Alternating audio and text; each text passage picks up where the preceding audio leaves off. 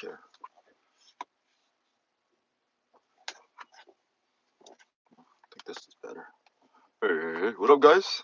I'm still here. I'm taking it all the way to the limit. So we're leaving Las Vegas right now. So it's gonna start real time. This is the One Take Situation channel. Feel free to chime in. Hey.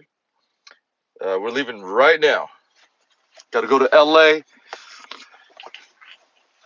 We're going to go to LA, Los Angeles. I got some good enough sleep. I didn't eat though, but I got some food to go. I have plenty of food in my car, so I won't go hungry. Got some snacks. Got a beer. Just kidding. All right, let's go. Let's start the time right now. It could take all the way up to 5 hours or so because I'm leaving at the wrong time. Like even if I would have left 30 minutes ago, it would have saved maybe 45 minutes of time because at this time rate, I'll get into the LA traffic during rush hour. So I messed up. I need to leave before 12 o'clock. Before no, ideally before 11:30. You know what? Let me slow it down, guys. I'm all amped up here. Let me slow this down, guys. I'm just I don't know what the feelings I have, but I'm eager to jump on the freeway. Point here is leaving right now. I'll hit rush hour traffic and even in Inland Empire. Oh, jeez, I can't even talk. Let me warm up, guys. Let me warm up my tongue, warm up my mouth, warm up my goodies. Hey. All right, guys, I gotta put you on mute for a second because these folks, the player's card. All right, guys, hang in there for once. Let me try it. It's not working.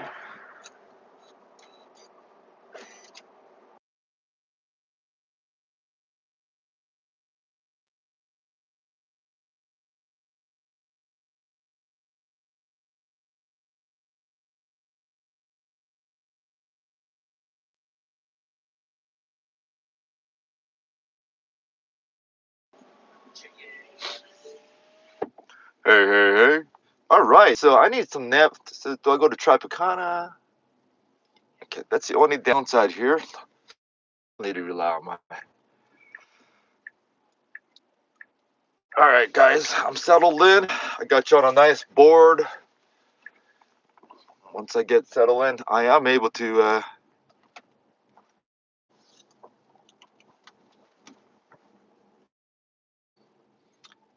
And if you're brand new in here, please write in all caps. You know, with this lighting, I'm actually able to see your text pretty easily. It's right in front of my windshield, so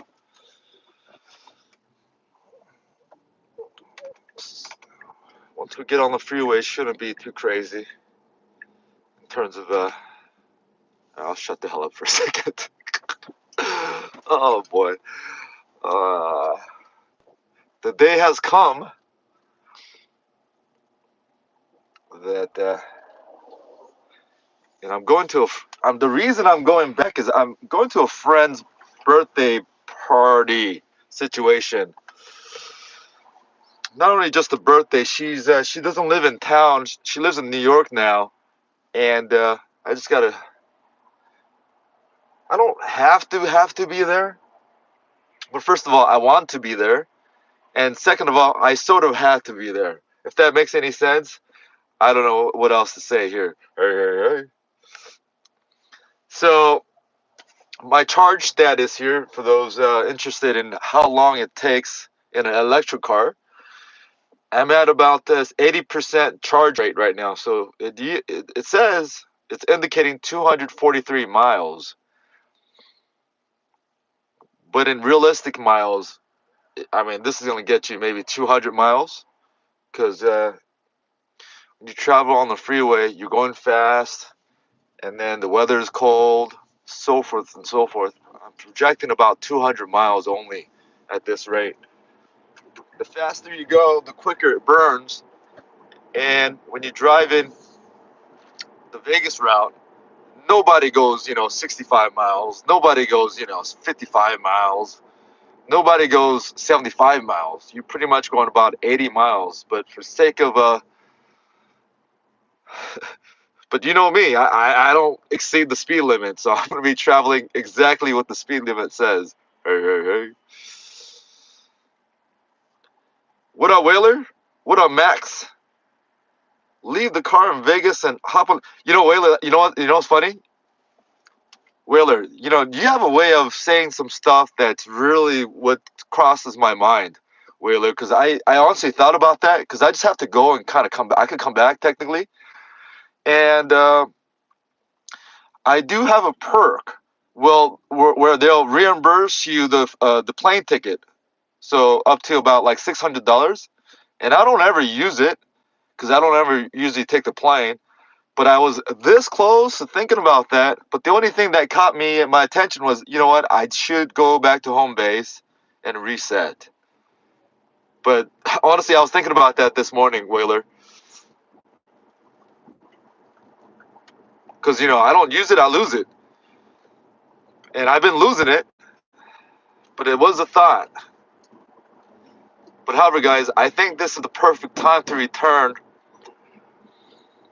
I think this is well, you know what? I shouldn't say stuff like the perfection. But all right, let me hop on the freeway. We are officially off the Las Vegas roads. I have a pizza slice in the back. I have a couple of pastrami sandwiches, corned beef sandwich. I have a piece of New York steak in the back. You know what? I might actually start eating this pizza because I got this pizza about 30 minutes ago. I just got one slice because I know I'll have I don't have control when there's a whole pizza, sort of like potato chips. I got to eat the whole thing once I open it up. So I just got one slice instead of I usually get the whole pie and just kind of keep it on the side. But this time around, just one little slice and just kind of keep it real, keep it safe. Do you know what I'm saying? Hey, hey. Make my screen brighter a little bit. My eyes needs to adjust to these light situation. Appreciate the thumbs up.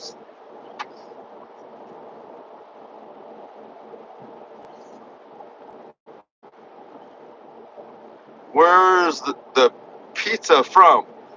The pizza's from New York, New York. That little place where you pick up the quick food. No, no, no, no, guys. I need to warm up my talking situation here. Let me find my voice. Hey, hey, hey. One more time. Hey, hey, hey. Hey, hey, hey. At the place called Circles in the food court of New York, New York. Um, yeah, I was gonna go. I was gonna go to Sadel's to have some brunch and just because I gotta take advantage of the resort credit or whatever. Because the lady yesterday, she was like, "Hey, put whatever you want on the bill. I'll take care of everything." But on the free play, she couldn't be in the position to provide too much free play last night. She says I had to wait for tomorrow to get approval from someone. But she goes, "Just rack up whatever you want on the bill on the room charge." But unfortunately, I didn't have the time parameters to go to Sadel's because I'm like, you know what? Do I splurge a little bit or do I catch up on another 1.5 hours of extra sleep? And I chose to sleep, which is surprising to me, being this responsible, because I guess I'm getting mature in 2024. Because normally I'll be like, no, no, food, food, food, food. Sleep could always come back later, and I'll catch up later. But man, 2024 really got me changed up. Hey, hey, hey. So yeah, I got it at Circles at New York, New York. It's okay, pizza. You know what? Let me go pop it open right now while I put this on cruise control. Hey, hey, hey. Let me start eating it right now. They give me a nice little box. You know, the downside here is my screen isn't bright enough to clearly see. Let me see if my screen's all the way up. No, you know what? There's brightness level, guys. I could. Now I got. Man, I thought the iPhone would adjust the brightness level on its own. Now I had to manually bring it all the way up. Now I can see. Oh, this is good.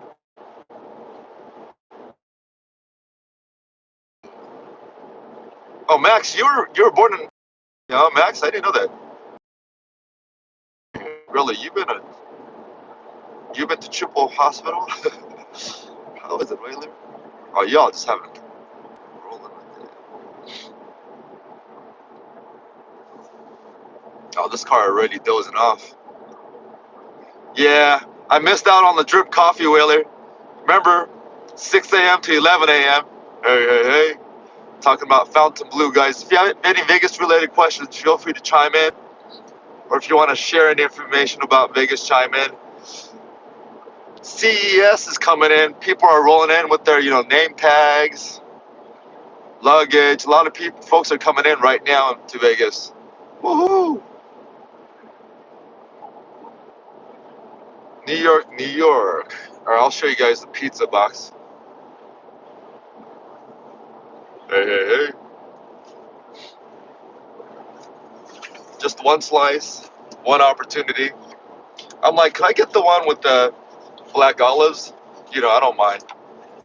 I didn't eat anything. Hey.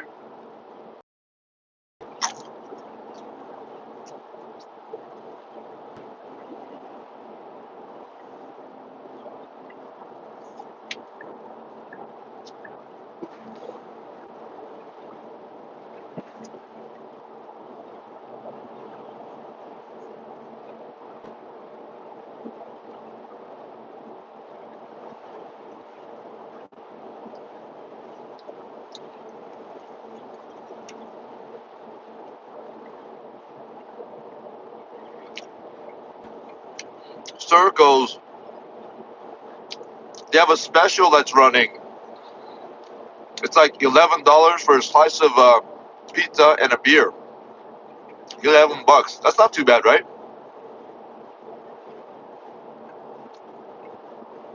The pizza size is not too large. It's not too small.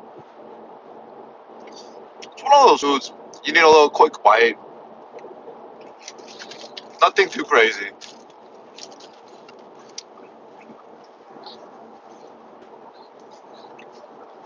What was crazy was, man.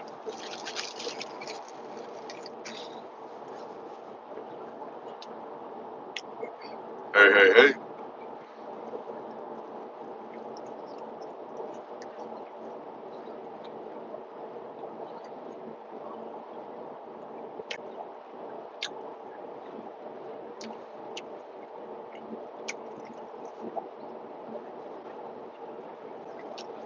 What up, guys?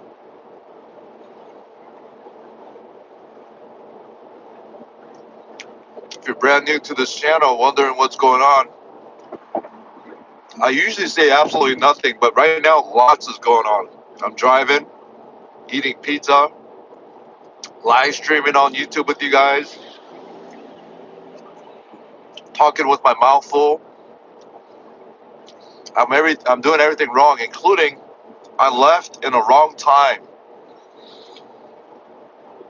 This is pretty much the worst time you could leave if you have to leave on a day like today, on a weekday. It's the worst time. The traffic into LA area or Inland Empire, let's say within the hour away from LA, and we're gonna hit the rush hour traffic. Getting to that point shouldn't be too much of an issue in terms of traffic parameters, but yeah, what can I do? I'm just eating pizza.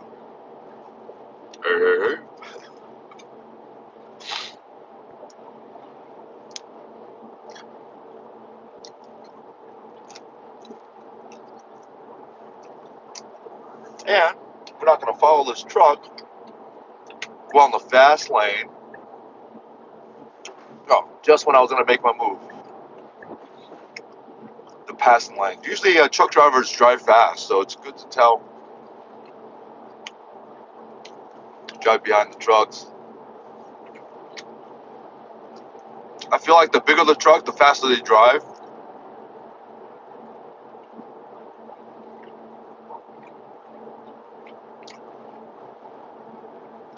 Hey, what up, Cody? How are you? Cody, how long was I in Vegas? I think I arrived on December 18th, maybe 19th or 17th, something like that. Hey, hey, hey. Hey, what up, Juan? Juan, where you been, dog? I was looking for you in Vegas. You never showed up.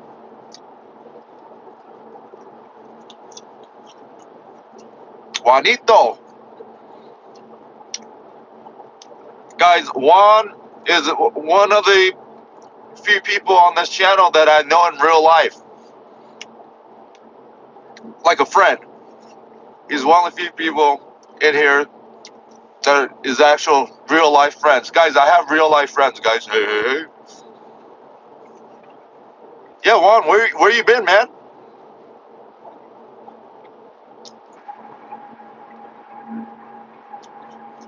Wow, that's nice. Lengthy stay. Well, Cody,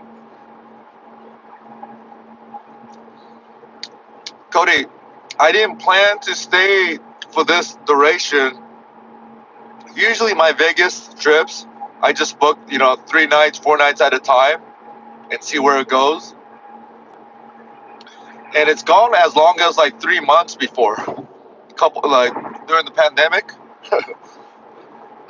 It went. At one point, I was there for maybe like 2.5 months, jumping hotels to hotels every day. Or not every day, but every like 3 days, 4 days.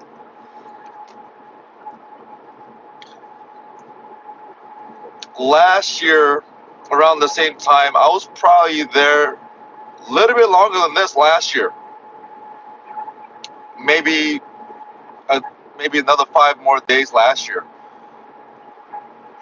But during early January, after New Year's Eve, I do like to come to Vegas to reset. And historically, I've always tried to stay maybe a week to kick off the New Year's.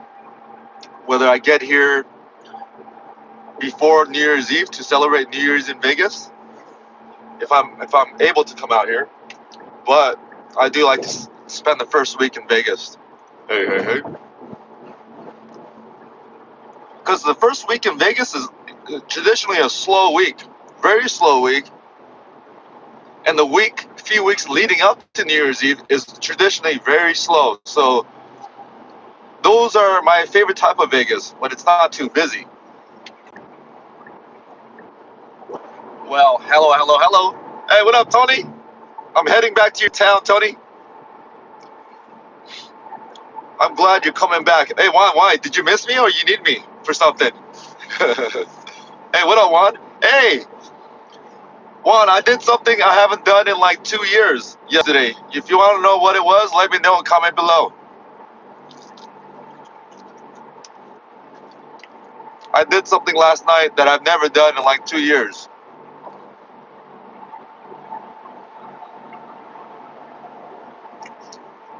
Oh, wow, Juan. Hey, Juan, there's other people. There's other people reading this. Juanito, I'm eating pizza, guys. Hey, hey, hey.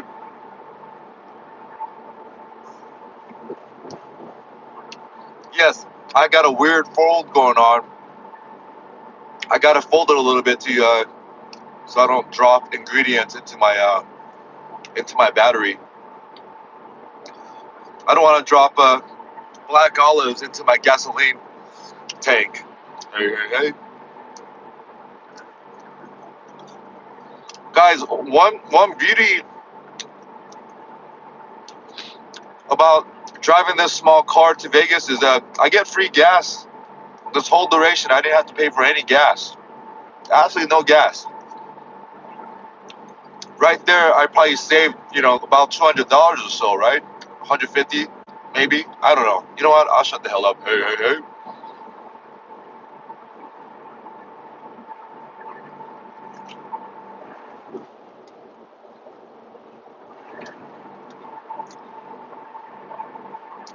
let me know. Oh, I'll let you know. Time to recharge your batteries. Tony, ain't no recharging batteries. Oh, to give you an update, guys, for those who are in here thinking about how long an electric car takes or how much they have to charge. So we left Vegas. The car was charged to about 80% capacity, which indicated about 243 miles. Right now, I'm looking down there. I have 213 miles left, it says on the indicator, because there's no way you're going to get anywhere close to what it indicates, because the traveling velocity, the faster you drive, the quicker your battery runs out or your gas runs out. True also for gasoline. And the cold weather also affects the efficiency of the gasoline. Now, right now, the outside temperature is 49 degrees. So the point here is, I really don't have a point. I'm just making conversation here while driving. Hey, hey, hey. What up, everyone? If you're brand new in here, I do videos of food, rooms, and extras.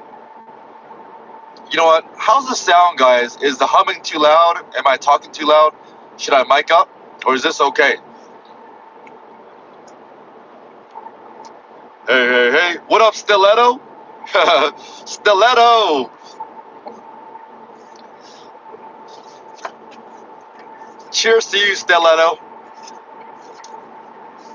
I'm going to tell you right now, Stiletto, I appreciate the food and beverage comp you provided the other week. I spent it all, okay? I enjoyed that food and beverage that you provided. Thank you. Trust me, I'm not taking it back to LA. I used it up. Hey, hey, hey. Stiletto. You know what? Let me play a song for Stiletto. And for those who are wondering who is Stiletto, they're like, who's Stiletto? Let me play you guys a song, guys. Oh, no. I didn't want to do this. Oh, guys, you know what? Am I talking through my phone or my car? Let me ask you guys, how's the audio? No, I think it could be better. I got to disconnect. I want to talk directly to my phone. Hey, hey, hey.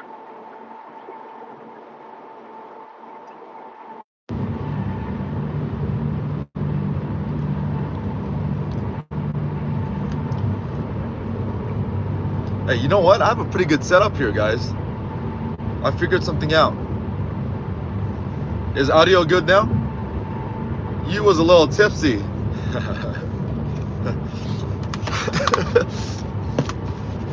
Just a little bit. Baby girl, just a little bit. Baby girl, just a little bit. You know what? Audio's good. It's good. All right, I'll just leave it like this then. I was gonna mic up, but it's all good. It's probably easier.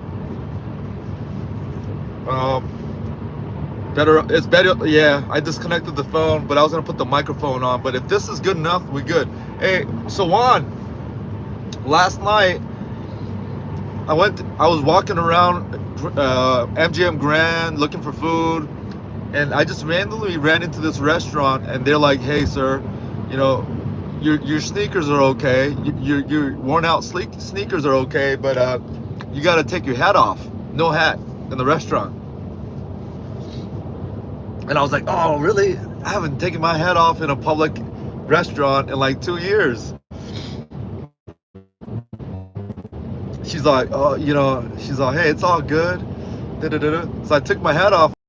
What do you think tonight? Can I work with this? And of course she's gonna say yes.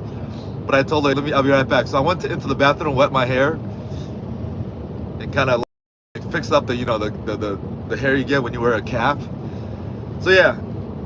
So yesterday, I was eating at a restaurant without my hat on for the first time in 2 years. Hey, hey, hey.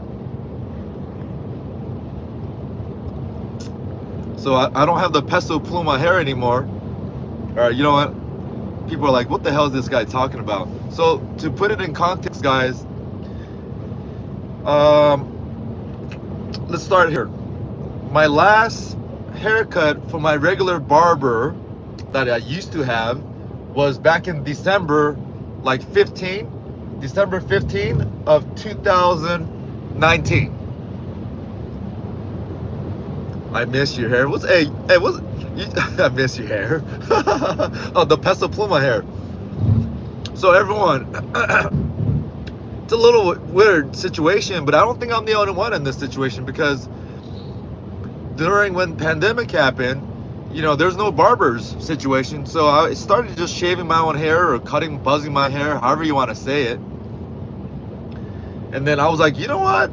This is kind of comfortable to do. Just kind of shaving it, cutting it short, boom, boom, boom, boom, boom, boom. And then by that time, 6 months later, I heard my barber moved away, like went somewhere else. And it was a barber that I went to for maybe 10, 12 years. And I'm a creature of habit. I'll be honest with you, his haircuts, I never thought, I was like, whoa, that's me. He's doing, I never thought it was like great hair. I don't know. I always, my head is weird. But the only reason I went back to him was because I never felt it was like horrible. I'm not dogging on this barber. I tipped him well. He's a nice guy. We have a relationship, that kind of stuff. I was going there for like 12 years. But when he moved away, I was like, man, I don't know where to go. I don't want to. So long story short, for the last 2.5 years, I've been just sort of cutting my own hair, or letting it grow, boom, boom, boom. And in the middle of it, I lost a lot of hair in the front during pandemic. I guess, getting older, or pandemic, or maybe, I don't know, going to Vegas too much. I really don't know. Or maybe doing this YouTube channel and editing videos is causing my hair follicles to fall down. I don't know, but it is what it is. And, I'm not, it's just, that's how it goes. But I've been wearing the hat because of the haircut situation, and maybe I'm losing the hair because I'm wearing the hat these days. I don't know. Some people say if you wear a hat all the time, your hair falls out because you don't get the sunlight in your hair. You know what? Let me get some sunlight right now. Let me take my hat off, get some sunlight right now. Anyways, long story short, yesterday was the first time I got to take my hat off in a restaurant, or anywhere, pretty much in a public forum, because I've been just putting my hat on. So easy to do, man. Like, put a hat on, you don't have to fix your hair, you don't have to do nothing. And I got really accustomed and comfortable with that. But here's the irony, guys. Before this session, whether in high school or junior high school, up to this point, I never really wore hats unless I was on the golf course. I have a big old head, and hats just always look funny to me. In my mind, I still think it's a little funny because it just doesn't fit right. And all my life, I never wore hats because I didn't find the hat that I felt like fit my head career. Shut up, dude. Just eat your pizza, man. Jeez. Gosh. So that's my story, guys. Hey. I miss you. Yes, your Peso Pluma hair. Oh, boy. Oh, boy. Put on a beanie. Dude, putting on a beanie, man, it makes me look even more like, because I got a big old noggin, and it's big old noggin, and just I don't know, beanie. I'll try on a beanie maybe. Hey. All right, let me finish this pizza.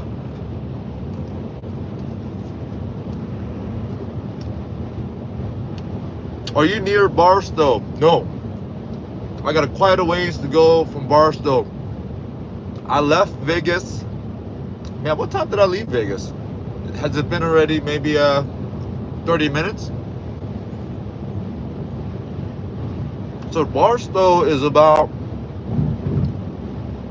Actually, that's where we're going to try. I'll show you Barstow. We're going to get to Barstow in 1 hour and 51 minutes.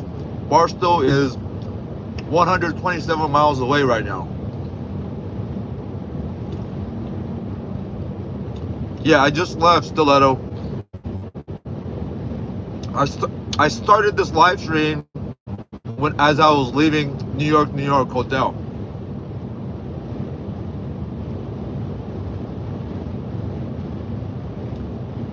Smash that thumbs up button. Hey, Stiletto, where are you at? Are you in Barstow area?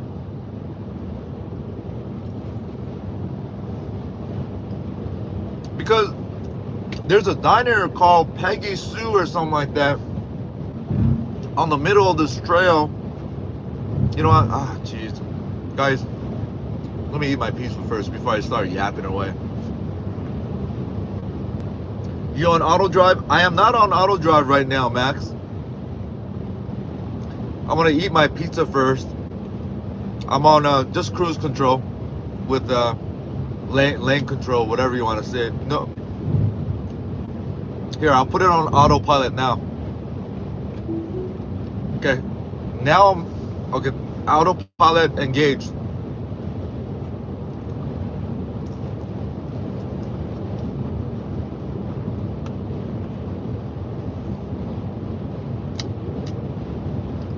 You're in Monterey, in the Bay Area. Oh, hold on.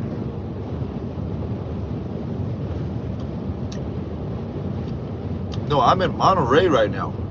Oh, like you vacationing, or you live in Monterey area?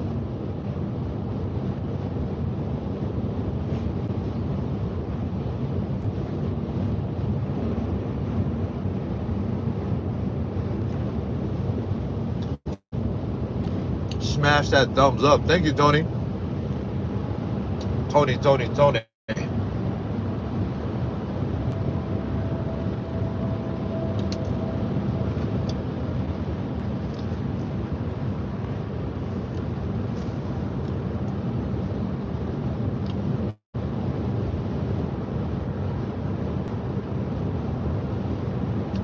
So after our session last night, and then after I logged off on my phone, well, actually, Whaler suggested just let my live stream go on and just kind of film the sunset. But I was gonna do that after I changed the title. But you know what happened last night, guys? I ended up going back down to the casino floor.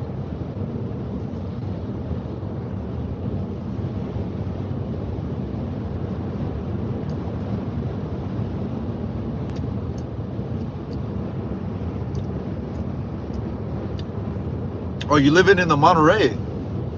Man, do you know Pacific Grove Golf Course in Monterey? I mean, because Monterey area, they're known for their beautiful, world-renowned golf courses, right? But there's this one golf course called Pacific Grove in the Monterey area. Hey, what up, everyone? 안녕하세요.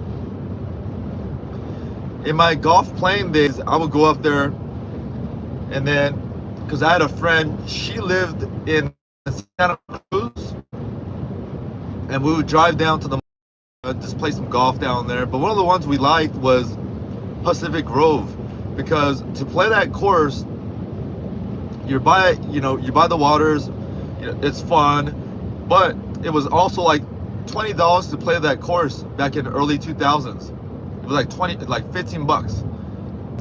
I mean, what a deal for a beautiful property like that, Pacific Groves. Did I say Pacific Groves? Pacific Grove. Hey.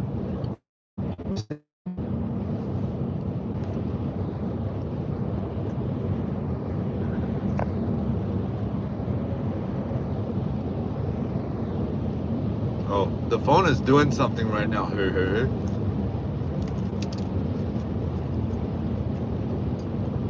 Damn, guys, I don't know what happened, but the brightness level on the phone just went down. Is the phone getting too hot? I mean, iPhones. Oh, maybe it's getting hot. I don't know. That was weird. Let me see.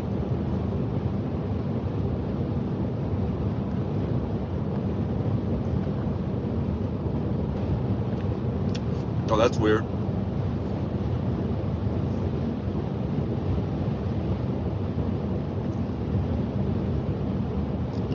Oh, that's weird.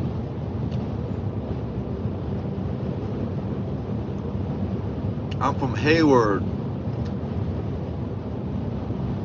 Yeah, been in Monterey for 3 years. Hayward.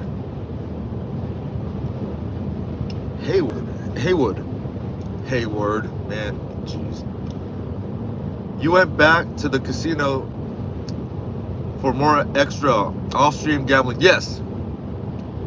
Whaler, you know I had to do that, right, Whaler? I mean, it just wasn't going to happen like that, right?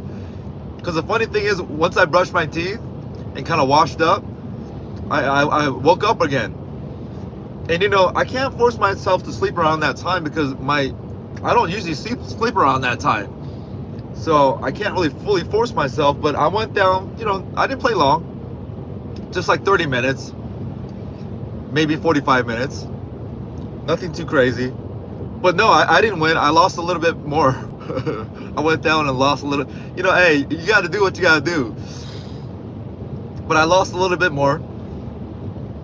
You know, it's funny, all these gaming sessions, you know, it's a game of like streaks. It gets streaky. And yeah, all the signs were there that I shouldn't have gone down or this and that. Like all the signs were there, like laid out, like very obvious instructions, right?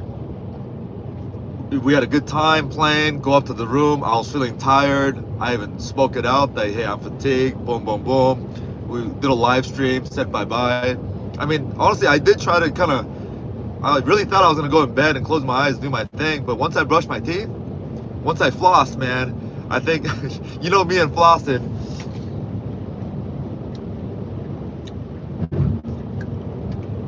You know me and flossing. So once I got the food particles out of my mouth, I was like, you know what, let's go downstairs. Let's do a little quick session. And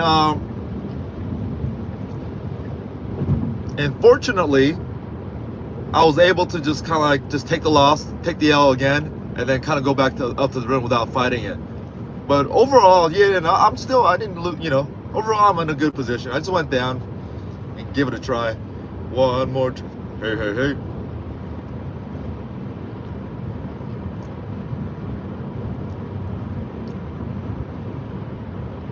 Pebble Beach. Oh yeah, Pebble Beach. Man, there's a time when you could get on Pebble Beach for about 200 bucks during certain hours.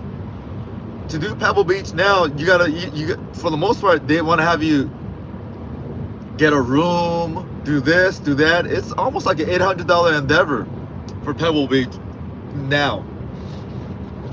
At least $800.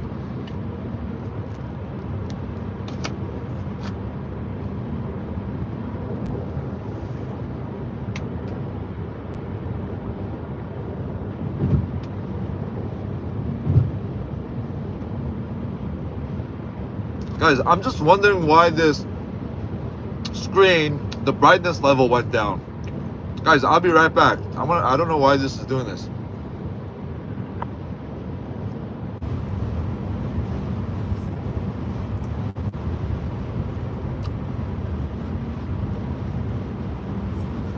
All right, I guess it is what it is for now. Brightness level, but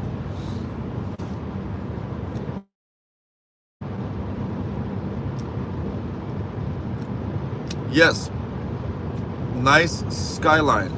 Oh yeah, beautiful skyline, beautiful.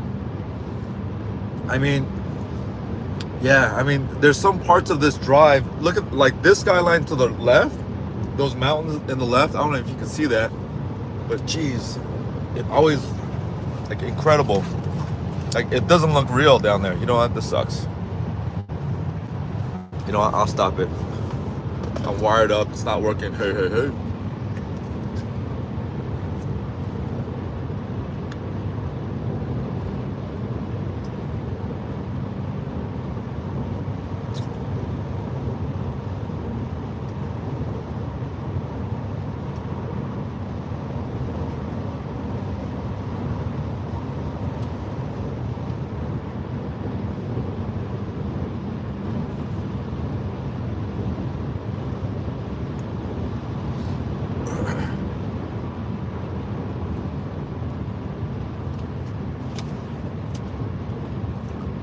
Yeah, I got you guys on a gimbal. The gimbal life. Hey, hey, hey. Hey, hey, hey. Man, I need to stop doing the hey, hey, hey, like random hey, hey, hey's, man. It's gonna be part of my speech. Random hey, hey, hey's. People are gonna think, what is wrong with this dude? Yeah. So I went back down. I was playing the machine, right, Wheeler. But the funny thing is, I'm not live streaming, right? But I started to like talk to myself, like talk as if I was live streaming. So I was like, I caught myself a few times. I'm like, what the hell am I doing? Why am I going, hey, hey, hey, hoping for, you know, a good car to come out? Hey, hey, hey. I was like, what? What? All right, guys, we're about to officially enter California pretty soon. And I don't even know what this is sometimes. Out of all the times I've driven through this, maybe 100 times or so, they've never stopped us or stopped me and checked on anything. Hey, hey, hey. So I'm gonna disengage the autopilot. Let me finish this pizza, man. Let me finish this first.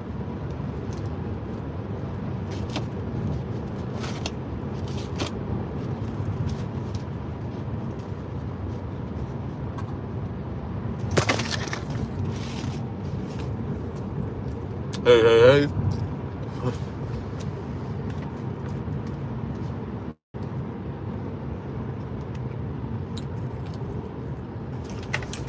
Come on, pizza box, let it go.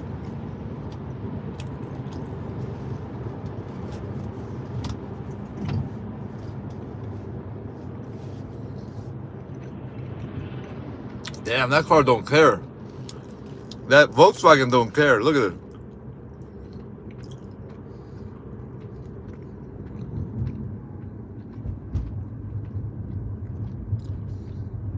Yeah, I really don't know what this is about. I mean, I know what it's about, but I've never been stopped and to be asked to open your car or anything. Maybe it's just for the truckers. Maybe. All right, cool story. All right, why is it doing this right now? Oh, here we go.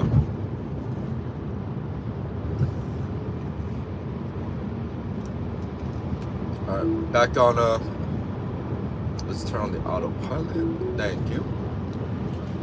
All right, I just gotta finish this pizza.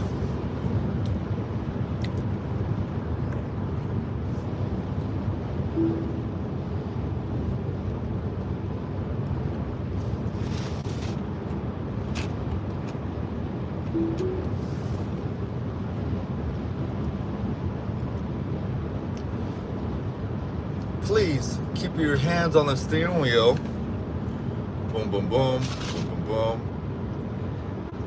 I gotta eat the crust. I feel like I'm wasting food if I don't eat the crust.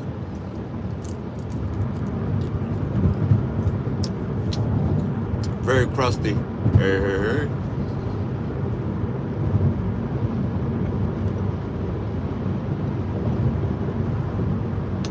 If you're brand new in here, wondering what's going on, we're just driving to LA. Man, I thought the sun would be behind me.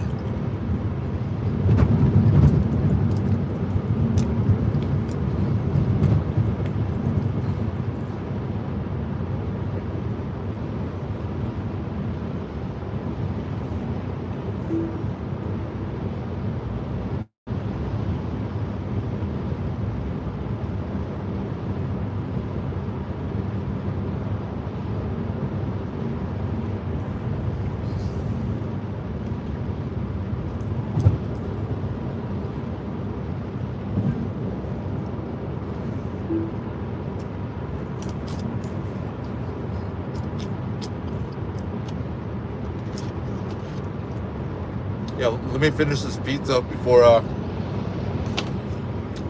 can.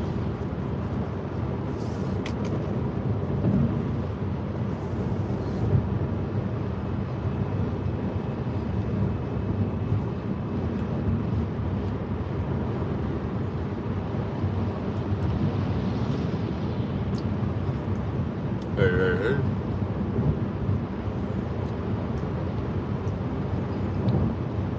Ooh. All right, last bite. Everyone knows the rules.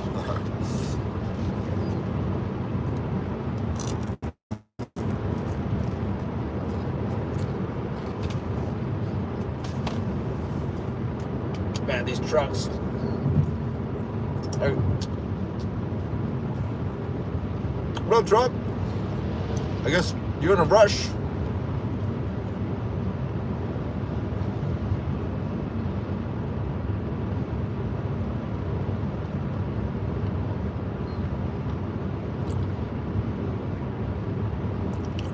Let me get out of this little area before I read your comments in here.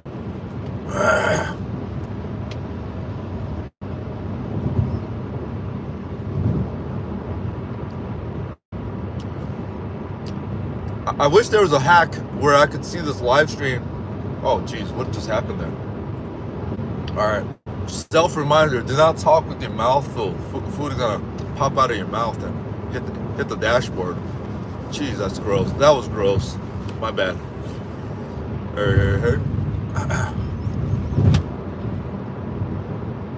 Yeah, let me navigate out of this area. This area is kind of weird.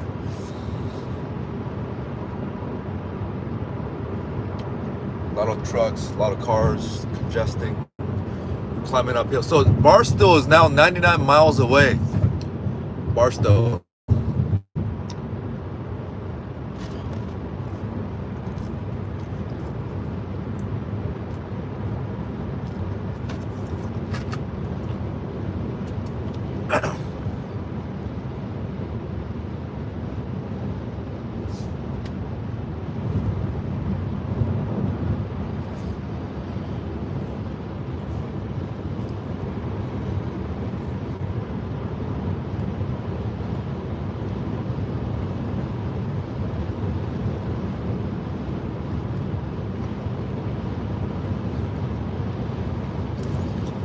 Don't ask me why it looks like it's tilted. Do I need to do this or?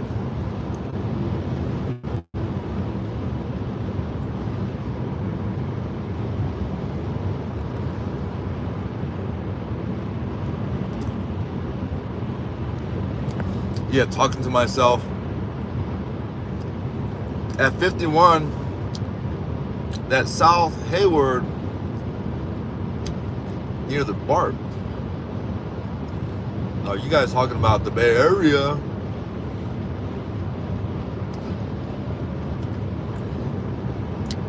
Hayward.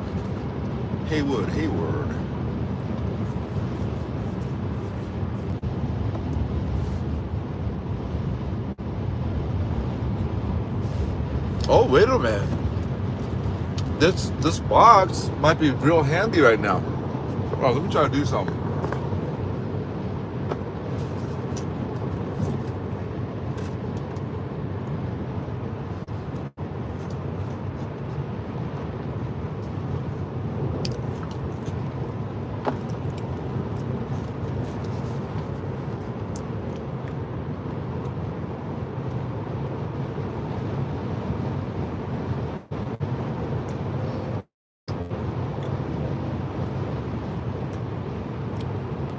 No, this one's a little weird. Is this one's a little weird?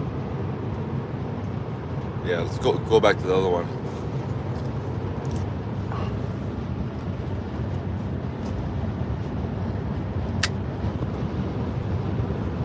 All right, guys. Perfect. All right, good old pizza. Let me drip. Here's some drip coffee. That was, free at any time, unlike Fontainebleau, where you got to get it between the hours of 6 a.m. and 11 a.m. Hey. All right. Let's go, bus. Good job. Lost limousines. Nice.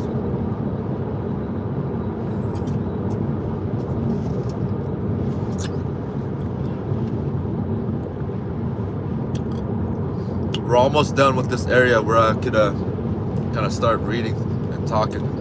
I gotta focus here, because you could this area you can fall down easy. These trenches here, I don't want to go off that right now.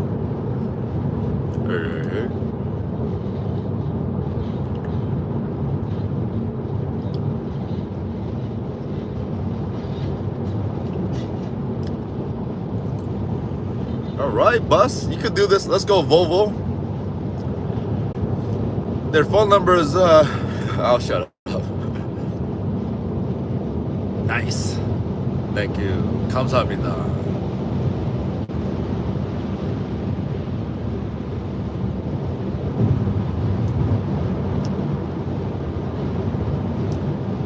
Yeah, this area gets a little bit more chilly. It's elevation here. Yeah, I can feel the my knees getting cold a little bit. I might need to turn on heater.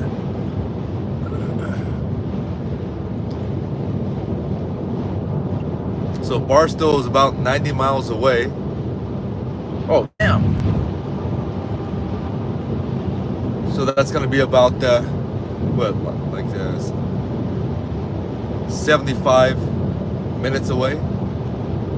Wow, that coffee was strong. I'm getting, my head starting to throb. All right, here we go.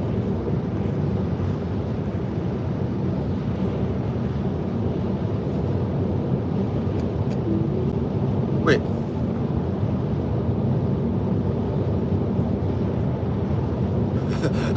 I play Pebble Beach all the time on PlayStation. Oh yeah, Max, I forgot. You mentioned the golf. Yeah, Max, I forgot about that. I play Tiger Woods 2005.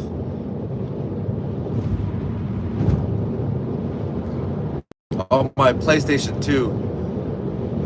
On my 27-inch square TV, tube TV. Hey. Yeah, look at this car, guys. This car is, watch this car. Look. Good job. Look. So you did all that just to come, such a weird drivers out there, guys. Like, look at this. Look at this car. Like, just tailgating that. There's nowhere to go. But it's accelerating, braking, accelerating, braking, accelerating, braking. It's time to judge, guys. Hey. Look how many times they're gonna push the brake button. Look.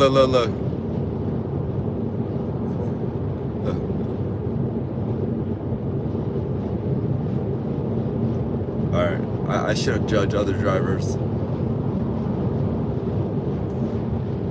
Hey. So look, it's gonna pass them. Well, look what it's trying to do. Trying to see if it go on the right side and pass.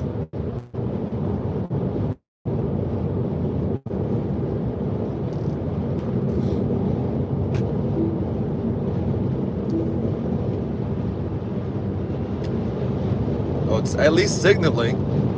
Yeah.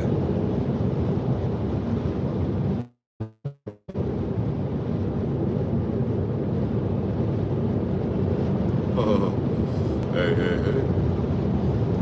Oh, it's this car that's holding everyone behind. The Hyundai. Hey. Are we gonna make our moves too?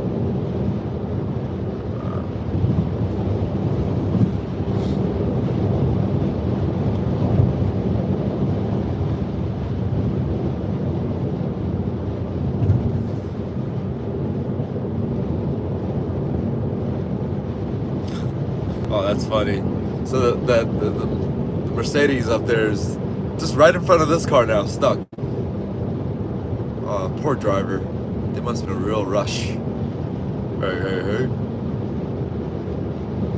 Okay, my ears are about to pop. We're dropping elevation now. Dropping these nuts. Did you get that CD? What CD? Oh no, I was gonna play Stiletto some music.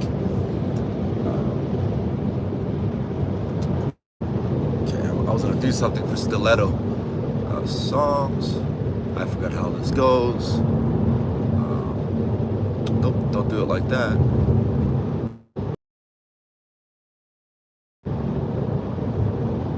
This.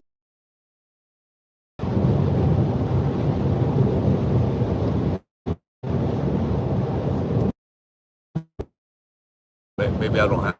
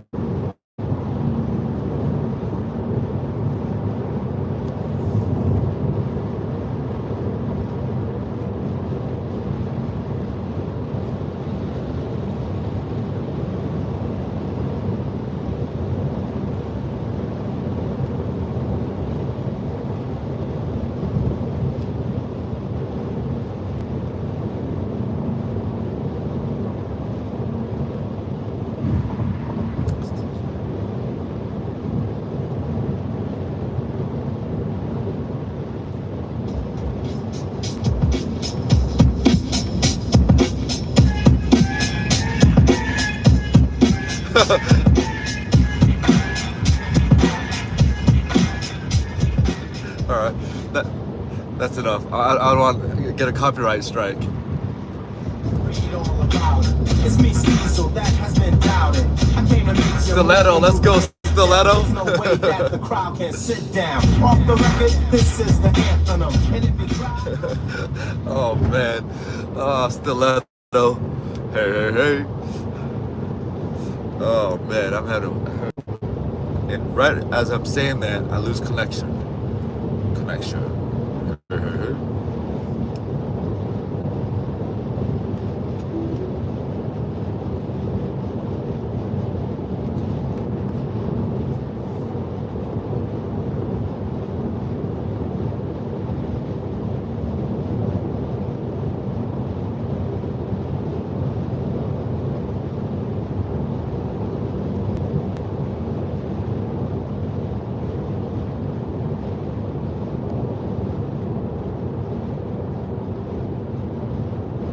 I thought the sun would be behind me. I needed to leave earlier, right? Do you know what I'm saying? Hey. You gonna hit that launcher effect? Oh, okay. Caught up. It's agricultural checkpoint. I'll show you some agricultural. Oh man, come on. My ears needs to pop. It's air pressure.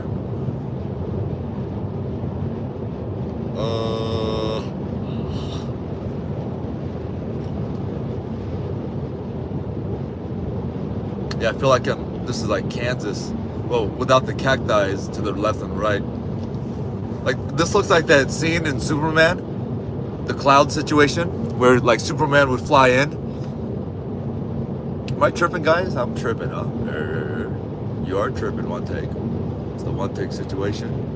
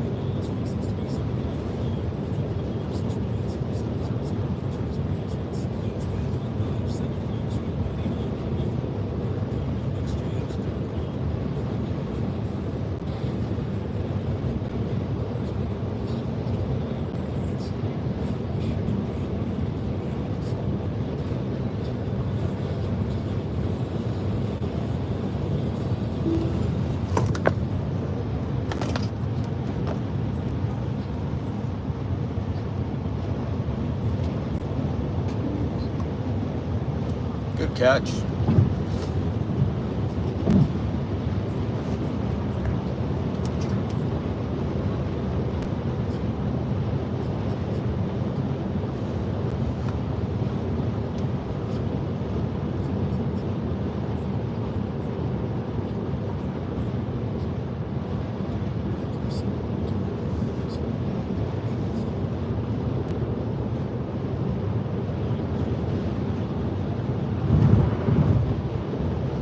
Barstow is 80 miles away now.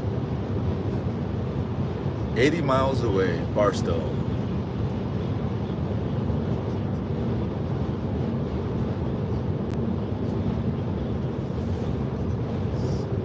If you're gonna daydream someone else, so buddy,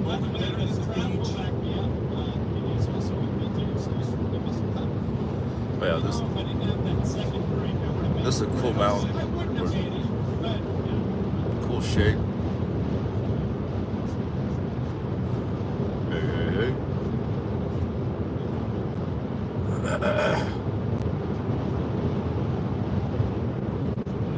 Yeah, there's this crazy area. One time, there was so much traffic, I got off. Yeah. And it took me on the side. Yeah, the visuals, getting away, kind of going through the backside of everything. Man, it looked crazy. I got pictures on it. It looked like, it didn't look like California. It looked like I was like in the middle of somewhere in China with those hills and mountains.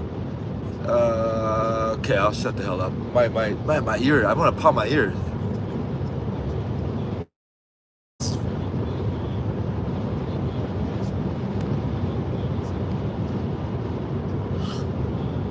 Oh, here we go. Alright, one opened up. That's good. Open up, open up. Hey, thank you for the thumbs up. So I found out one thing last night. For those, we did a baccarat session, and I had a little free play that I had to use up, around $100 I think it was, and then we went and played we went and played a video poker, a bonus video poker, and we took out about we cashed out $70 out of the $100 of free play or whatever, and we took it to the baccarat table, not the table, the baccarat machine. So with $70, our betting average was, you know, about like $10 or so, because the $10 is a minimum. Guys, those baccarat machines used to be $3 minimum 2 years ago. They moved it to $5 about about maybe a year and a half ago. Now the usual minimum on that baccarat machine is $10 now. Jeez, $10. And it's always full, so I guess that's what they gotta do. Everyone loves to play roulette on that machine. The roulette is the most popular game on those machines. And some play blackjack, but no one plays baccarat. Pretty much nobody. Maybe one out of 100 people play baccarat on those machines. But yeah, so we had $70 to work with. We're kind of, you know, hovering around the middle zone. Then we dipped all the way down to maybe $20, maybe $15. And then we made a good comeback, going all the way up to about $140, $145. And then at that juncture, it was a battle to even go up there, right? And at that juncture, one of the viewers was like, cash out. And he was totally right. I should have cashed out, but I wasn't thinking.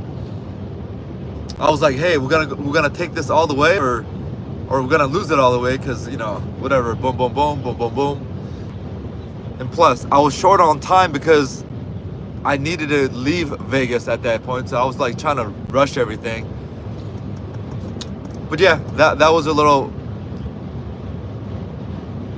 baccarat session. But the lesson of that story is playing for the $10 bets and live streaming felt just as fun and entertaining for me as if I was betting, you know, the $100 or whatever it was live streaming. So I asked the viewers, hey guys, does the denomination matter, or it's the ratios that we play? Like, does the dollar amount matter? Are we still having a good time? And pretty much everyone was like, the few people who was watching, they're like, no, dollar amount really doesn't matter, they said. So for future live streams, I'm considering lowering the buying amount and lowering the bet size amount, just to have a more of a situation, more of a realistic situation, because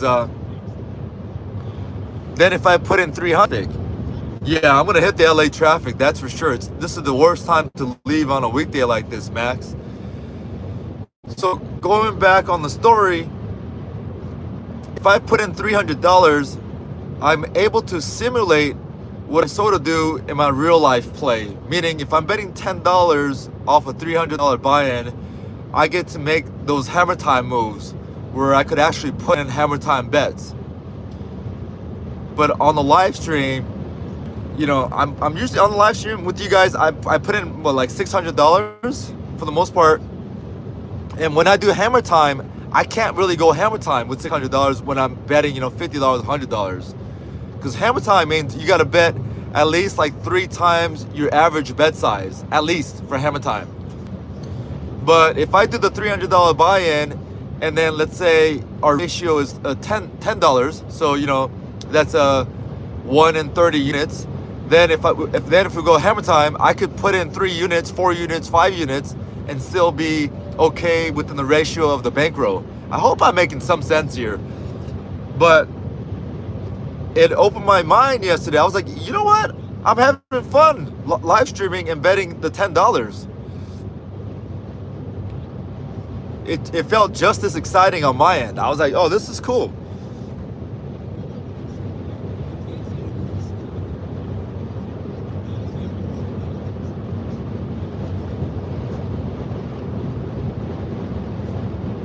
Every dollar counts. Thank you for the reminder, Whaler. Free coffee right here. Every dollar counts. Free coffee.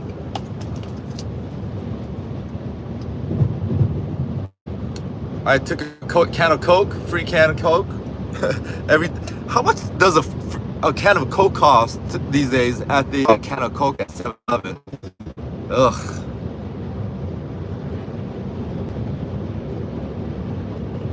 It's not the dollar amount. It's a thrill of predicting the trend of it. Huh.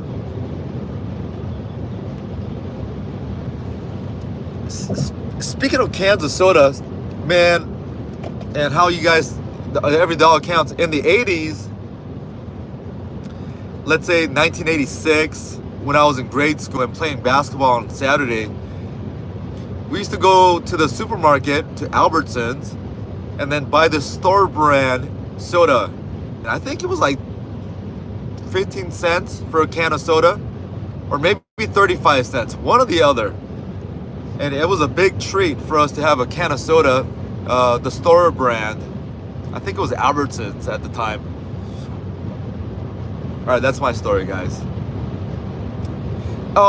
Maybe they had Siesta, but they also had a store brand, which was a few cents cheaper. So, and it had very cool flavors. It was like black cherry soda or something like that, and something like this. It was specifically in Albertson at that time that I remember. We used to buy the store brand just because it was cheaper. And like, that was our sports drink. Because Gatorade was there, I think, but Gatorade was also maybe $1 or something like that, $1.50 at the time, maybe $1, I forgot. But even when we went to our, our basketball team, right? Let's say, our youth league would come out and the parents would bring in soda as the sports drink after we play. I doubt they do that now. If you have like elementary school basketball teams. Yeah, guys, I can't talk right now because my ears are, I'm trying to pop my ears. The pressure, it's not popping.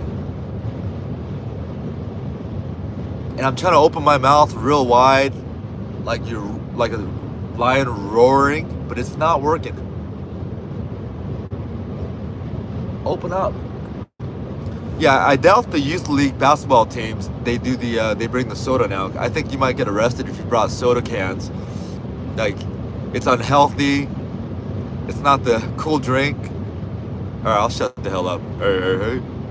But yeah, I remember we used to bring, because every player had to take turns, like after game beverages, and for the most part, it was just soda cans. Signature Select. It could have been Signature Select. I forgot what it was, but you know, she asked. We also had RC Cola. RC Cola. I heard the reps raise their prices, and a lot of store not stocking Pepsi now. Signature. Dude, guys, even the store brands, because Signature Select, they have good soda water, and you know, the 12-pack boxes of Select, it used to be around $1.50 or $2. Basically, you would get two 12-packs for about $3, $4. And it was hovering around this price point even about a year ago. Anyways, now a 12-pack of Select is $4 now. $4. Or maybe $4.50. When it's on sale, it's $4. It used to be $1.50, $3 for two special all the time until about a year ago. Sodas are expensive. Now California has a new recycling laws, right? Or recycling redemption price attachments. What used to be just a standard $5 per container, I heard now it depends on the size of the container or so forth and so forth. So they raised the prices again on those. A little hack, guys, and it's really not a hack. It's actually a reversal of hacks. You know, because Costco, they got the Costco water bottles, right? The 12 ounces. And also they have the small 8-ounce bottles, you know, like the casino bottle sizes. Like these. Oh, these are 10 ounces? Oh, geez. I didn't know these were 10 ounces. Oh, those are 10 ounces. So long story short, guys, the Kirtland bottles, yes, long story short, the tiny 10-ounce bottles, or 8 ounces, whatever you want to say, there's 80 of them in a package, 80. On the regular size, the 16-ounce or 12-ounce, whatever, there's about 36. We'll just say 40 effective, right? Long story short, alright, you know what, I'll shut the hell up. Basically, the smaller bottles, you're paying more for smaller bottles per bottle than the big bottles, if you work everything out, including the redemption fee. I was shocked to see that, because I thought the small bottles would be slightly cheaper, but I guess they're using more materials to use, you know, to produce the smaller bottles. Alright, man. I'll shut up. Oh boy. Hey.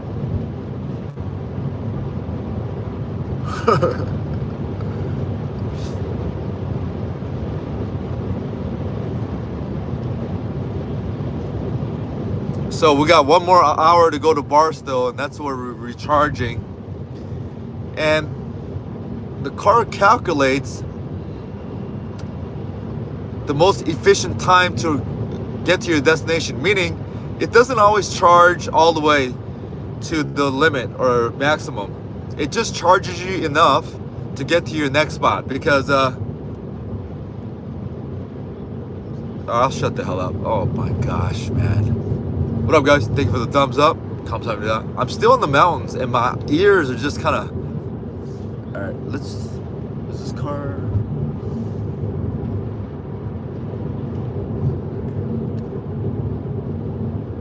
Cody, how long is the recharge? It all depends. However, the charge time is about 15 minutes to get to about 75% of your charge. But to charge from 75% to 90 will take just as long. If that makes sense, it makes sense. So that's why the car will only charge to about 75% to get you to the next spot. Because again, to charge the last quarter of your battery takes that much longer than the first 75%.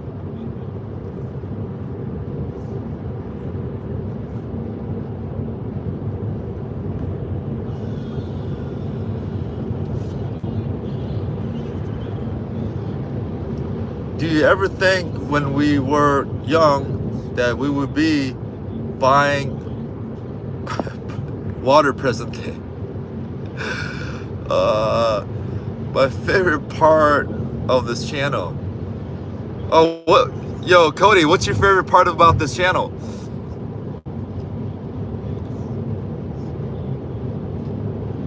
Did I ever think buying water?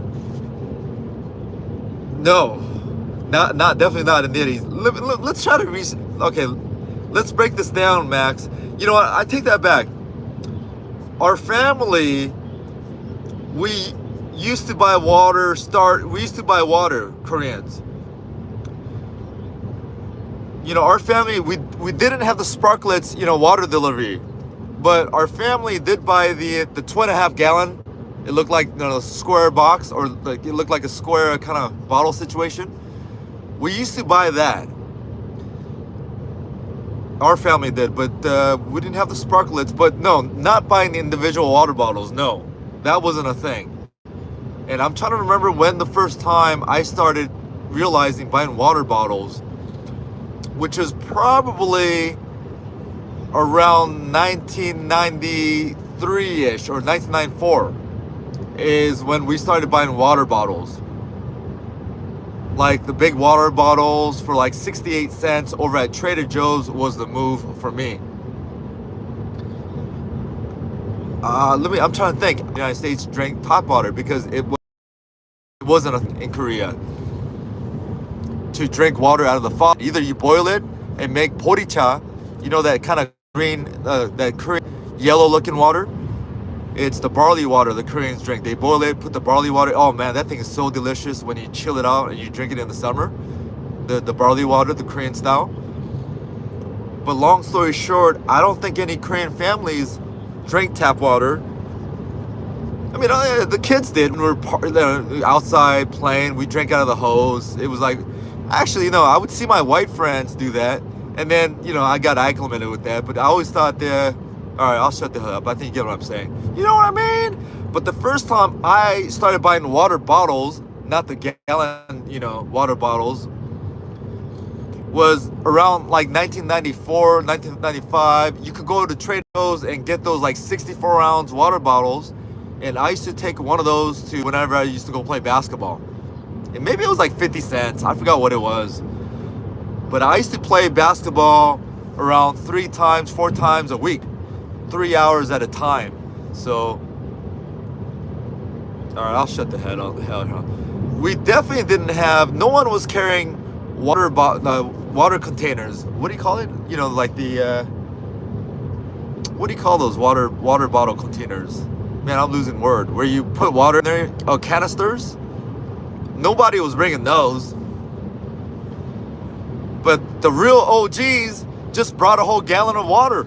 Like they just. Thermos, yeah. The real OGs at the parks, they just brought a whole gallon of water.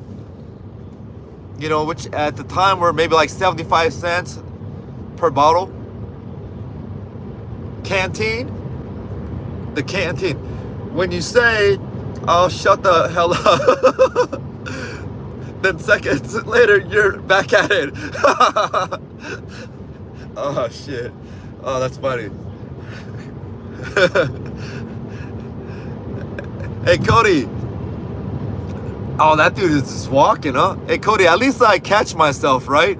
It means I'm somewhat socially aware. Somewhat. Then I'm right back at it. Oh, Well, glad you enjoyed that, Cody. Oh boy. Yeah, many times when I'm yapping, because you got to understand from my end, I'm just like talking, and I guess the microphone is there, but it's basically the way I process the thought is I'm just talking whatever is crossing my mind. As it crosses my mind, I'm just translating what I'm thinking. And then I catch myself, oh snaps, I'm yapping too much. I'm thinking too much. Hey, hey, hey. And then I go, hey, hey, hey. Like the hey, hey, hey part, that thing's just been coming out everywhere, man. I catch myself going, hey, hey, hey, like sitting there by myself at the restaurant. Or when I was playing this morning, I was like, hey, hey, hey, like hoping for a good car to come out. I was like, oh man, I need to go back home for a second.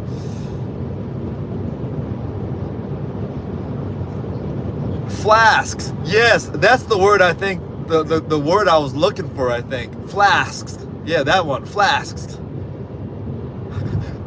Canister is a little too strong. That's like Army back in the 60s. We had canisters, or I'm not even sure if I'm saying that word right. Canteens. Not canisters. Jeez. Canteens. But flask is the word I was looking for. Flask. You said that about 5 times, my man. Hey, hey, hey. Look at this beautiful, beautiful situation.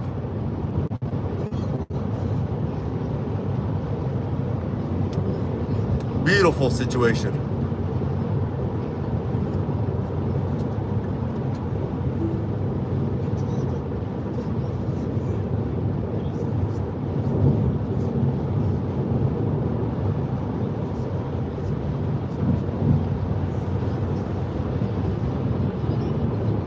Thank you for all the thumbs up. Appreciate it, guys.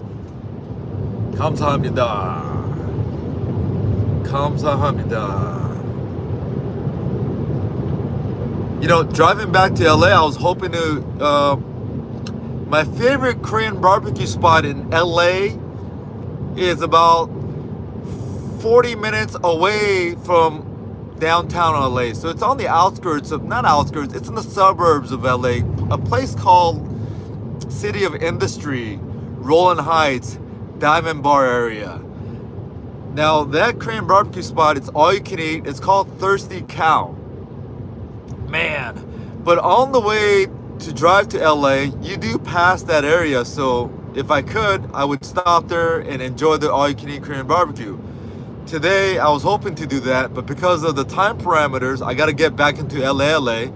I'm unable to have that Korean barbecue because I haven't had Korean barbecue in a while, guys.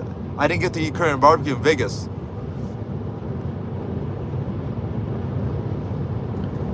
Hey, what up, Selena?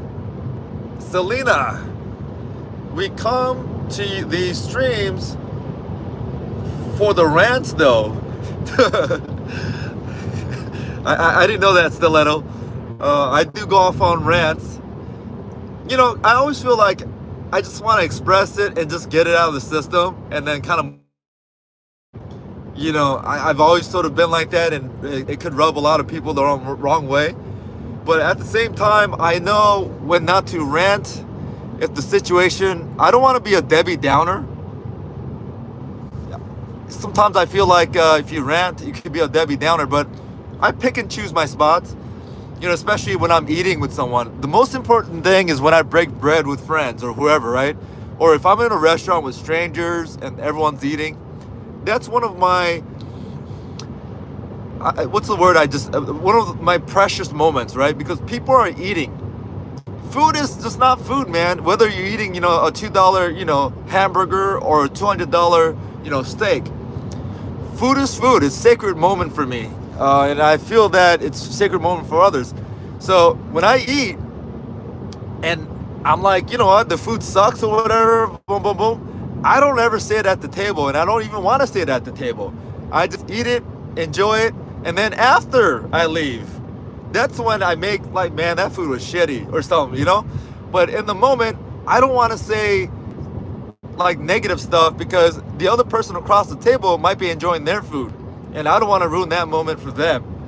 And I'm not saying this because I'm trying to be like Mr. Good Nice Guy or anything. It's just the way I feel. Because there are many times when I'm eating and the other person's like complaining about everything about the food, this and that. But, you know, at the end of the day, their food is like, they're eating it and it's all finished. It's like, man, just eat your food. Like, we don't want to hear about your... All right, I'll shut the hell up. Hey.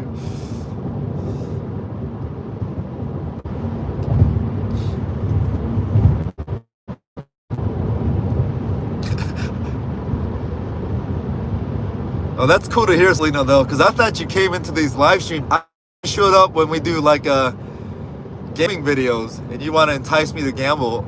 Put it on 27. Go. YouTube takes 30%. Put it on 27. Put it on red. Hey, Selena, I tried my best to give a play-by-play. Yeah, that night I was drunk because one of the other viewers, I met with them on New Year's Eve, and that was New Year's Eve, right? No, it was not New Year's Eve.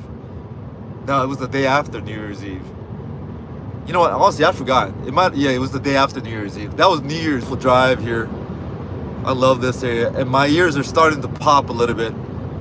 Thank goodness, because like, man, I don't like having pressurized ears.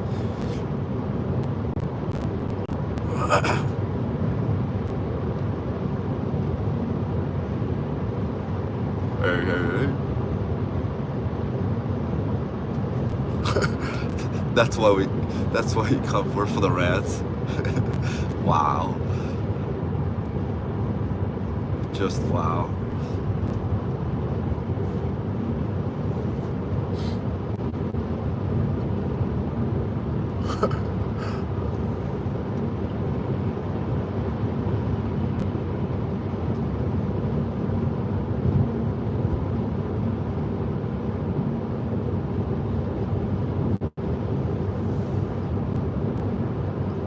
So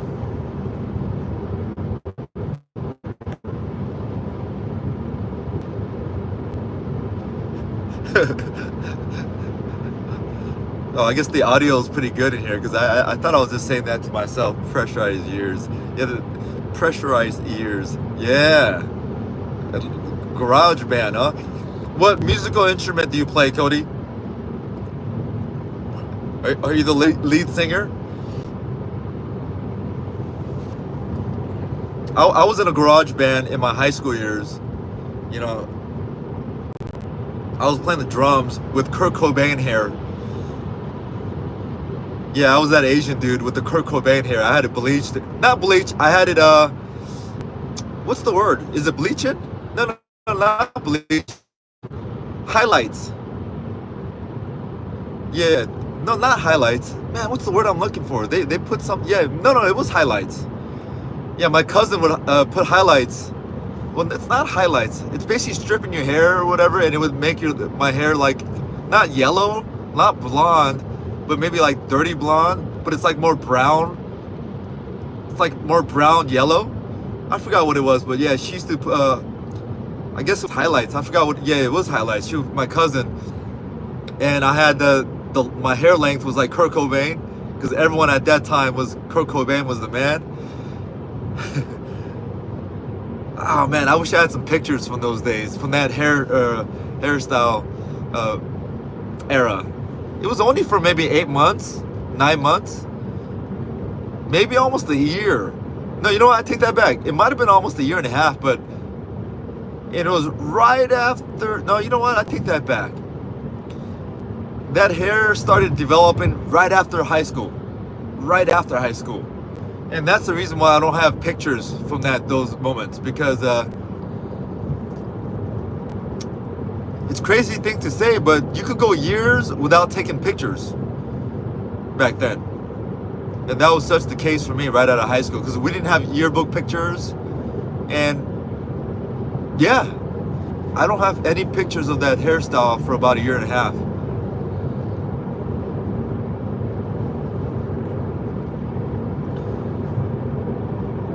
Pressurized ears, master of the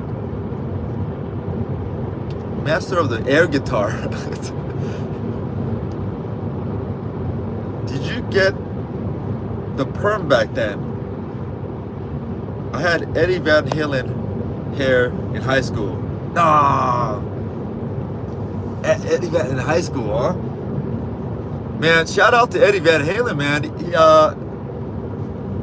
He's Asian, part Asian, and he's from Pasadena. I went to high school near Pasadena, or I went to actually Pasadena for a second, but I used to work in Pasadena in high school. But Eddie Van Halen is from Pasadena, which I never knew in the 80s. I thought he was from somewhere else and this and this and that. But once I moved to Pasadena, I was like, he's from Pasadena? That's crazy. Eddie Van Halen. I got the straight perm. Yeah, because to make it look like Kurt Cobain, kinda, they had to give me straight perm. So I used to get the straight perm. Man, speaking about the perm, remember that episode on Fresh Off the Boat? And it was sort of true in the 80s, where the Asians would get that we call it pama, like the ramen perm. I guess the Chinese did it also. When you start making some money, it was a real trend in the 80s for like a split couple of years, man, where all the dudes would get perms, where it makes it look like like an afro kinda. I don't know what's the word for it, but the curly perm. It was a big thing amongst the Koreans, I guess also Chinese, because it was depicted in the show Fresh Off the Boat with Randall Park. They call it the rich man perm or something like that. Oh yeah, and I remember during that phase, my mom was trying to get me to do it, but somehow I got lucky, and she says, okay, she's gonna make my younger brother do it because he's younger, and she thought she could get away with it, and he went berserk. But the funny thing is, she was so her mind was set on it. They gave him the perm while he was asleep, which was weird. They called someone in and they did it while he was asleep. Yeah, I mean, those were some weird times, guys. Giving your son a curly perm while he's asleep because he went berserk while he was awake. And, alright, I'll shut the hell up. It was an Asian thing in the 80s. Hey. I feel like there's a good percentage of Asians on this channel, on the live streams, in proportion to just the national YouTube audience. Yeah, there's a good portion of Asians on this channel. I mean, we get about, maybe 15 to 20 viewers. Out of those 15 to 20, a good, at least 10 of you guys are Asians. Pinoy.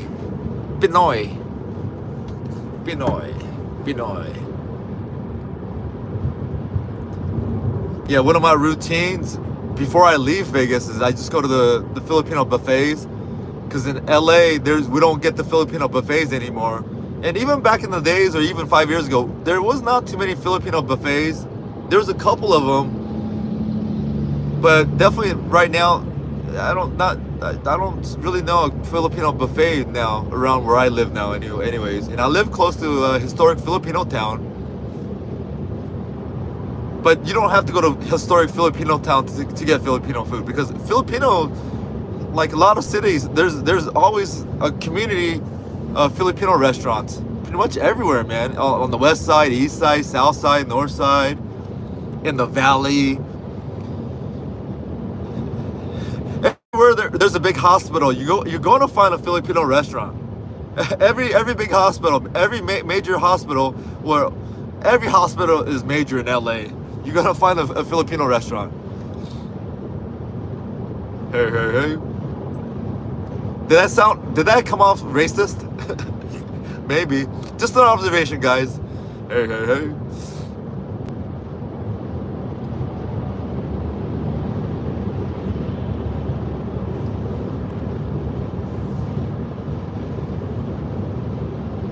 Max, did you play any instruments?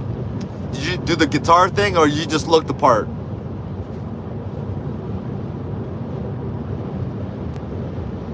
I tried to get Kobe Bryant hair when Kobe Bryant first came out with the, you know, the Kobe fro. The piano. Wow, you're a pianist, huh? The piano. Hey. Forced lessons. Same here. Like if you guys don't mind hearing my my story on the forced piano lessons growing up, and looking back on it, it's all funny.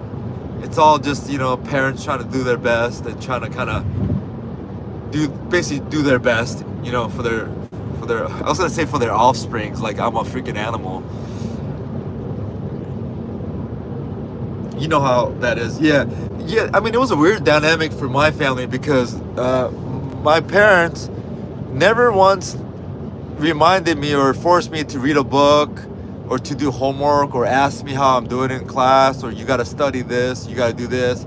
I've never had a curfew, none of that stuff, right? They just, all the freedom I wanted, and just everything. Like, maybe you could kind of, they're too busy to care, whatever the situation. I mean, I don't feel any negative way in it. I'm just appreciative that I got to have the freedom. But things could have gone really on the wrong turn with all that freedom, right? But, you know, it worked out. Maybe it was all calculated. Who knows? I'm not talking about that. But here's the thing. Given that leg of the situation, I was like, piano was something that forced on me. And for a little bit, they thought it was cool and very European, rich, wealthy family if you wore Speedos. So they told me that I had to wear Speedos, a red one, while swimming in LA with your friends. Like, imagine that in the LA, like in LA in the 80s, having your elementary kid, grade school kid, wearing Speedos. Imagine that. How funny that is to the other parents, you know, to myself. Oh man, I wish I could make a movie of those visuals, man. Anyways, so I had all the freedom, but there were some weird, quirky situations like that. And the other one was about the piano, because it was to the point where they actually moved in a piano teacher and her husband. They were about 24 years old, and they just came to the United States from Korea in the 80s. They just got here, and I guess she found her on the ad for piano teachers, or I don't know how she found her, but she was giving me lessons. And she was a pretty young lady at the time, and she's really good at what she does at the time. So she was giving me lessons, and I guess within about a month, because I used to get maybe 2 lessons every week or whatever, I forgot what it was, but within a month, next thing I know, my piano teacher and her husband, they moved into our house. So I guess, I don't know what the arrangement was, but he worked for my mom, our family, for in the, not a it was some sort of restaurant, but anyways, yeah, she taught me piano. I was forced to take the lessons because they're living with us now, right? All right, I'll shut the hell up. You get the point. But the dynamic was weird. You get all this freedom, and then you force them to wear Speedos and to take piano lessons. Hey.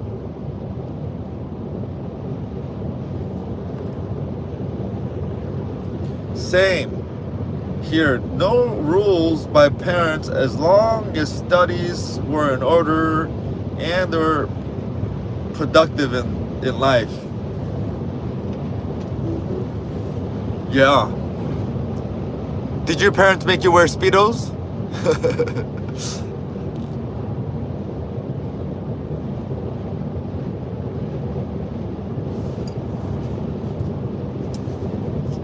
Yeah, they thought it was like a real classy thing to do in the 80s. Because I don't know, maybe they read it in a magazine, like a classic European thing. I forgot what it was, but definitely nobody was wearing Speedos. Nobody was wearing Speedos. Especially, grade school kids in LA. Absolutely nobody. I don't think they do that today. The only times you have to wear Speedos is if you're in a high school swim team.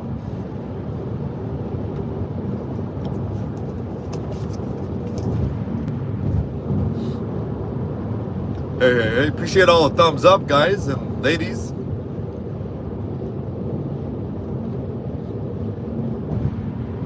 So far, given the circumstance, you know what? This car is going slow, or am I going fast? No, this car is going slow. Is it someone in front of them? I'm not quite sure. Do you have siblings? I do have siblings, but because of our age variance and the dynamic, older brother is 8 years older, and the younger brother is about 8 years younger. Because of those separation, each one of us were pretty much raised as as an only child, because that's just the way it funnels. You know, by the older one, by the time he left, this one, younger one, was too old. So there was a little bit of a, I don't want to say disconnection, but whatever the word, that gap of 8 years was the gap was the, I'll shut the hell up. I think you know what I'm trying to say. Do you know what I'm saying? Yeah.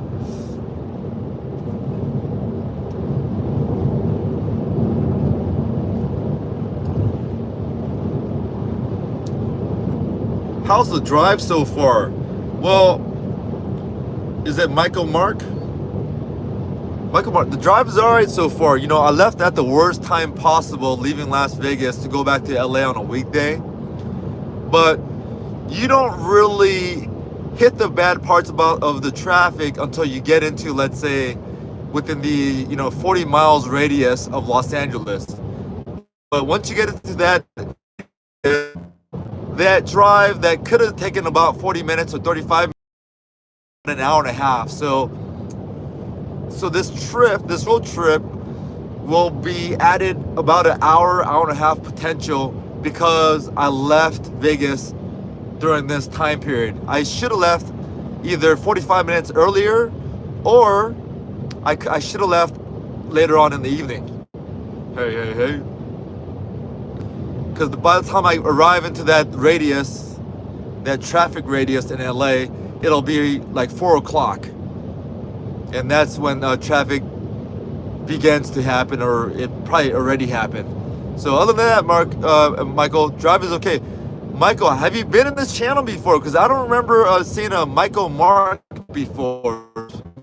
And if you're brand new in here and got attracted to this channel or to this live feed because of this drive, hey, hopefully you watch my other Vegas videos.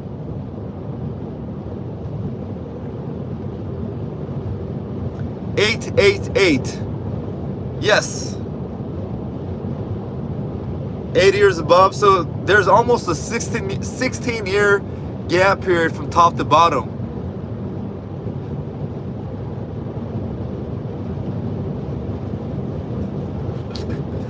Yeah, I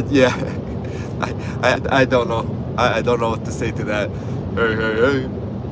Yeah, it's more like maybe 14 years from top to bottom if you really do the math. I'm just estimating 8 years because 888 sounds good. It's Michael Meck. Gotcha. My eyes are bad. Thank you. Been on your channel for about 3 weeks now. Oh, nice. While you're in here having conversation, Mr. Michael Meck, what do you think about the channel? Any provide some feedback, the pros and cons about this channel.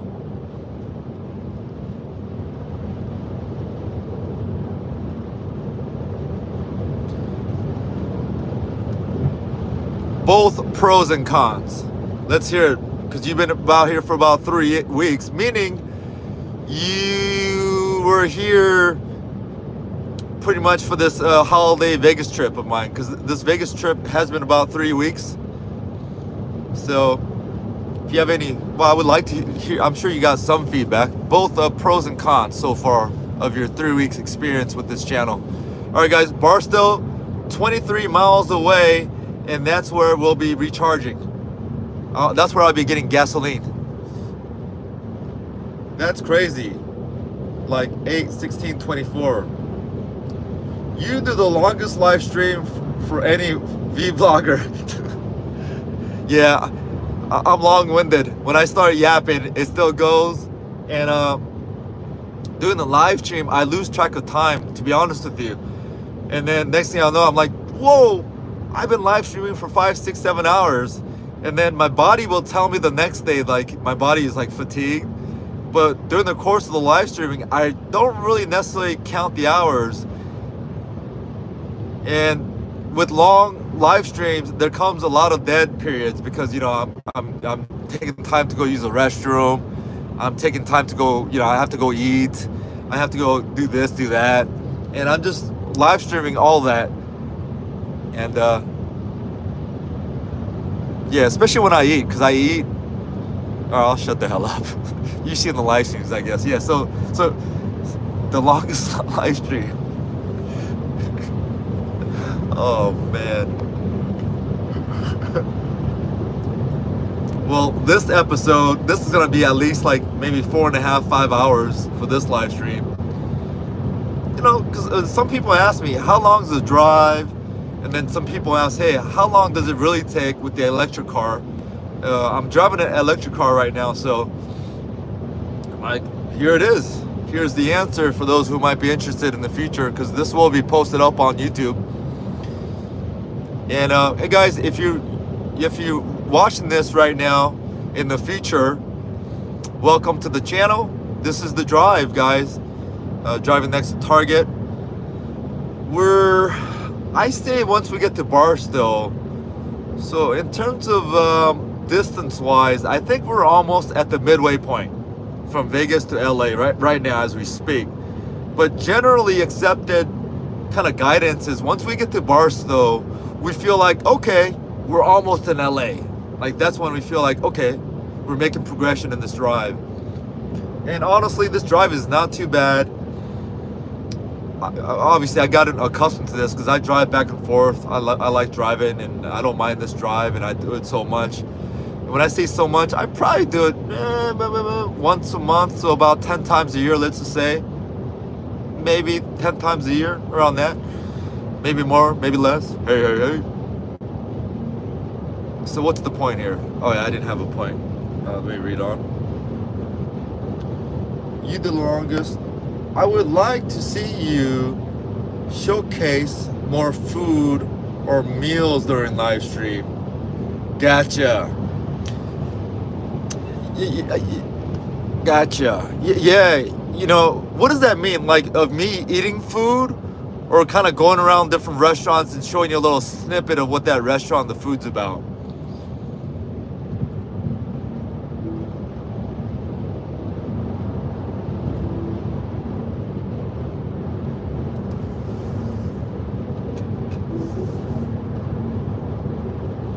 While adding to that, let me see.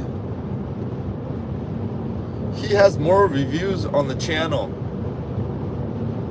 Michael Mac. Yeah, you know, I need to get a second phone. That's what I need to do. Because when I do the live stream and if I want to take some footages of the food, I gotta go off the live stream and then use the phone that I'm using for live stream to do filming. Because generally for the food component, I like to do edited videos on those because it's more clear with better photo quality, and I could cut down the duration on that and actually make some edits and then release it out. Although in the last few months I've lacked food videos because I just haven't had the time situation for me to edit out the videos. And during the holiday season, the few videos I did edit were predicated on news, like updates where I have to release it right away. So the few times I had time to allocate that, I would allocate it to those videos, and then I didn't have time for the food videos. But guys, ladies and gentlemen, I have a lot of food videos coming up. It's all on my phone. They're all gonna come up. The new ones, some older ones, some cheap ones, some expensive ones. I had Joel Robuchon last night, so that will be coming up. Good old Joel Robuchon. Roshan, however you say it. I got the new brasserie beef coming up. I got Peter Luger coming up. I got Mr. Chow. I would like to see. You're a brave man making that drive in a Tesla. terrified of being Tesla stranded. Indeed. I mean, if you look at, okay, well,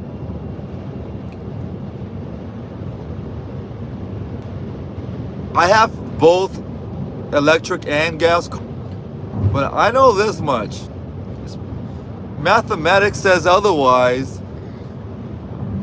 but remember, I have access to AAA, and they'll tow your car 200 miles. So if my car dies down here or whatever it does here, AAA, I could ask AAA to tow me to my house. Yeah, I have 200-mile range. So in terms of going to Vegas, it works out just perfect. Because if I'm stranded here, again, I could have access for 200 free miles towing. So I'm not really worried about being stranded. You know what? Let me hit on some wood here because, yeah, there's no spare tires in the car. No spare tires. Boom, boom, boom, boom, boom, boom, boom, boom, boom. But again, as long as AAA shows up, I'm good to go. Oh, is this getting off here? Oh, it is getting off here. It's making... Oh, this is Barstow, guys.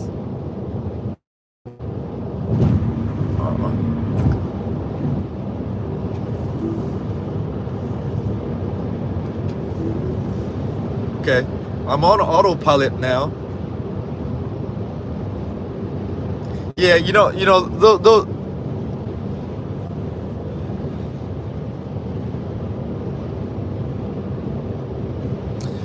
Yeah, honestly, driving this car is a game changer than the gasoline car. First of all, I get all the free gas in Vegas. Absolutely free gas in Vegas. Second of all, the fatigue factor of driving, a whole different level. Like, it doesn't even, whole different level. I've never known. Okay, put it this way. Are you gonna speed up or should I speed up? What you wanna do here? There you go, Ultima, there you go. I'll just slow down for you. I'll put it this way. Before driving this car, all I knew was driving the gasoline, right? Now, after driving this car, I'm like, whoa, I guess that was fatigue driving the gasoline car. Like, I never realized how tiring it is to drive the gasoline car. Only after I started taking this car, I was like, oh man, wow, that's it right there. It's like sort of like traveling across the world in first class versus traveling in a small compartment. All right, I'll shut the hell up. Yeah. All right, you know what? There's people behind me. I just checked Google Maps. 15 southbound is all open to Colton, California. Yeah, that's pretty much was my prediction, because Colton is where the traffic is going to start happening. Is it low maintenance? The car is pretty much zero maintenance. A Toyota is low maintenance. Electric car, this car is basically no maintenance. Absolutely nothing. No brake change, no oil change. I mean, you got to fill up the washer fluid once in a while, like once a year. I got my battery changed, the 12 volt battery before coming out here, but that took basically 10 minutes. They'll even drive to your house to change the battery, and it was only $130 for them to drive out and change the battery. I'm in the process of checking mine now. Well, if you are, let me know. Could you use my referral code so I could get some, so we could both benefit? I'll give you a referral code where I could get some supercharger miles or something like that. Then I think you get some also. We both get something if you use my referral code.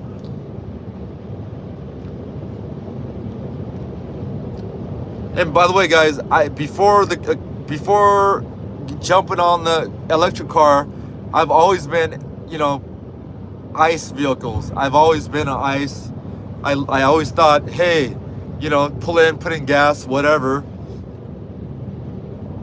This and this and that. I've always been like that until I got convinced otherwise. But then I do have a gasoline as well, just cause I like to have an option of a gasoline.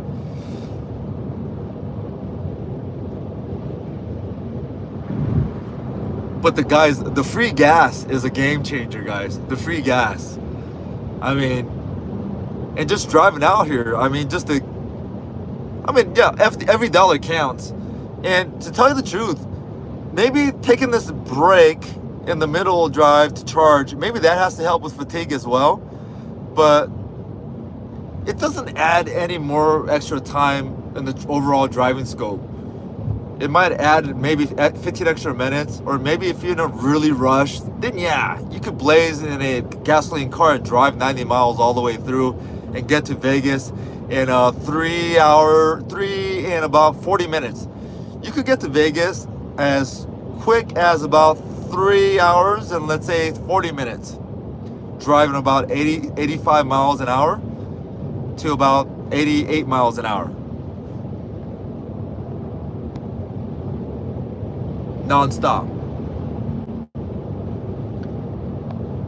I'm in the process. I will email you. New Tesla battery ranges need to replace every 10 to... Yes, and even that 10 to 20 years is still unmarked territory, but it's been proven, because now the Tesla cycles, the old ones, they're still running with, batteries that are about 10 years now, and they're still in town, battery life. But the battery that I had to change was a 12 volt battery, the regular kind of battery that everyone has in the cars. That one needs to be changed out every so often. And to get that change, you just kind of set up an appointment with the app, and they'll just show up and change it for you. And it was only like about $130 or so.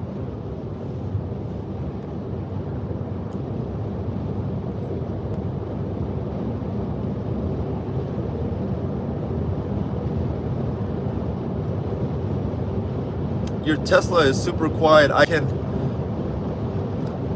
Yes, it's the cabin, it's not as quiet as like a Lexus, that's for sure. But again, this is the older model. The new models, I guess they got double pane windows and it's more quiet. But it's not a Lexus, but hey, it's still quieter than my my 20-year-old SUV.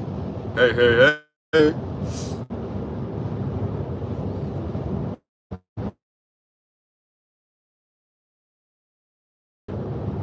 And I still love it. Hey.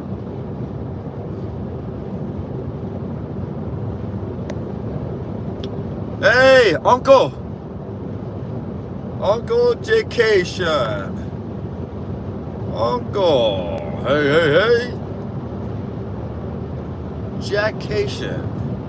How are you? How's San Diego, or are you in Vegas?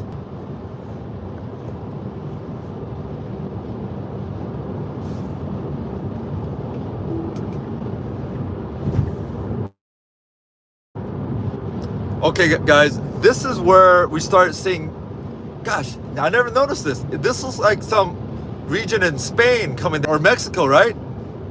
This looks like some kind of Mexico area, like this. Oh man, looks, I never realized how, damn, this looks pretty cool, guys. Coming down this, like this.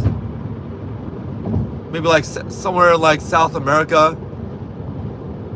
Maybe it could also be in like somewhere in Saudi Arabia. No, I don't know. Oh, this is a cool picture. Oh, guys. All right, I'll zoom out. But,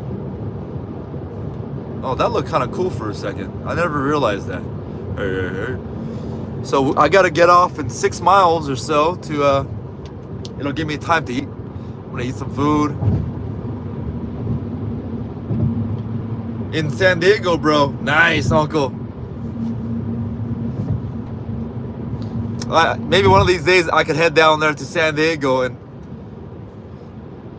and represent a little bit in San Diego. I lived in San Diego for about a year in the early 1980s when I was in like kindergarten or first grade. I forgot what it was, and I don't even remember what school it was, and I never really looked it up and looked back on it because man, that 1 year was, if I have to say, it was a growing period also. But if someone is forced to say, hey man, out of all the years you've been around, what's the 1 year that you wish, or if you had to take out 1 year out of your life, which would that be? And it would be that 1 year in San Diego. And I'm not dogging on the city, but just the experience of moving there during that time period, being the only Asian kid.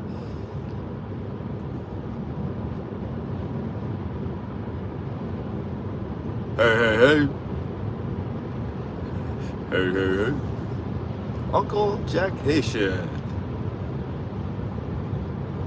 Yeah, I was during this holiday Vegas trip, I was craving the oxtail soup that we had over at the California Hotel, the oxtail soup. But unfortunately, I just didn't have the coordinates to go pick it up and go have the oxtail soup. But I was on my mind pretty much every night. That oxtail soup would have been so perfect on some of these cold nights in Vegas. And for the price, geez, price, especially oxtails, is so expensive now, guys. And for those who are not aware, guys, even in the 90s, until about maybe year 2005, pretty much oxtail was like 99 cents per pound. You know, many times it was like they're giving it out for free. Okay, maybe not free, but yeah, but in the 90s and 80s for sure. Like even lengua, like tongue, you could buy it at the American supermarket, but it was one of those cuts where they could give you a whole like tongue and it was like less than 99 cents because they're just trying to get rid of it or something like that. And this was true at least until like even in the mid 90s. But now you try to go buy tongue, lengua, or even oxtail. Geez, oxtail is so expensive now.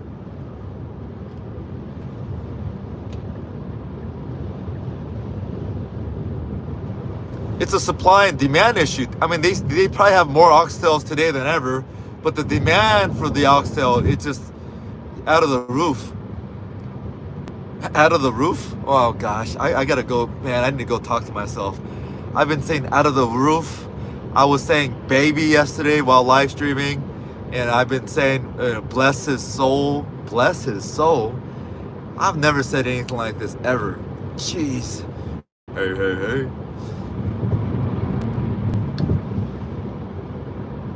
Yes, California Hotel, Fremont, at the Cal. That's the last time I had an oxtail soup, was with you guys. And thank you for allowing me to join you guys. I was like, I don't know if I'm really invited or not. I was like, you know what? I'm gonna just crash it anyways. Let me go eat some oxtail with the soup with you guys, with the group.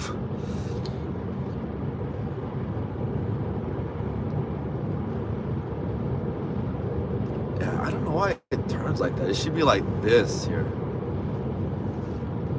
Hey.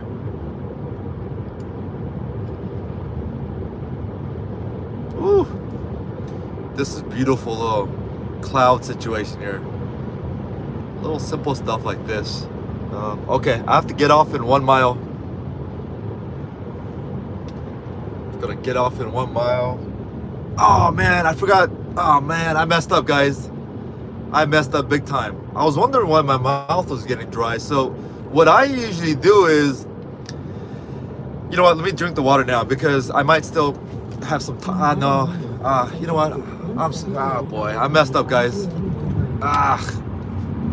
But I'll do it anyways.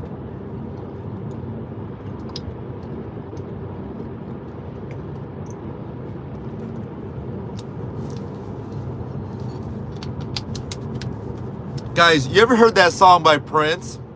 It's called Pussy Control. You know, you could say like cat control, like kitty cat control, right? There's a Prince song called Pussy Control, cat control.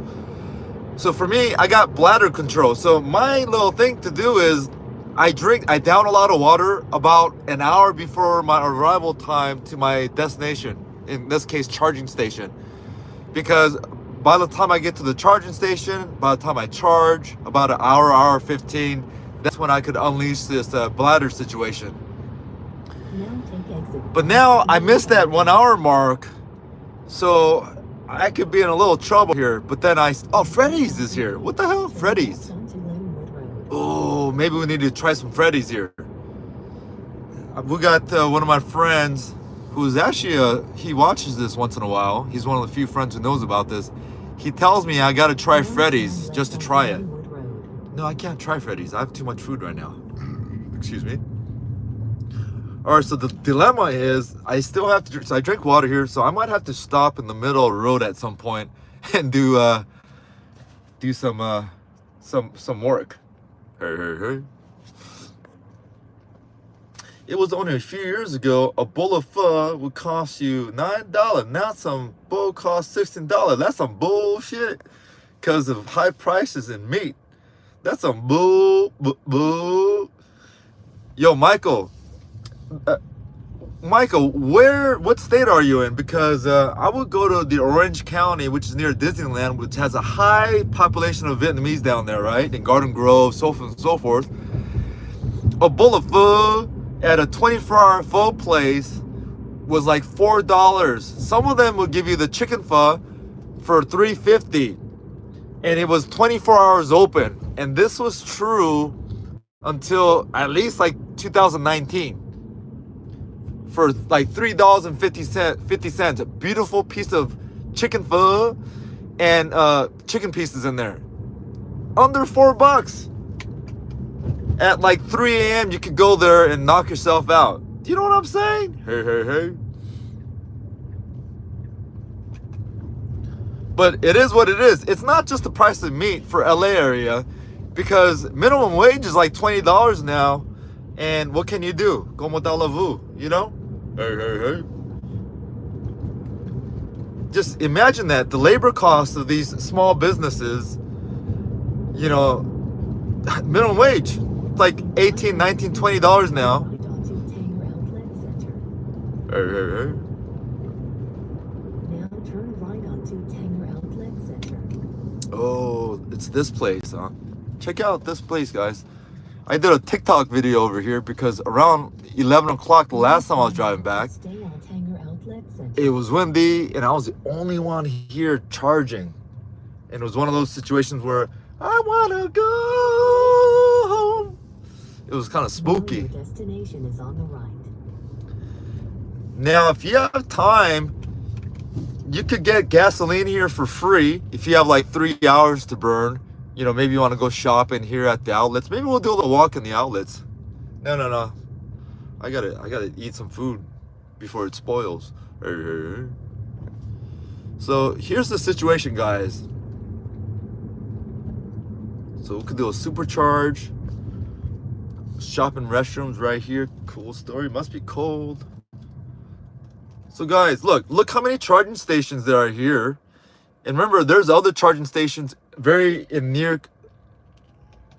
nearby. This is not the only one, but look at this. Look at all these charging stations. These charging stations on the right, they're free. These are free to use. But it'll take about maybe 3 hours for you to fill up. Maybe 4 hours to fill up. So this is, you use it if you have time to burn, you want to go shopping or whatever. You know what I'm saying? Hey. So those are free. All right, since I don't have 4 hours, 3 hours to burn. But I've done that before. I would do the free charging there and edit my videos and kind of chill out. Let's say the traffic, I want to avoid traffic and I want to stay here for a little bit. Technically, I wouldn't do that today. Maybe if I didn't have to rush back. Or I'll shut the hell up. Oh, it's cold. Ooh.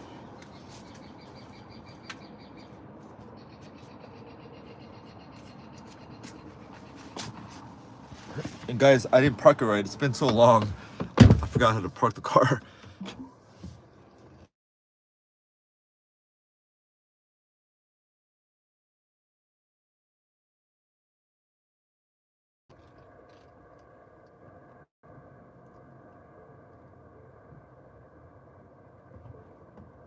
Okay.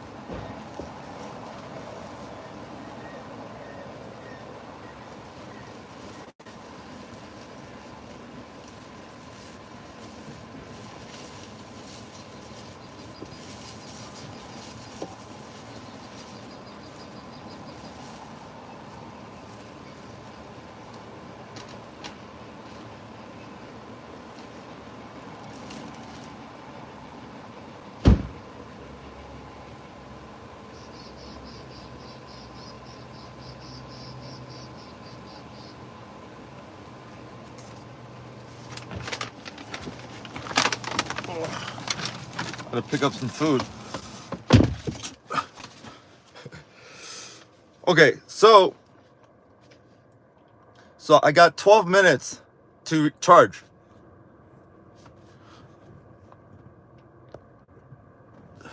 I'm in Vegas. Oh, you're in Vegas. Oh yeah, Vegas. Yeah, Vegas is interesting, right? Like, even if you go off strip now, there's no really cheap meals anymore.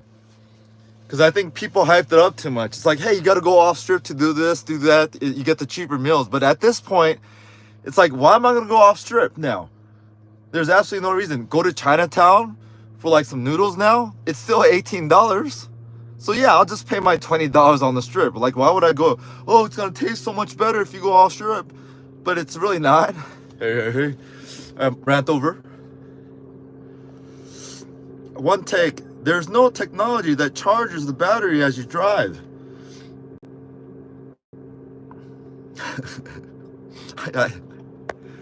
You know, in China, they do it like a battery swap, right? You just go in there and just kind of, you swap the battery, so it'll like be a 5 minute and you get a full charge. That might be a thing, but you know, technically right here, I've got 10 minutes. You charge for 10 minutes and then it'll probably take me to another destination. No, I go directly into the, No. Hey guys, you know what? Let me hit the restroom right now. Before I eat, I might have to hit the restroom after I eat. I got some food I want to eat, and I want to charge this I want to charge this longer. Oh damn, it's gonna take me all. Okay. Oh snaps. So that's the charging stat right there. 10 minutes. That's it. But then I'd probably have to make another stop of 10 minutes somewhere else if I don't want to go, or I could charge it all the way up here. I'll shut the hell up for a second, guys. I'm trying to figure this out where I could use the restroom. Hey. Put on my shoes. I'm a real Korean. I take my shoes off even when I enter my car.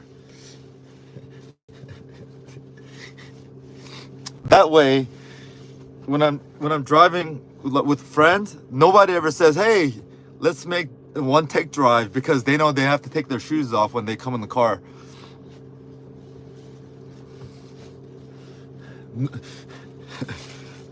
That's the last thing they want to do. Take off shoes, enter in a car. Yeah. So I'm a real Korean, guys. You gotta take your shoes off when you come in the car.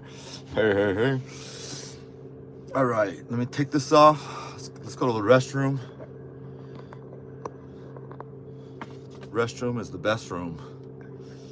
Okay. Let me take the gimbal down. Hang there. We're gonna go for a little walk. I'm gonna put you in the pocket for a second. I have to take my backpack. All right, let me go on the other side.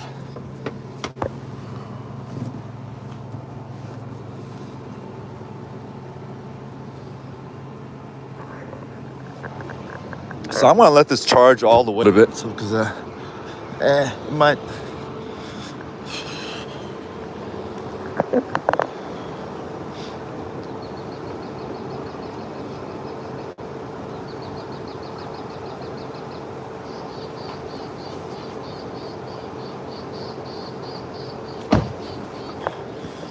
All right. Hey, hey, hey. If you're brand new right now, wondering what's going on, absolutely nothing. What I'm gonna go hit the restroom right now, and then at one time in history, maybe until about 10 years ago, maybe 8 years ago, I'm not quite sure, but shopping here at Barstow was a thing. Like it was one of the original outlets with a lot of bougie brands here, including I remember they used to have a Hugo Boss here. I remember I came out here one time in like the late 90s for some Hugo Boss stuff. It's like, oh yeah, there's this place, it's the outlet, and it's so much cheaper over there, but you have to drive over here, boom, boom, boom. So I remember coming out here back then. But nowadays, outlets really doesn't mean anything. I don't know. It doesn't mean as much as it did back then, because there's so many outlets now.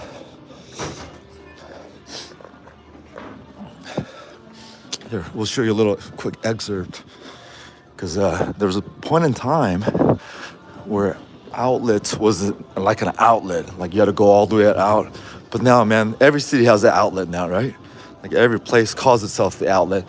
So because of that, like at one point, oh, they have a Nike outlet here, but you have like 4 or 5 Nike outlets in LA and everywhere else, like so many outlets here. But yeah, at one point, this was like so busy. It was a thing that everyone stopped here, especially Koreans, when they went to Vegas. It's like, no, we have to stop by the outlet on the way back, not just to take a, bathroom break, but to take a shopping break. All right, cool story. And maybe I could get some. Do they sell any sunglasses, or can I buy some prescriptions here? No, Sunglass Hut. Okay, it says sunglass, my man. Go use your restroom and shut the hell up. Jeez, gosh. All right, I'm gonna put you on mute.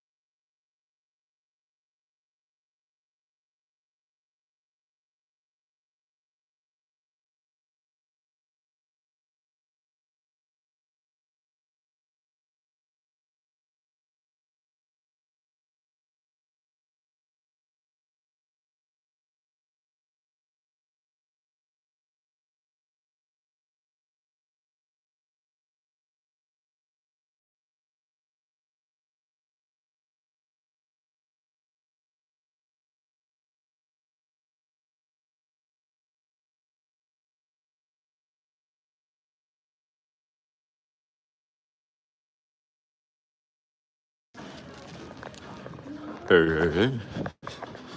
We're over here at the Barstow point. And when you get to Barstow from Vegas, this is pretty much the area where you start to feel like, hey, we're almost in LA. Almost. And we're here at the charging station. And the video of this is like in real time. How long does it really take? First, leaving Vegas in the wrong time possible on a weekday. And second, if you need to charge your cars on your electric car or Tesla or whatever it is, like how long does it really take? Like this car right now, this is free charging. And maybe they went and shopping maybe, or maybe they're in the hotel, who knows? But to charge your car on these free ones here, it takes about 3 hours, maybe 4, depending on what you need. But yeah, plenty of stations, plenty. And just over a mile this way or a mile that way, there's a couple of other stations as well. But plenty. Like right now, I just got a queue from my car saying I have enough charge to leave right now if I want to leave. Like I could go right now. But I want to eat some food, chill out. Put my backpack away. Hang in there, guys.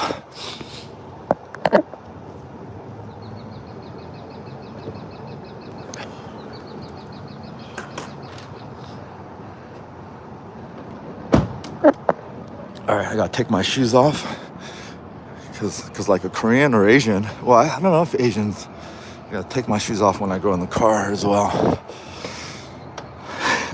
By the way, I'm joking, right? I hope you guys know I'm joking. Okay, so right now, I have 169 miles.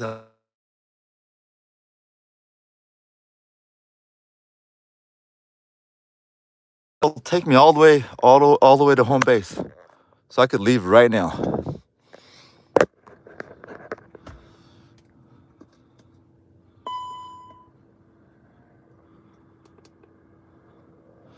So I forgot who asked me earlier, but see, we could leave now, but to go to 270 charge, it'll take 25 minutes from now. Okay, who's in here? One take. There's no technology. Oh, that's it? I thought someone had a question. Only a few years ago. Blah, blah, blah, blah. All right, let me eat my food a little bit. Actually, it doesn't matter if I eat it now. Should I eat it now? Yeah. Let me take a little 10-minute break to make this trip realistic. But again, for those people viewing this in the future, I could technically leave now. Hey, to go back to LA. It's not so bad. There's plenty of chargers 99% of the time. Maybe those media hype where you say, hey, they don't have any chargers, this and this. That might happen 1% of the time, maybe like a busy some situation where it's a lot of Teslas at once. But generally, out of all the times I've gone back and forth here, it's usually like this. And right now, it's usually plenty of chargers. All right, hey. Never once did I have to wait for something for a charger car, never, not even close. Not even close. If you could hear me, feel free to chime in and say, man, we hear you, because sometimes my YouTube will go glitched and I can't read comments even when people are commenting. So if you hear me yap right now, just say, hey man, we hear you. Keep on yapping, or shut the hell up, or say something, or give me a thumbs up. No, not a thumbs up. Well, you could do a thumbs up, but indicate to me that you do hear me. And I guess you could hear me. Oh, thank you, Max. Yeah. I know it sounds like a plea for attention. No, honestly, there are live streams that go blank, and then folks are like, boom, boom, boom. What? Why they charge me $1.86 for? That's a weird charge. So I got a notification saying New York charged me $1.86 right now. What the hell is that about? $1.86. That's a weird charge, right, guys? Oh, let me eat my food. I've been waiting to eat this, guys. This is from Gallagher's. Here, let me, you know what? Let me do this. Let me fry. Boom, boom, boom. So this is from Gallagher's, and I had some lot of leftover food, and I have it contained well. I put it in the produce bags. One's a big old steak that I actually ate some of the steak though, cut it off. But this is the one I've been waiting for, because this has been one of my favorite fish dishes I ever had at an American style restaurant. Favorite fish dish. This was sea bass, and in some kind of a picante, spicy, kind of a Spanish taste sauce. I don't know the details, but man, this was so good, so good. Unfortunately, I just ate maybe a piece of it because I had so much food on this occasion here. No, this is not from Target. It's just some produce bag. I put it over to keep it more fresh and hopefully it doesn't spill type of situation. Hey, you know me. I'm all about wrapping it up and preventive measures. Hey. Yeah. Call me a weirdo, and I could tell it saved me a little bit because I see some sauce remnants on my tying area here. So that could have been on the outside and messing up, the situation here. Look at that. Boom, boom, boom. So this worked, guys. This worked. I'll shut the hell up. What's up, guys?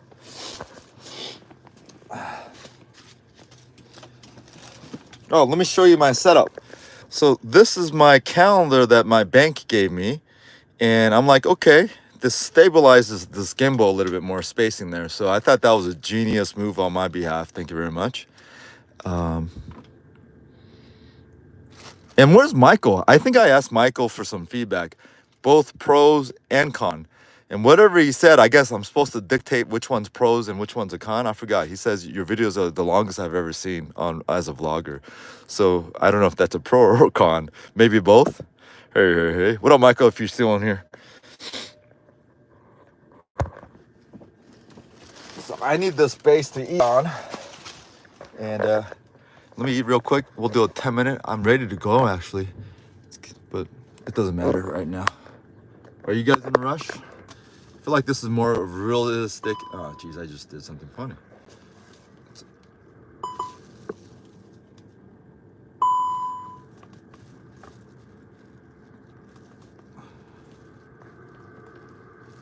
Okay. I feel like this is more of a realistic representation. I hope I don't get sick off this food, but it's been in the fridge. Oh yeah, I got that sea bass smell. I just want to make sure I don't get this all over myself. I do have to, I'll use this. Use a little this on the lap so I don't have to mess my clothing up if it spills. My lap towel. Hey.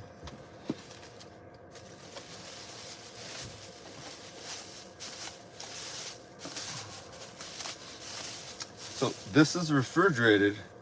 Oh yeah, the sauce has been demolished here. I don't know. I hope I could safe to eat. Oh boy. Nah. Come on, man. Be careful. I don't want that. Gotta take your socks off here. Okay, some came out. It is what it is. And this is the only way you get rid of your new car smell. You gotta make it, man, it doesn't look that appetizing like this, but hey, it is what it is. You just gotta eat it. I don't want to throw it away. This dish was like 50 bucks, 55 bucks. With the scallops here, I put a scallop in here with this. Scallops were 50 bucks. This dish was 50 bucks. This shrimp scampi was about 30 bucks. And it wasn't that much more than this. All right, it's gonna look a little weird, but here's the update. So that's that.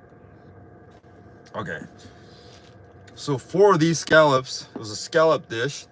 4 of these scallops was $50. Okay. And I got 1 left. I ate the other 3.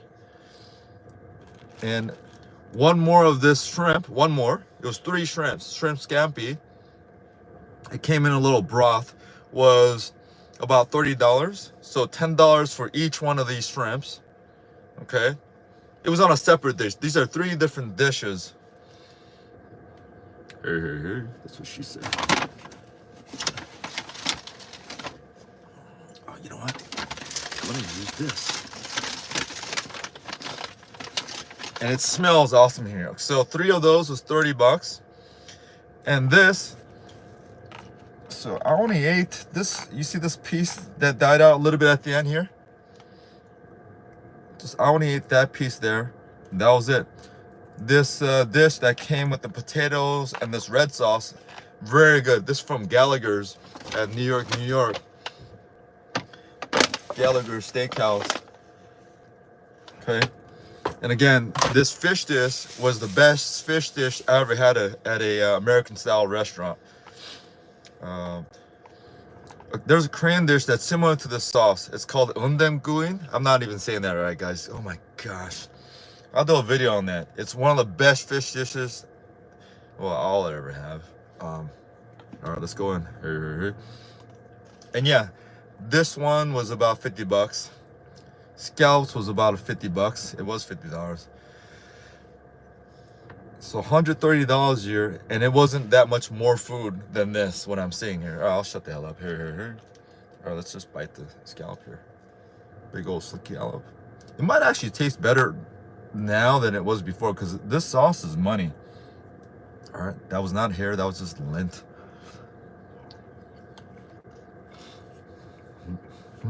Oh yeah.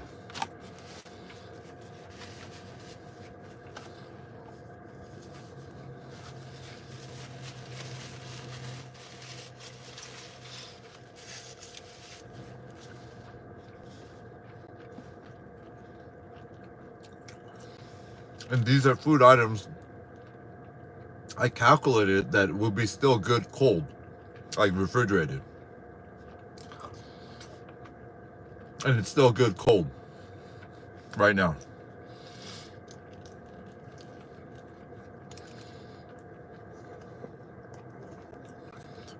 So Michael asked for more food videos. Here you go, Michael. A little food break.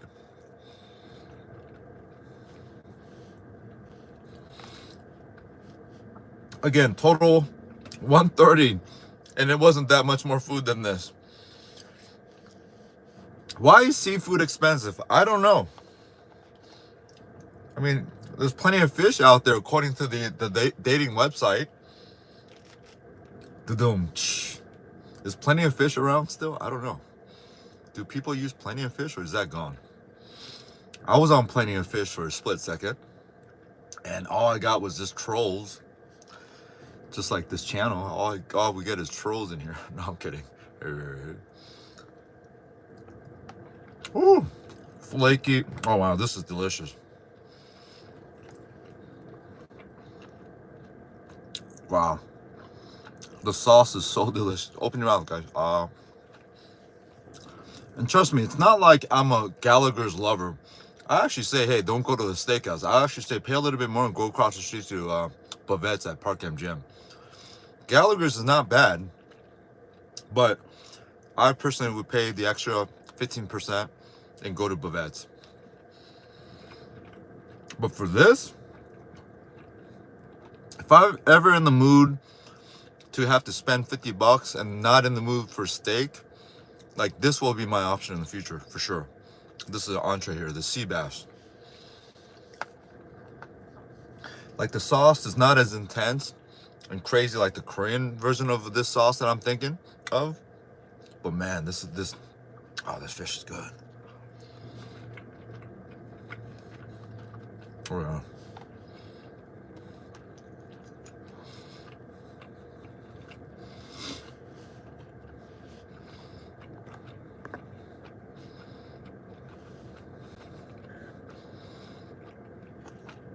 So I have 240 miles of range now.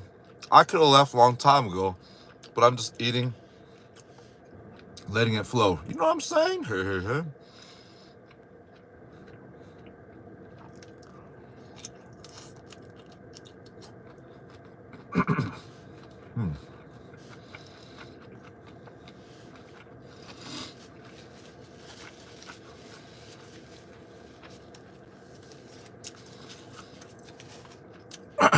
The shrimp came out hot. It was sauteed, it was called shrimp scampi. But now it's in cocktail form since it's cold, and it tastes better now than it did. The reason I left 2 of these out of the 3 that they gave me, it came with a little bread. The reason I left it was I felt like it tasted dry when I had it. I'm like, let's put it to the side. I think it'll taste better later on cold in this sauce. And you know what? My prediction for once came true. Unlike my baccarat bets last night.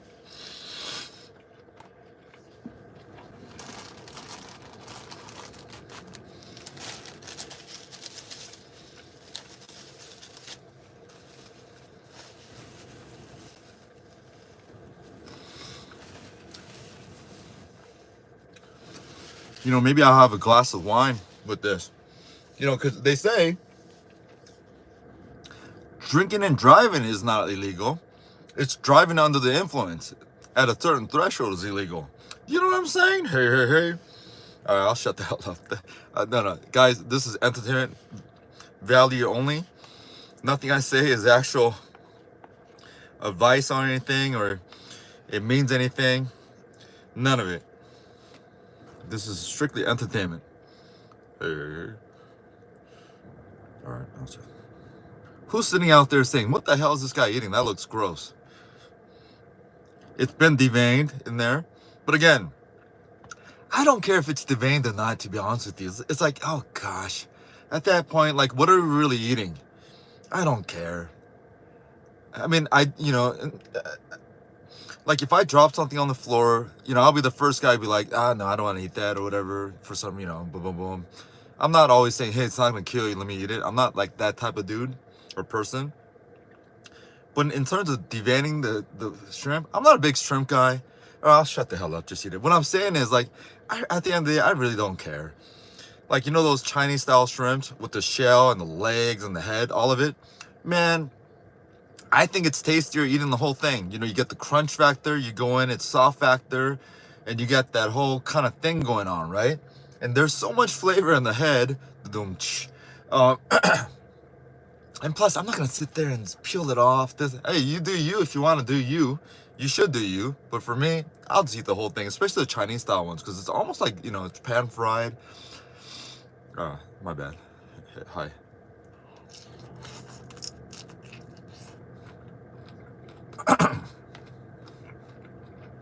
Delicious.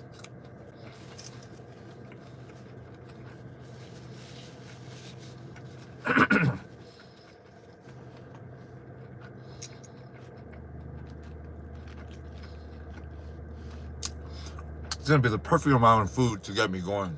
I won't feel like crazy lazy after this. Just a perfect amount. Plus, I got to eat this and not waste it.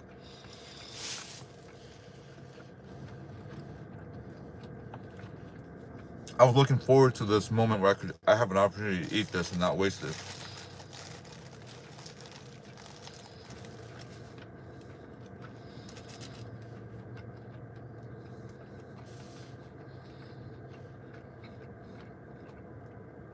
All right, it's gonna be a perfect time to leave. I don't know how long we've been here, but again, my bathroom schedule is messed up because I didn't drink my water. I would down a lot of water an hour before getting here to a bathroom location, but I missed out on that opportunity. And at the same time, I do have to drink. So anyways, shut the hell up. Okay, my bad. Hey. Ooh.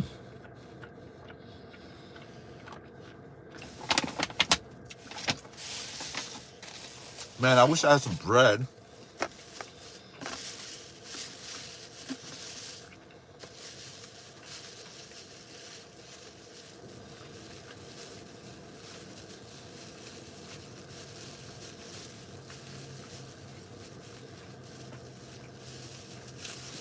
Just a little bread would help.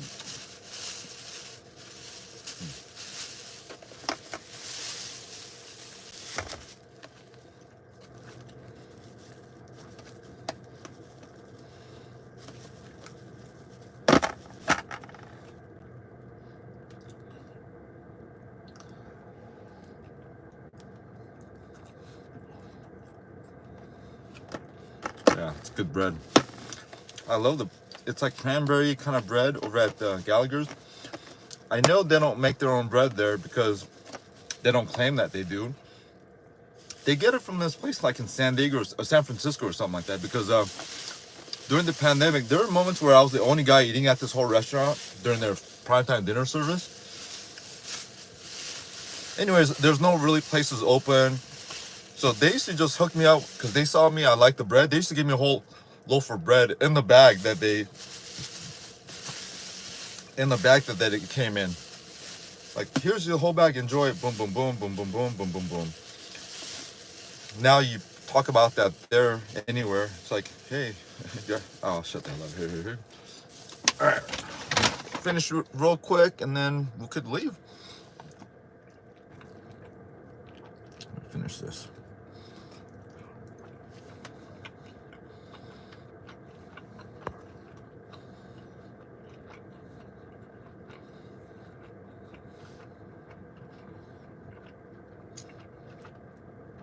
My gosh.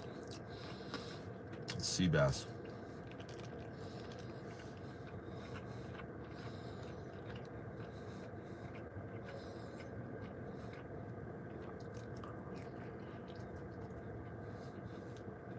Hey.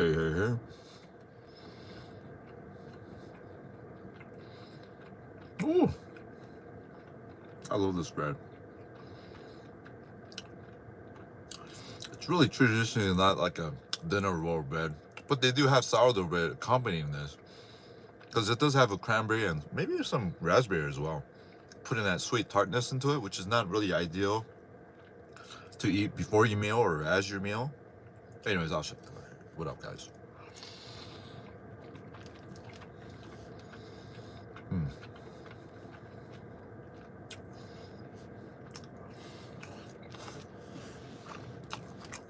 Let me increase my charging a little bit because no, it's at 92. No, that's good.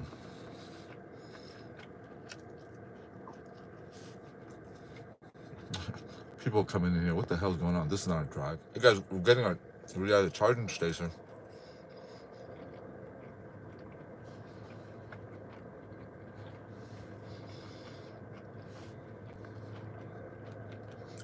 We could have left like 10 minutes ago, but just taking this little food break real quick. Hey.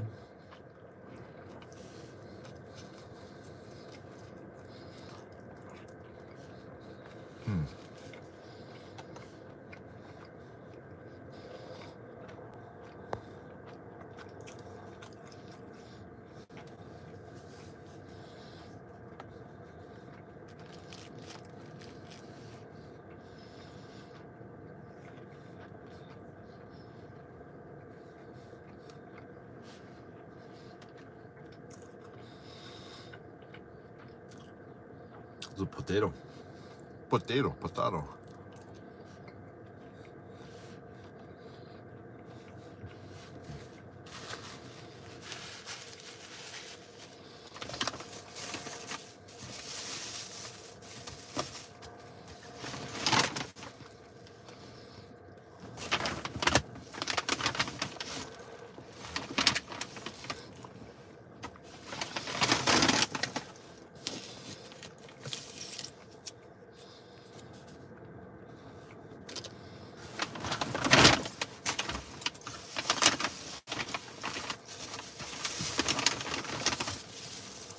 Oh, it's charging complete.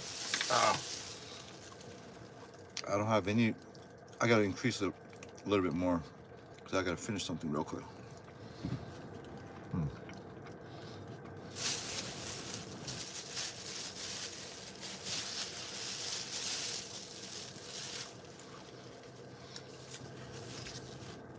You know, this is a full course experience here, guys.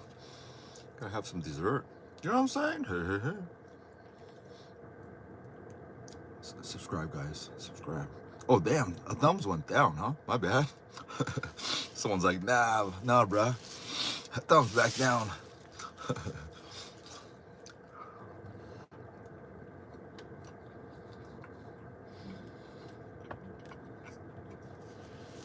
No, man, my man. This is not it. Thumbs back down.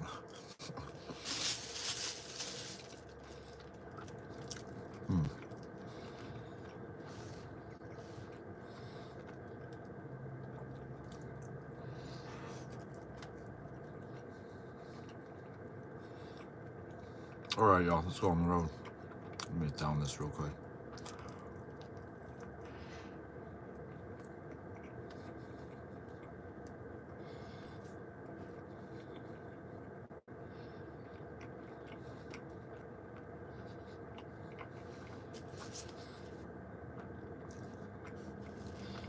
You're good. Not sweet at all. Perfect size to get me going.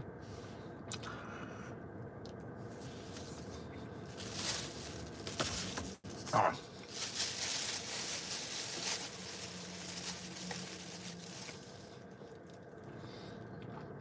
Try what this is.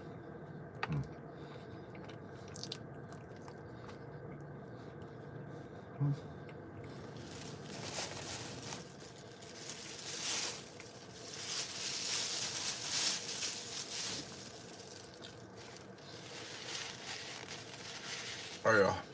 Throw this away. Boom, boom, boom.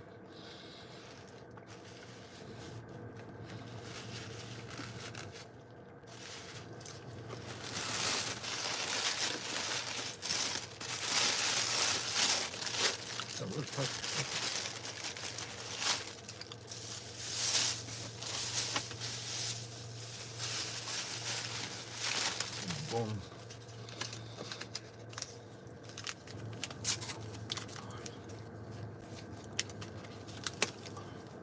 Use a fresh wipe. No, this fresh wipe isn't so fresh anymore, huh? Oh, these dry out, huh? No, that's good enough.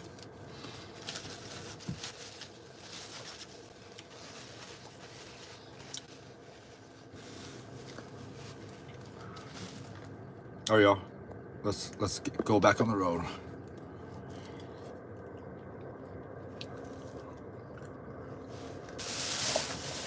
Put this back in here. Maybe we'll eat some potato chips on the way back. But put that away.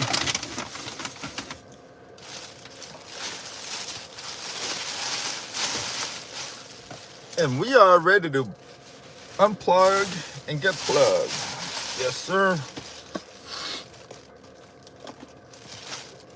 Put you back on this box. My eating plate, basically.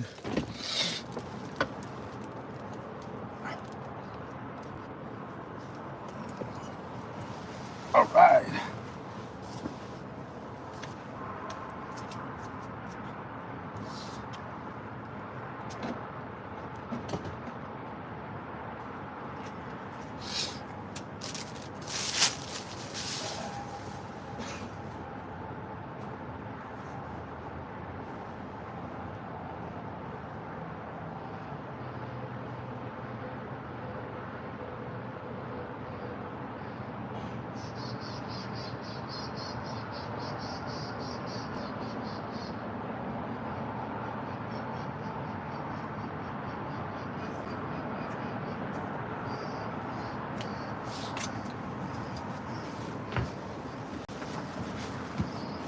All right.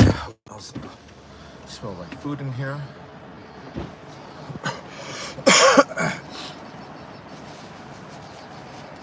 Let's pick the booger a little bit.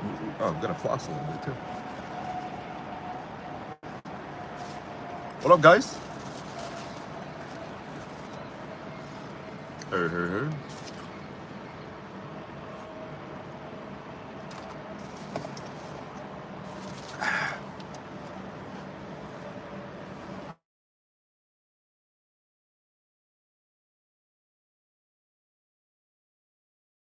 Is important. Okay.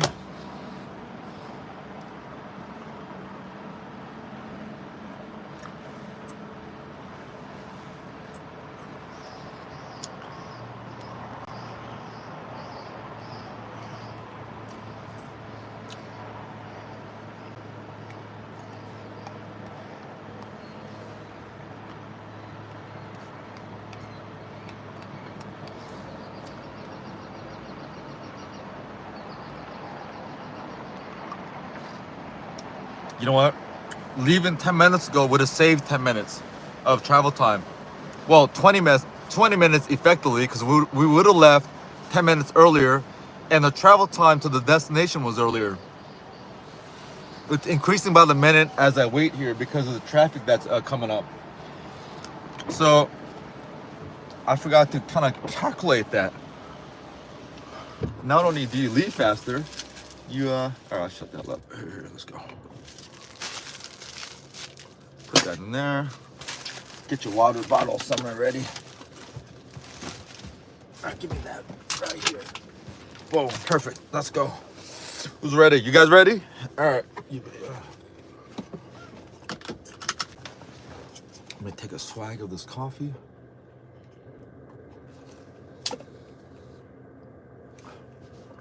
Oh, you know what? I gotta check my. Okay.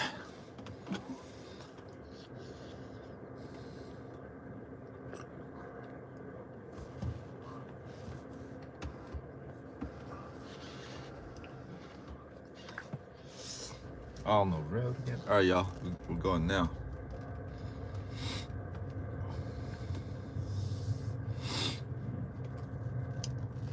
So I think we hung out there for about 25 minutes or so. Yeah, something like that. We might have stayed a little bit longer. But it only felt like 10 minutes to me. On the road again. Let's go.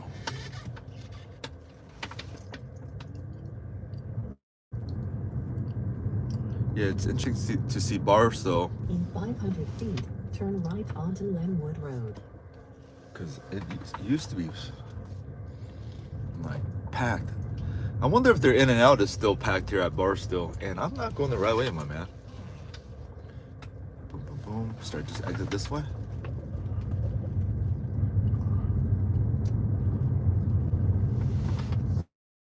Yeah, this navigation does something funny back here.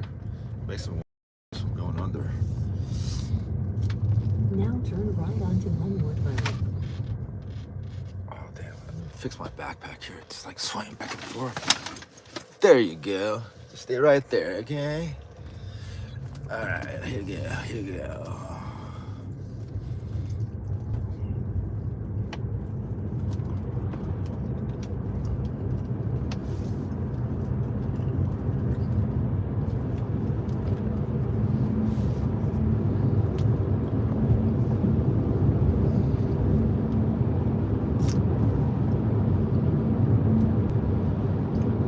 Thank you for the thumbs up. You guys are like, yeah, eating over.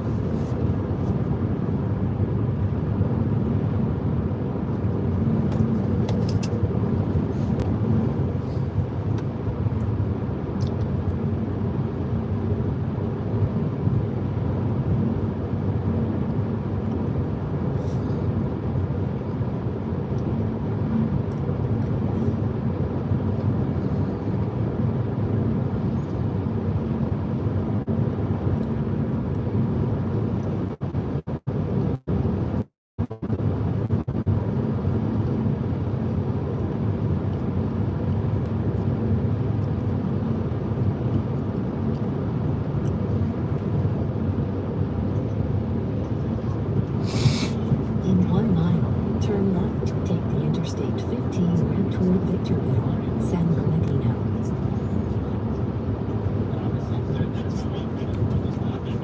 So we are about 110 miles away from LA. When I say LA, let's just say around downtown Hollywood. Roosevelt Golf Course.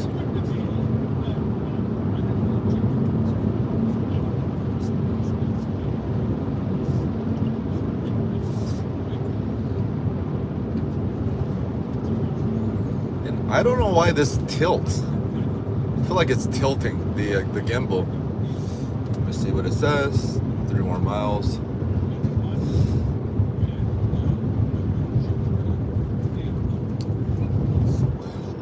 Excuse me. Victorville, San Diego, San Bernardino. Now turn left to take the Interstate 15 route.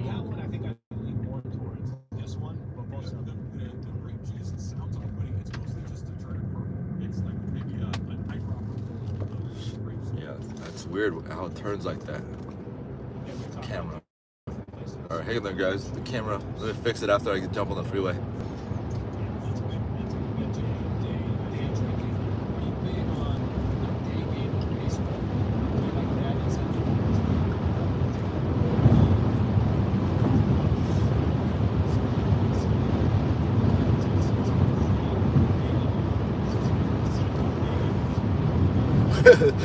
Thought the sun was behind me.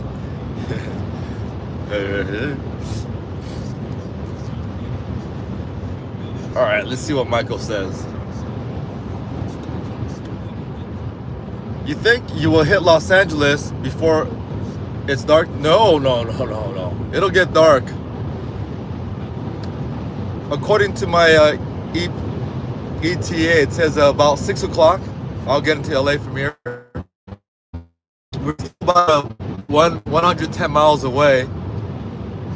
If I would have left 10 minutes ago, we would have knocked off 20 minutes off the travel time. Because every minute I stayed longer where I stayed at, it was adding to the ETA a minute every minute. No, yeah, that doesn't make sense. You know, let me take that back. No, duh. Because you're sitting there, it wasn't increasing because. No, actually, the ETA was increasing as well, a little bit, because more traffic. It was calculating more traffic and more traffic as I sat there by each minute.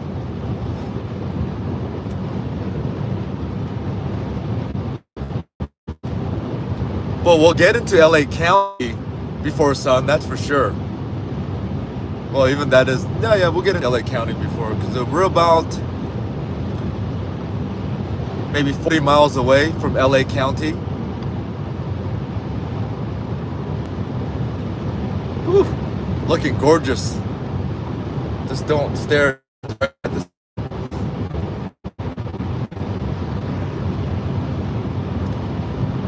"5 p.m. is LA sunset." Hey, maybe we need to go Sunset and Vine to make our own sunset. Hey. That made absolutely no sense, my guy.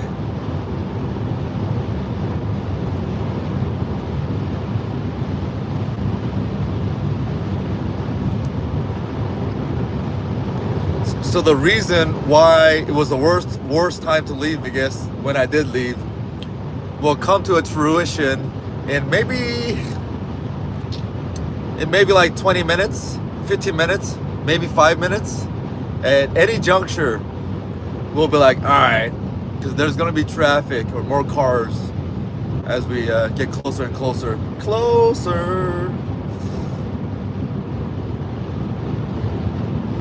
It's 57 degrees right now, so not too cold in this area. Not too cold, not too bad for the winter session.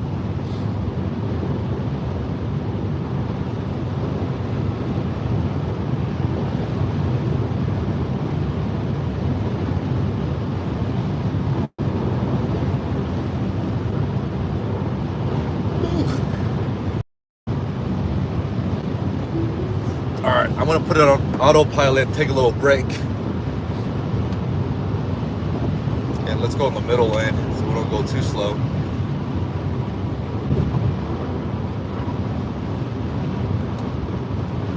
And then minimal lane changes, thank you.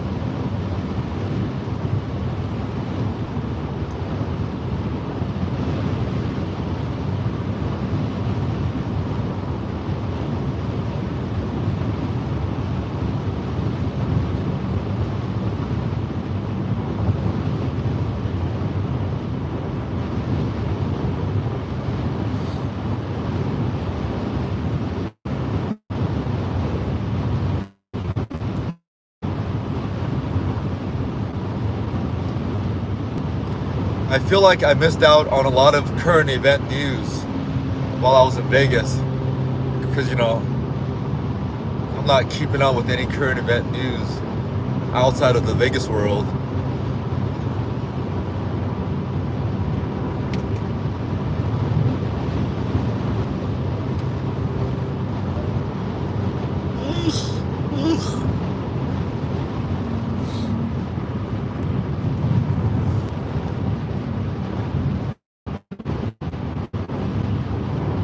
Joe Coy getting lots of criticism.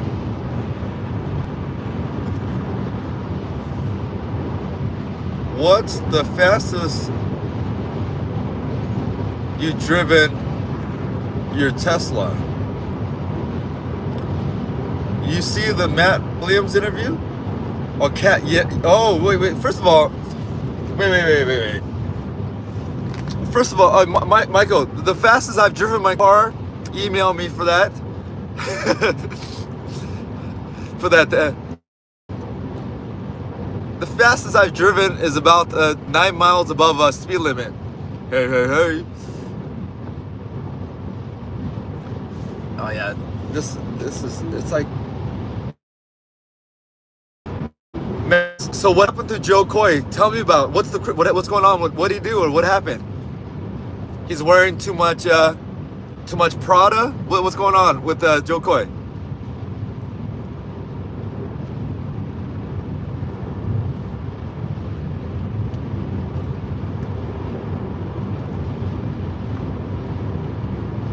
Oh, I've seen the Cat Williams excerpts with Uncle Shay Shay, and Cat Williams is going off, but he's always going off. But I guess now he has a forum to go off and actually be heard, because Shannon Sharp Shannon Sharp is good. He's good. His show is good. He has a wide reach, young, old, and middle-aged. He has a wide reach. Man, Shannon Sharp is good. He's sharp. So what happened about Joe Coy, though? He bombed at Golden Globe. Oh, he was hosting. Oh, yeah. You know, I love Joe Coy. To put it in context, guys, what do you say? At one point, bad writing. Could be bad writing, but you know, sometimes good delivery will overcome bad writing any day. So if you're good, you'll make bad writing funny, and maybe that moment was just too big for him. I didn't watch it, but from what you're telling me, and I'm just going to assessing Joe Coy. Joe Coy's got a fun act. He's got a funny game plan. But in terms of doing stuff like Golden Globe, I was gonna say Golden Globe. Let me see. He apologized for the bad writing. You know what? Let me see it before I make it. I'm just going according to what Max is saying here. He only had 10 days to prepare. Yeah, but he's not the writer. Stuff like Golden Globe, they have like 20 writers behind them.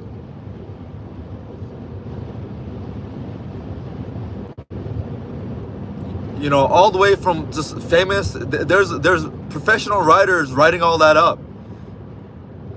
And most of these shows, that's how they get written up.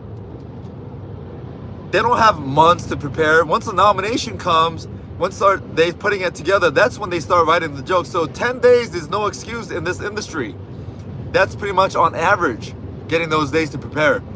And yeah, he has a group of probably at least 15 professional writers writing all that up. But the point is, when you say bombed, I'm just curious what that really means, because I want to see this. Because I have a vested interest in Joe Coy. Joe Coy is a good dude. And I say that from hanging out with him on a handful of occasions over the years, not just in recent years, all the way to about 15 years ago, 13 years ago.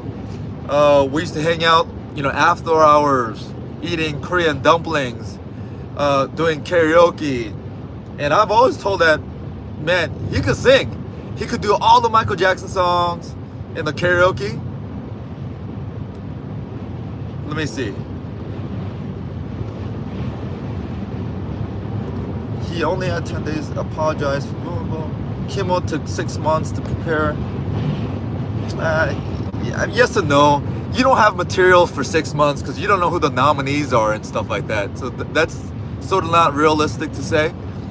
Like, Jimmy Kimmel comes from a different beast. He's a different man. You know, he's done hosting jobs. His nightly TV show is basically hosting a show.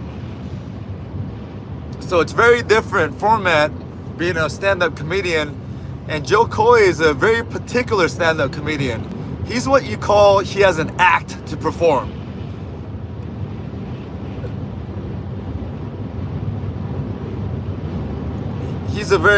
There's different categories of stand-up comedians, and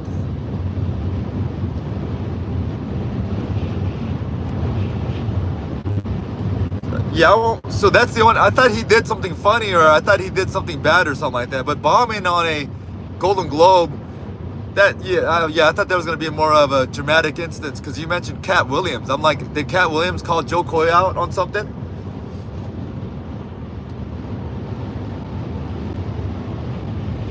Because guys who are getting bombed on is like Steve Harvey right now. Steve Harvey, because Cat Williams talking about all the Steve Harvey stuff.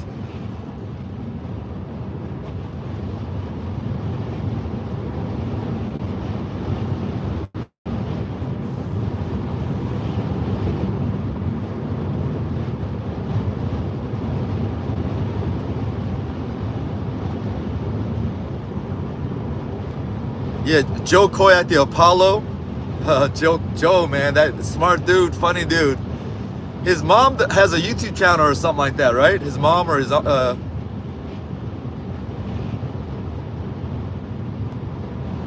yeah, he's from Vegas. So the back roads I was talking about earlier when I had a side, which I would have never known about if I never took that detour because of traffic here. Man, it does not look like California, the way the mountains are situated, and just, it was so scenic, so crazy on the right side. I don't even know what town this is on the left side here. I guess the left side is the best side. Hey, hey, hey. Ooh. Hey guys, it's getting windy. Like, it's swerving all the trucks. It's actually swerving my car also. It's pushing me to the left. It's windy. Oh yeah. Like, I could imagine how much influence this wind has on the trucks back there, because it's pushing my car to the left hard. How hard?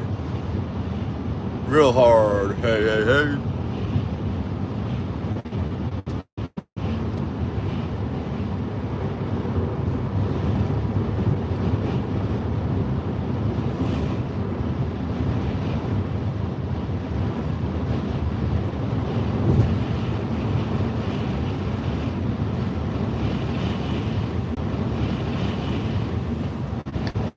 Oh, and when I was saying that I used to have some of these moments with Joe Coy in the past, I've never had text back and forth.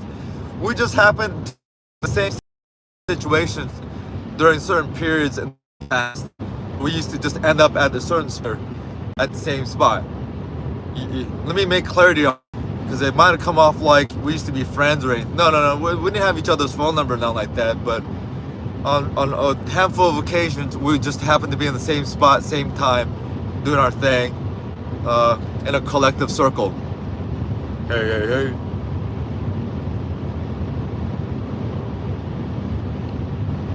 And even after, because I think his peak was about 3 years ago, or, you know, when, like, he would sell out the stadiums and this, or the arenas, I should say.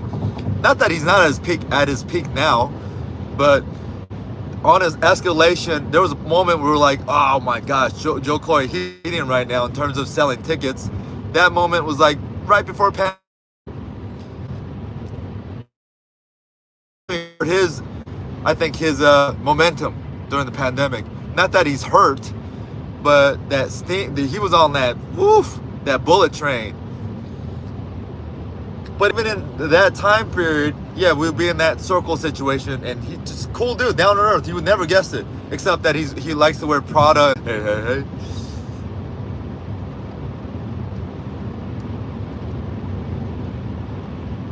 Now I gotta see those clips from the Golden Globes. I thought maybe he bombed, like he was sweating and getting nervous, and he choked on his lines and stuff like that.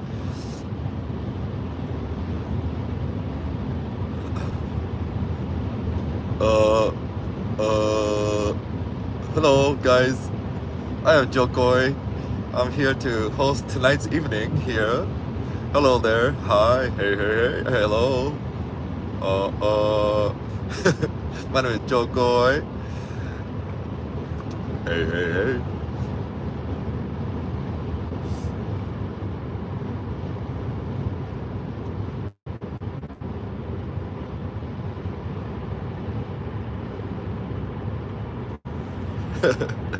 Now that's bombing.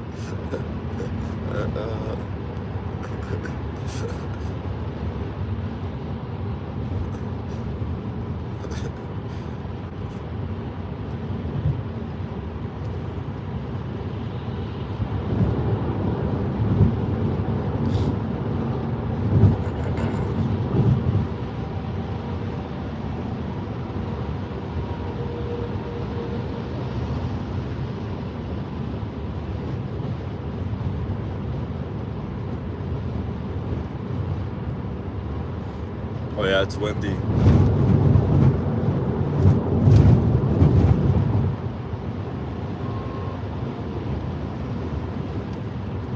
Hey Max, share us your experience staying at the Cosmopolitan, and did you stay Venetian or the analysis on those two properties? Cosmopolitan and I think it was Wynn, right? Wynn, or was it Venetian? The pros and cons of both properties. Curious what the up-to-date situation is on that. Cosmo and Wynn, yeah. I mean, very, very different properties, but both similar.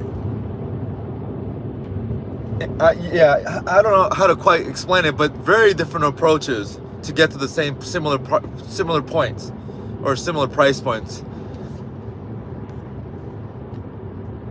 Teach me your high roller winnings. Hey, hey, hey.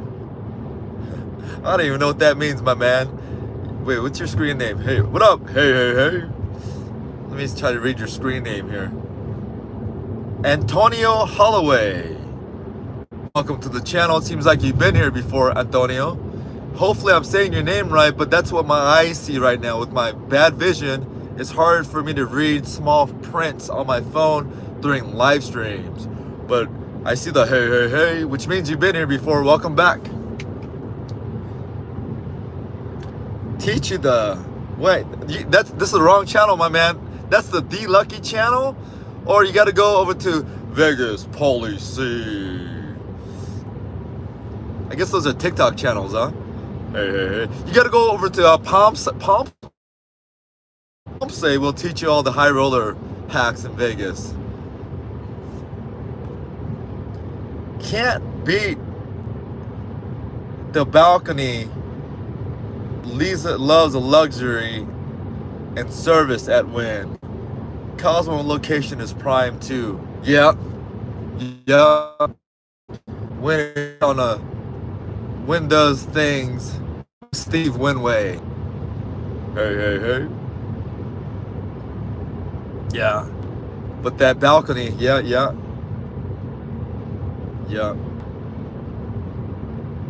Cosmo is chic. More chic. I guess you could say sexy. Wynn is this luxury class. And just, hey guys, we're the Wynn. Hey. But, ladies and gentlemen, those who are watching and listening right now, do not be intimidated by when, in terms of you think they're not going to offer you anything if you do a little gaming there, like, you know, put a few $100s in the slot machine. Oh, they will offer you some rooms. They're pretty aggressive in relation to the type of room that they offer, meaning you don't have to spend as much as you think to gamble there or game there, get comps or reduce room rates. Let's go, Mustang, let's go. Let's go, Mustang, let's go. Did you see that, guys? Nice job, Mustang. And you know me and Mustang drivers. I hope, hey, for those Mustang drivers right now, look at him, look at him, look at him. Look at him. He's going off, guys. Mustang, let's go. He's going to come back now. Look at him, look at him. Let's go, Mustang. Hey, hey, hey. I'm Team Chevrolet. Good job, Mustang.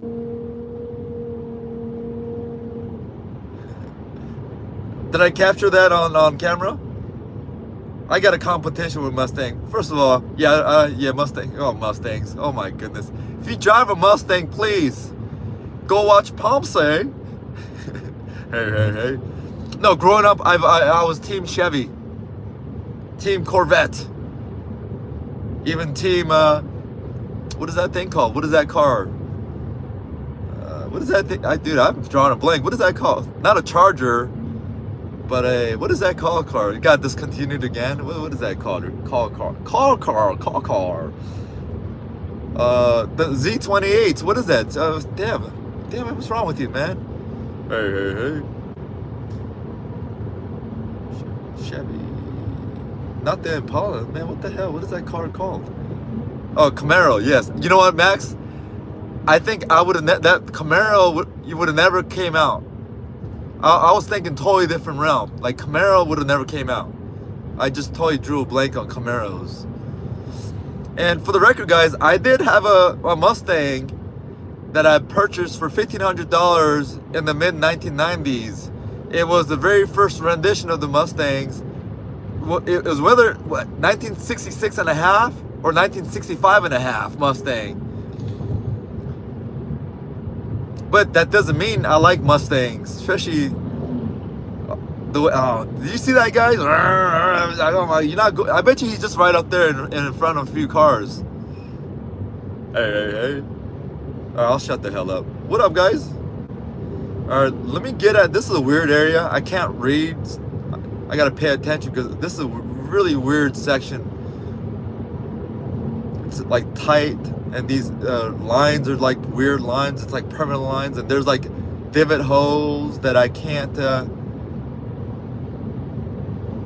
That I have. Yeah, it's you guys probably can't see it, right? The divot holes in the middle lane that I have to drive in the like a train track. All right, you know what? I'm not. I'll just shut the hell up. I need to focus here. Hey.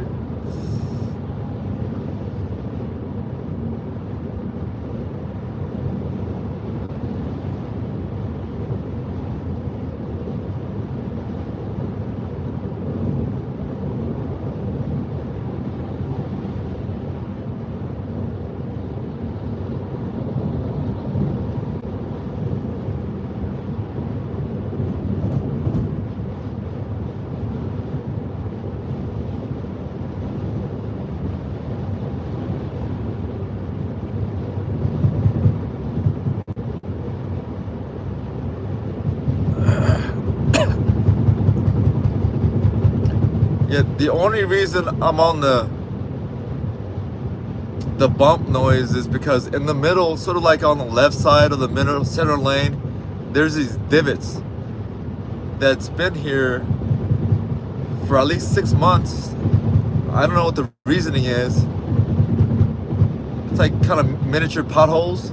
Like I'll go over them right now to let you hear it. Like that.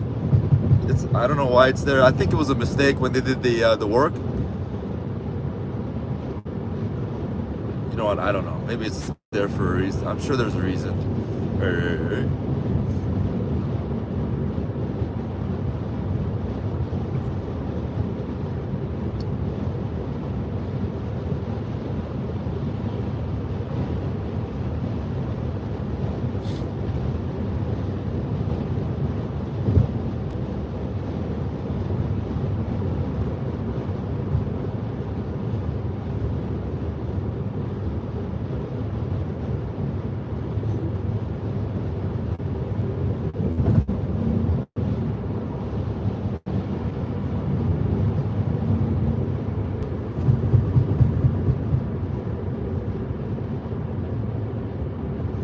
there's a Texas Roadhouse steakhouse around here, which I believe is the only one in California, I think. I've never been to Texas Roadhouse, but I heard, it's sort of a thing to go to if you want some steak for a very low price. Texas Roadhouse. To the right, if you can see that, yes, there's snow there.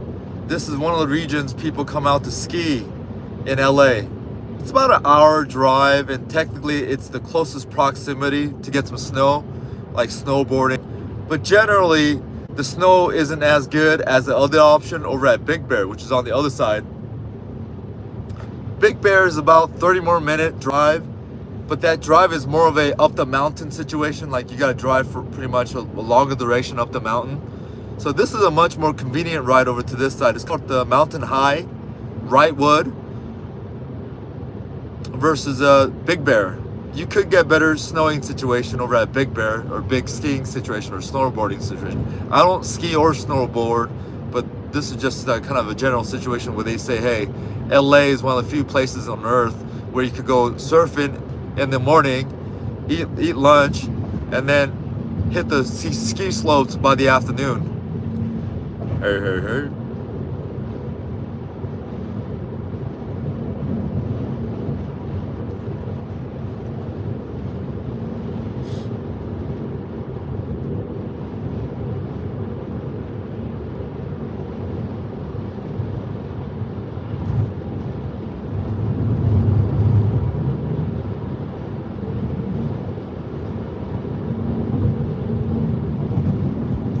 Yeah, this is a weird kind of...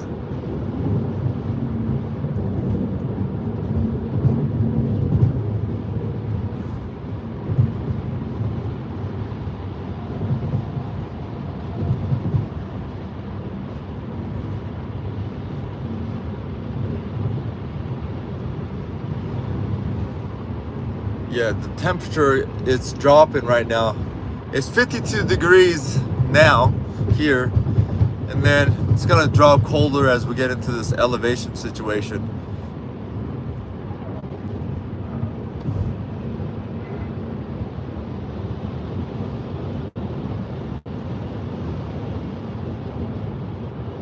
Yeah, I really don't get these drivers who accelerate really hard right before behind the car and then start braking and then accelerating and braking and accelerating. It's good for the brake industry though. Hey.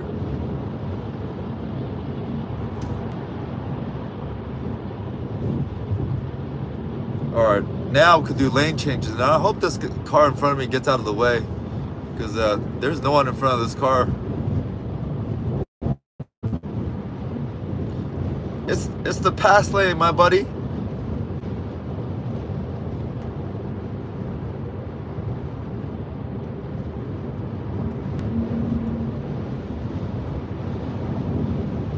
Oh, come on, do not veer in, Hyundai. You tailgate over there, guy. I feel like the standards of tailgating have decreased. I feel like everyone pretty much tailgates, and that's a normal situation now, because maybe the cars back in the days, you need a little bit more braking time and reaction time. But now these modern cars, you could brake easier and quicker. But I feel like, man, a lot of these cars who go around, they're way too close to the car in front of them. Way too close.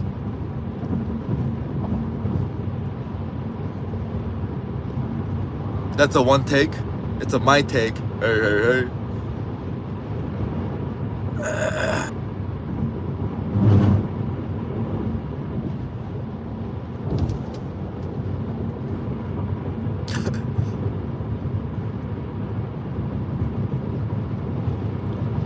Yeah, that was the worst time to leave Las Vegas, because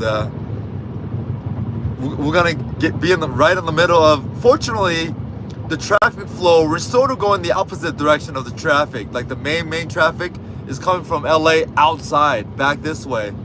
So that's the one benefit. But it's definitely going to be more traffic than what I would have encountered if I left maybe 30 minutes earlier. No, we'll say about an hour earlier, because we left around 12:30.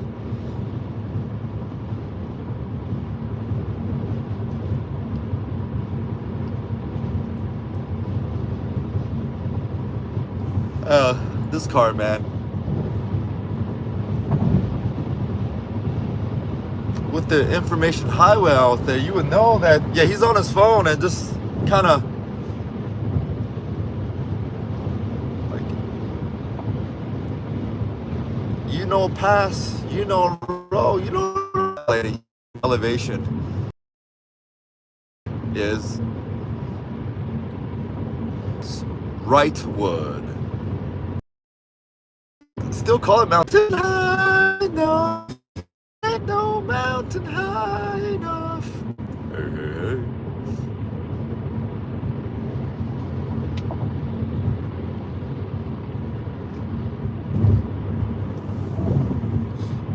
And this is where you get really free gas when you have gasoline, because you don't have to accelerate or anything. You just kind of coast down, unless you're like these guys here who just accelerating to nowhere. Hey, hey, hey. I would just coast down, save some gas here.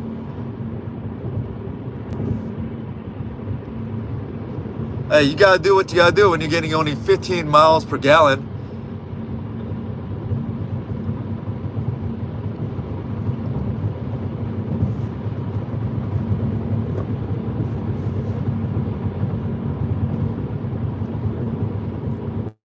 I gotta eat some potato chips. I have to eat some potato chicks. I gotta eat some potato chips. And wake up, wake up, wake up. Hey, hey, hey. Boom, boom, boom, boom, boom, boom, boom, boom, boom.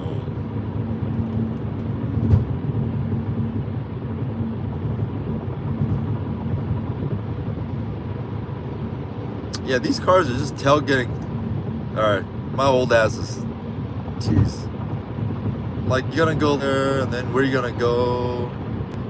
I saw you a second ago, and you're still here. Boom, boom, boom.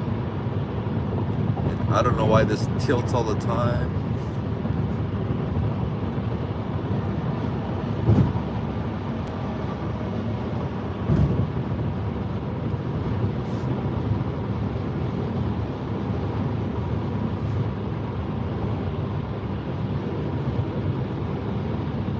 So Palmdale, you go take that.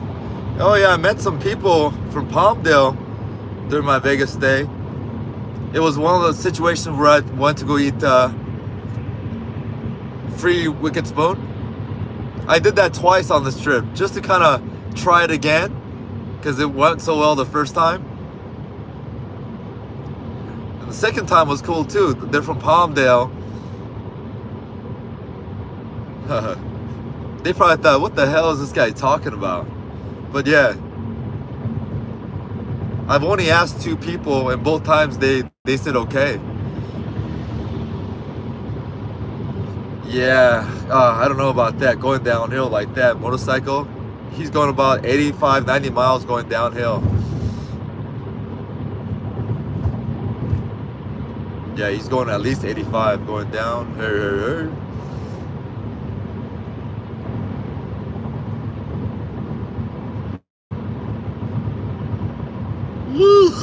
Oh yeah, I need some potato chips. It's 48 degrees here. I could feel the little chillness.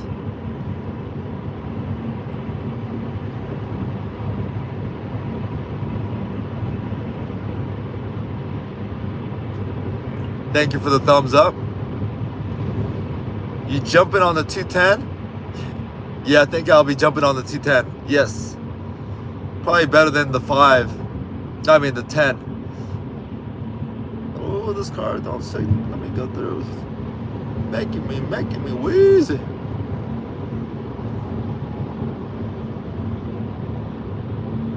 Yeah, oh, let me show you a story.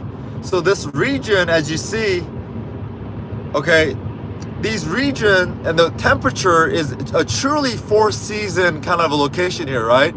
So a lot of Koreans, when they come and visit over here, when they move to LA, there's a lot of Korean restaurants in this area, in Wrightwood, because the season reminds them of Korea. It snows, in the summer it's hot, this and this and that. And the mountains, this sort of looks like Korea. I think they might have filmed MASH in this some of these in this area. MASH. You know the Korean show MASH? Not the Korean show. The American sitcom show based in Korea was filmed in these regions because these mountain lines reminds them of Korea. So long story short, well, let me keep the long story long. Okay, these look like it's in Korea, especially when it's snowing and mountain cap in the background. All right, so about 20 years ago, there was a movement in the early 2000s, late 1990s. A lot of Koreans were moving out here and setting up businesses out here. They might live maybe in like some of these neighboring towns, but they would have businesses over here, restaurants, hangout spots, drinking spots, so forth and so forth and so forth and so forth, right? Now, historically, this region has a high old school German population, or population, whatever you say, but German comes up to mind for some reason, right? So there now no Koreans, no Asians in this area, right? And a lot of these people who live here, they've been living here for generation after generation and generation. But all of a sudden you have these Koreans, and once the word goes out, hey, you can make some money and start a business, they come in droves. Like they'll start rushing in here, paying cash for these businesses. And these places that been around, they'll probably roll in here and just like offer them X amount of cash, and it's two offers refused type of situation. So a lot of businesses were popping up. Every business that pops up, you're losing up a business that's been there for many years, right? We'll call it German businesses or local businesses. All right, so Korean restaurants, they make a lot of money because a lot of people from LA would travel out here, drive out here to experience the Korean experience, the full thing, right? The atmosphere, the weather, the whole thing. It feels like they're transported back to their homeland, Korea. All right, you got it? So maybe even like, they have like, I don't want to say illegal, but casual, hotel. Hey.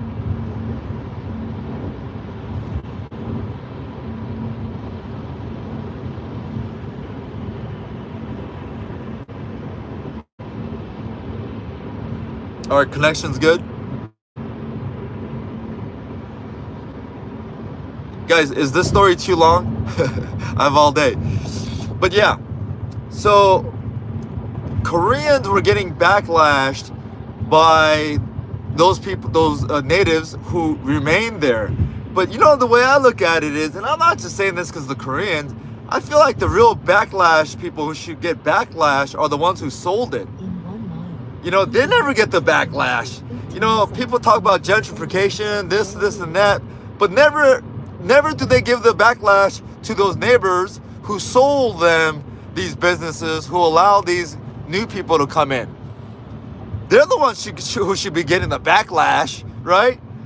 Like, all right, kind of a joke, but it's kind of not. But anyways, so naturally, yeah, it's like, oh my goodness, these Korean people are coming in, but where's my old school German bar or German restaurant or American bar, whatever you want to say, right? Where's that, little place I used to go for 20 years, 25 years? They're not here anymore, and every one of these places are disappearing by the month. All right, so long story short, they're getting the backlash, and guess what happens, guys? Now keep left to take Interstate 15 south. Guess what happens? These Korean businesses, naturally they get competitive, right? One will offer better, another one will offer something the other one won't offer, because they got to get real competitive in this business nature, even up here, right? Maybe lower the price, is not still doing it, but you got to start offering stuff that no one else offers. And this cadence eventually led to someone selling dog meat. Okay? This competitive nature, eventually someone got real out there and started doing the Korean, poshintang, basically, right? By the way, not everyone eats, most Koreans do not eat dogs. And I'm not judging if that's bad or good. That's not for me to make judgment on. And right now, actually, it's a very controversial topic in Korea right now, because for the first time in Korean history, the government is actually trying to put in forth a legal ramification, a legal ruling to put illegal to eat dogs, pretty much. And there's a backlash by the old school people and even younger folks, kind of like saying, "Hey, man, that's a little bit too much. You guys, we've been doing it for thousands and thousands of years. We're just doing it to appeal to those who are outside of our country," whatever the case, right? Anyways, over here, so yeah, so there was a big news came out where one of the houses, one of the businesses, got caught with like 30 dogs. Because, you know, I mean, and they did the math saying, hey, you know, they're like, dude, they're doing all right, I'll shut the hell up. So all that backlash that led up to this was all justified at that point, basically, right? Everything's out the window. Now, I don't know how the situation is over there, if there's still Koreans there or not. I really don't know. There should be still, but anyways, this was like the good old Wild Wild West in the early 2000s. So that's why, to this day, a lot of Koreans moved out to this region. A lot of Koreans, because the real estate was cheap. A lot of them bought a lot of properties out here in the early 2000s. Just as, because the early 2000s was wild real estate era in LA. Pretty much, probably maybe across the country for the most part. But those who came out here to this way and bought a lot of situations, man, I bet you they made a lot of killing on that real estate situation. All right, anyways, that's my story. Thank you for listening.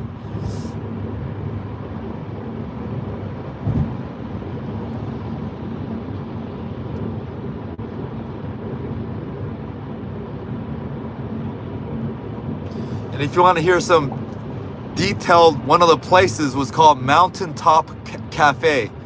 Mountaintop. It was exactly what it says. Everyone who drove into the Mountain High ski resort would see that cafe. It was like a pit stop where you needed to go make a pit stop, or there's no place to make a pit stop. Mountaintop Cafe. Eventually a Korean was able to buy that place and try to convert it into a Korean restaurant. And there was huge backlash on that one, because that one was the pinnacle of all restaurants there, because it was the most recognizable, noticeable American diner place, not just for the locals, but everyone who was going into Mountaintop from everywhere, because that was where you needed to either make a pit stop or you don't make a pit stop, because it was just there on the top of the situation. But yeah, it took a lot for the original sellers to eventually sell it to the Koreans. But yeah, anyways, hey.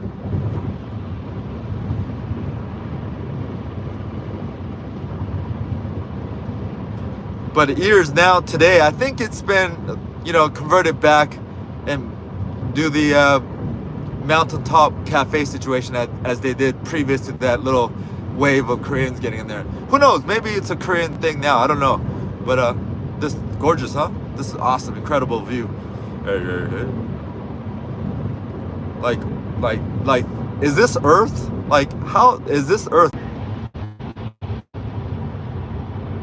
Yep, thank you for waiting. I had to do a little B-roll.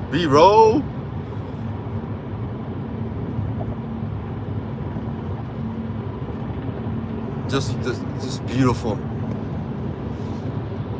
Incredible. So we're in the city of Rancho Cucamonga. We're out there like Rancho Cucamonga.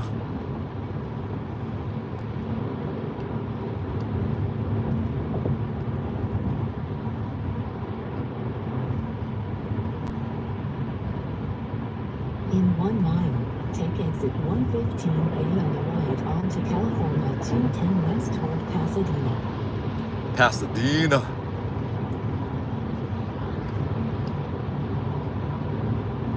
Hey. What up? Hey. You jumping on the 210. I'm about to jump on 210 right now, Max. You know what I'm saying? Hey. Oh, my ears popped. Thank goodness. Woo, I feel refreshed. My ears popped.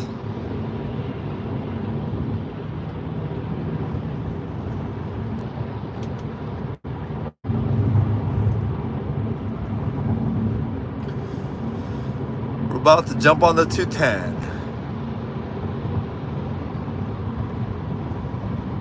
We're about 1 mile away. No, we're about 1 hour away from. Wow, this is beautiful, guys. Now take exit Oof. 115A on the right. Oof. Oof.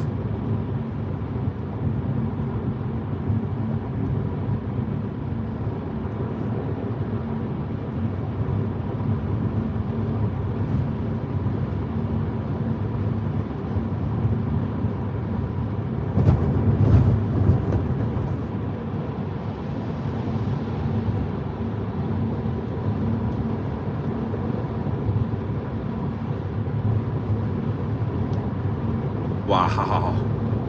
Oh man, I want to go take a B-roll here, but no, let's just let this ride so you guys could see this as well. I don't know if you guys are watching or not, but like that, the way that cloud was formatted, or wow, look at that cloud. It's like leading us there to our destination, because that's towards downtown. The way it's situated, angled out, it's like a compass, right, telling us to go there.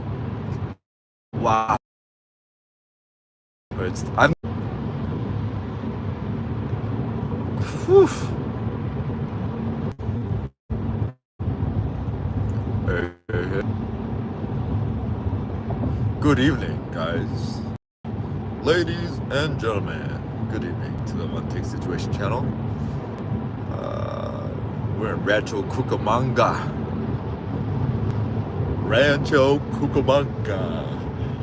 Whew. I think Rancho Cucamonga is considered Inland Empire. As soon as we pass Rancho Cucamonga, might be LA County, I think, or maybe Rancho Cucamonga is in LA County.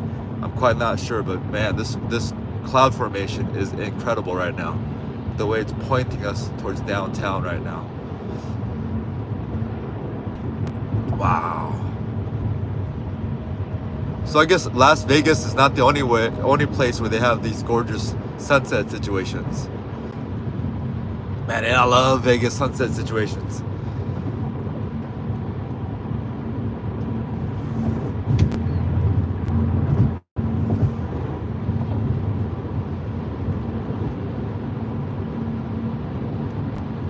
It's beautiful. The simple things in life. All right, I'll shut the hell up. What the hell? What the hell? What the hell?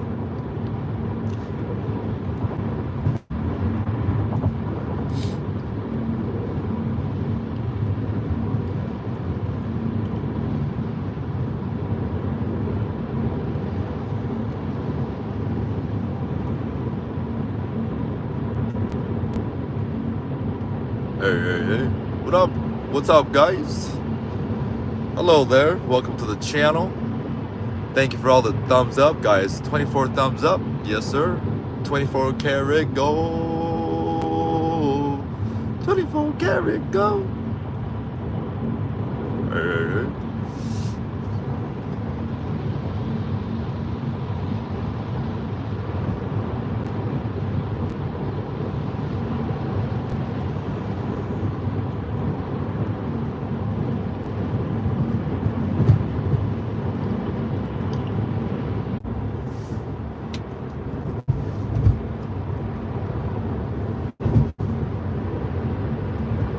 Thank you for waiting.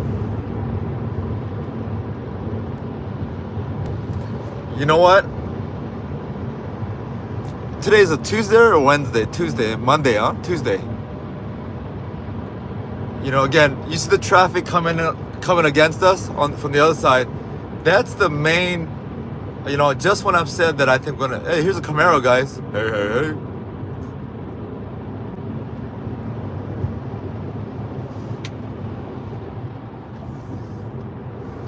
The point I was trying to make is the real traffic is coming from the other direction, from LA outwards, from LA city or downtown outwards.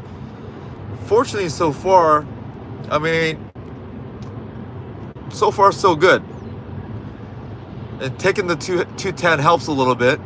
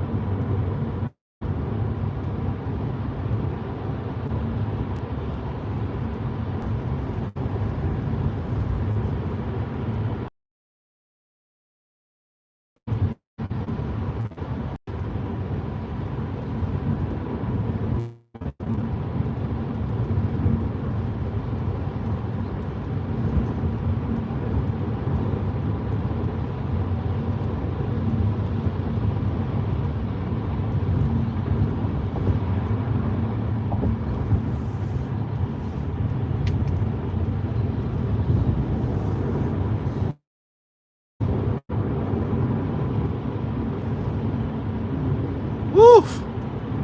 Beautiful. Wow.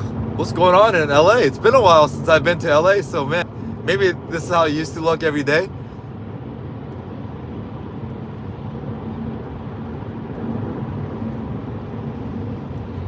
Yeah, that V for victory, guys. Yeah, the clouds are shaped like a victory. All right, I'll shut the hell up. Oh boy.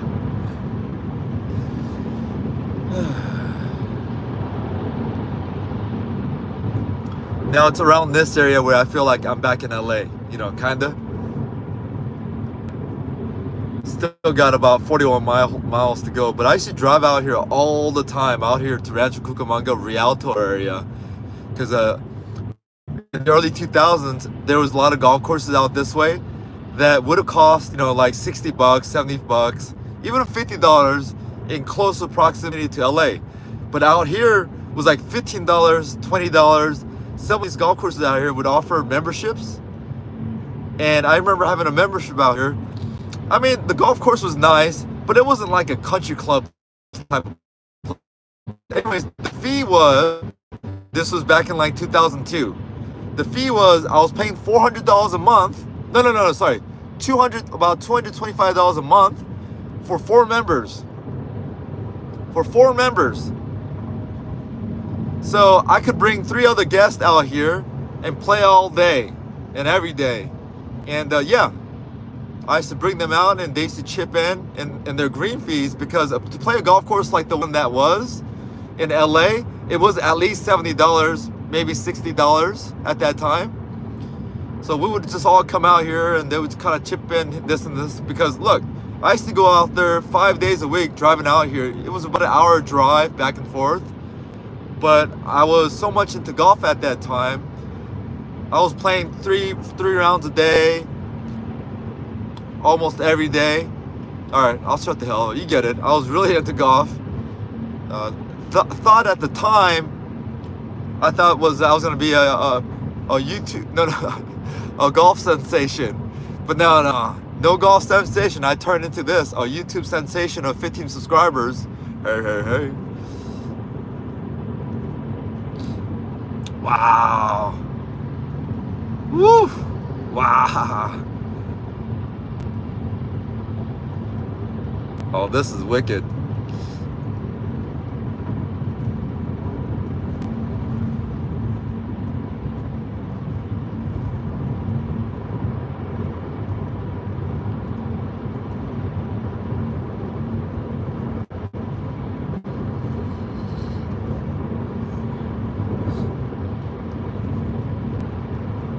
Oh, maybe. Wait, is anyone?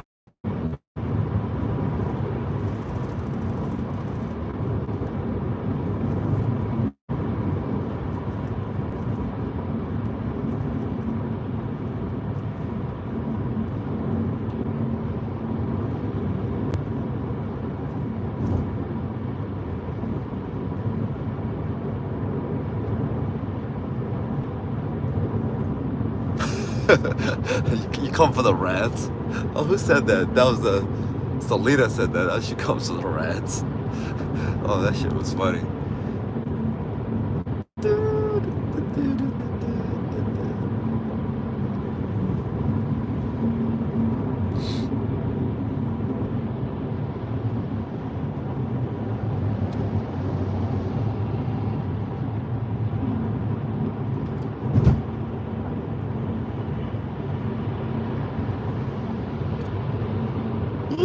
Excuse me, I need some potato chips. No, actually, you can't call them potato chips. These are potato crisps. Pringles, you can't call them chips, right? You gotta call it crisps.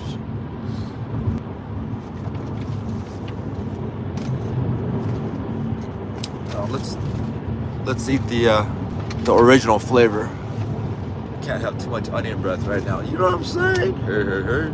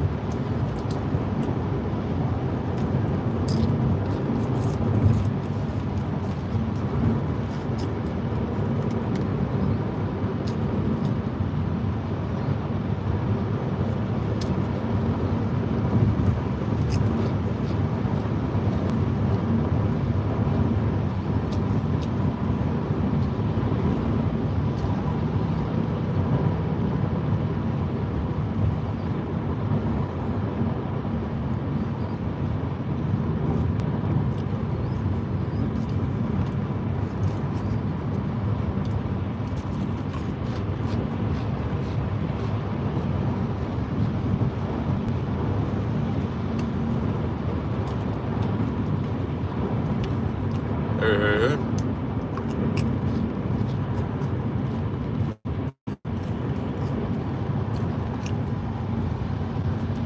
What up, what up, what up?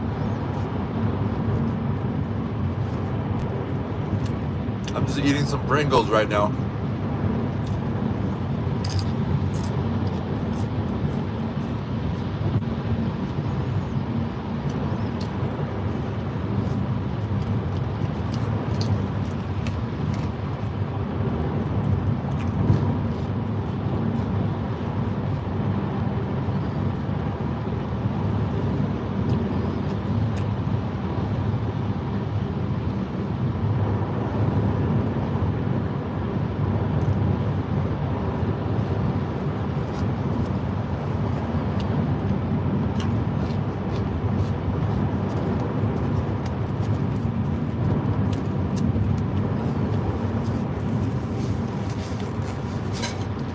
The only problem is reaching the Pringles can.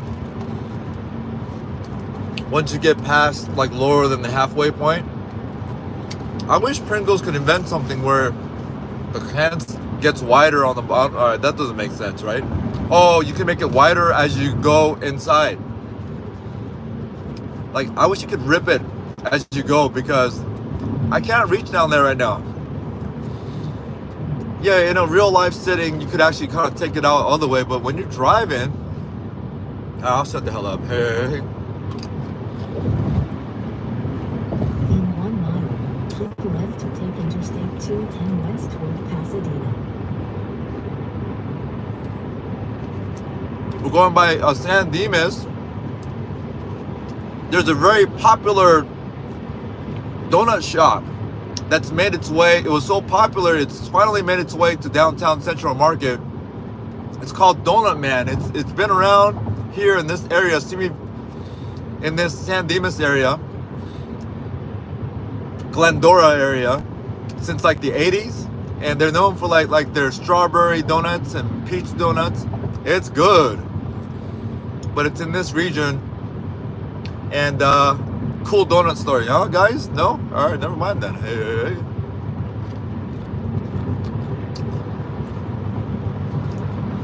Now keep left to take Interstate 210 west.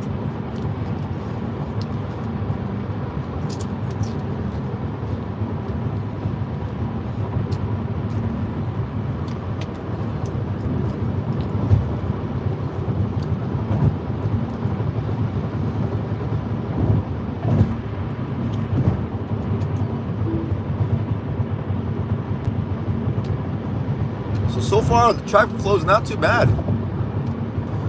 I couldn't ask for better than this at this point, and I think we're pretty much safe all the way through.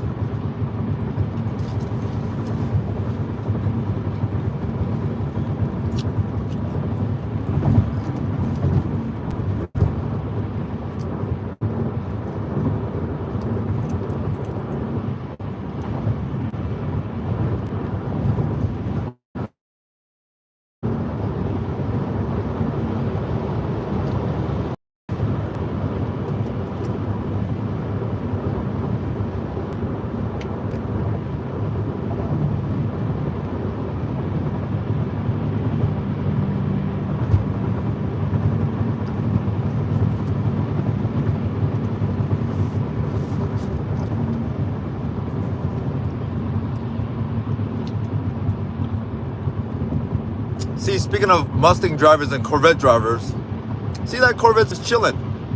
It's just kind of going, boom, boom, boom. Alright, I'll shut the hell up. What up, guys? If you hear this, say hello. Maybe the comment box goes glitchy when I go off and film something on my B-roll. Because I don't really see anyone say anything, but maybe just quiet. I'm not seeing anything on my end. Maybe doing the B-roll trigger something, but I got the hey. So we're almost here, guys, and I know some of you might be saying, hey man, where are the videos of food? Those videos are coming up. I'm gonna go off some of the list of restaurant videos I have on my phone. waiting to be edited, and I'll go off the list right now. Let me think. All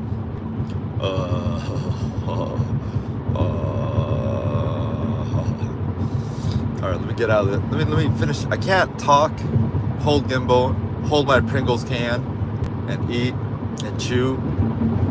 And all right, give me 1 second. Let me take one more last crisp. Jeez, these Pringles cans, they're so.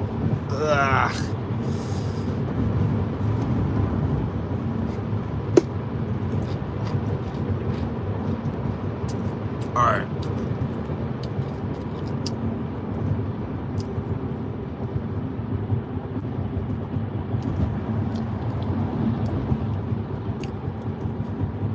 All right, that's it. We'll close this can.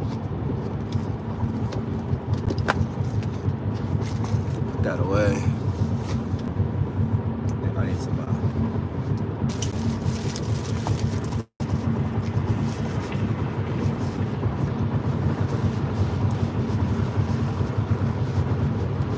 Hey, what up, guys? In LA County, that's for sure now. About 27 miles to go to, let's say, downtown. So, restaurants, videos, footages that I have on my phone, just waiting to be edited, are as follows. I'm just gonna kind of remember all the places from to whatever I can remember, right? Okay. So, new Joel Robuchon video coming up. Joel Robuchon from MGM Grand. The new restaurant, Brasserie B by Bobby Flay at Caesar's Palace, that's coming up. Peter Luger, newest steakhouse in Vegas at Caesar's, coming up, Peter Luger. Staten Social Prime, also sort of like a steakhouse slash loungy new location, also at Caesar's, coming up. Nobu Sushi coming up. Mr. Chow coming up. Bacchanal Buffet holiday version coming up.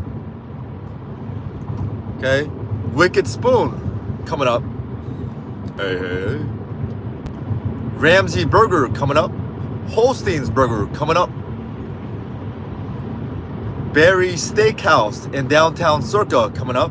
Both the steak and their $50 hamburger videos. Victory Burger coming up. East 8. This is all Circa restaurant properties, or restaurant on Circa. East 8 coming up. Pig Nation. Andiamo's is another steakhouse on Fremont at the D. Oyster Bar. Julian Serrano. Posh Burger. More of the Aria Proper Eats. Oh, hold on, I gotta focus here. I gotta focus. No traffic coming in here. I gotta focus. I said Ramsay Burger, but I didn't say Ramsay Pub and Grill. So Ramsay Pub and Grill with beef Wellington, their style, coming up. Hey.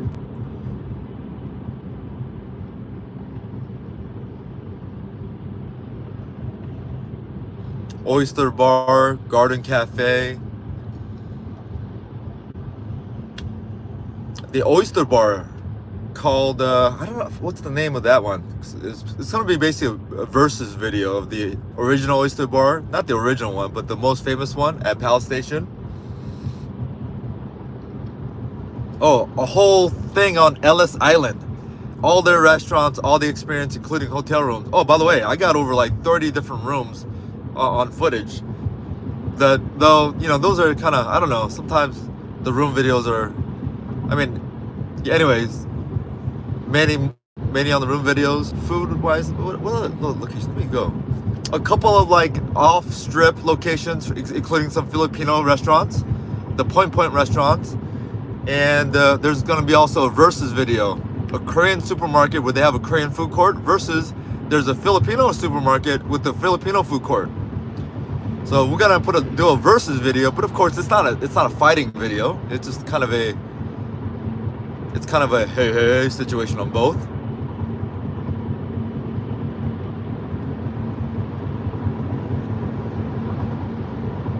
Oh, Americano Cafe at Paris. What's that Paris restaurant where you eat outside? Mongobi or something like that. Mongobi Nabi. That place, by the way, that one of my worst dining experiences there, which I did have to cut my meal short, and I just told him, hey, give me the check, charge me for whatever you want to charge, I'm out of here, basically is what happened. Never done that, but I had to do that day. But if they told you their story, you would probably be on their side. That's the funny thing about this. Yeah, if they told their side, no. If I take, I don't know. Yeah, because their story is easier to tell than my angle. It's easier to kind of listen to and be, oh yeah, I'm on your side. It's easier to understand. It's more convenient. But anyways, whatever it was to the point where, you know, I've never done it. Where just like, I'm not like, hey, charge me whatever I'm out, you know. That's not how I roll. Even if those challenging situations, I still want to enjoy my food. You know, the food that I have to pay for anyways, right? So that happened at Mongobi, whatever you want to say. Hey.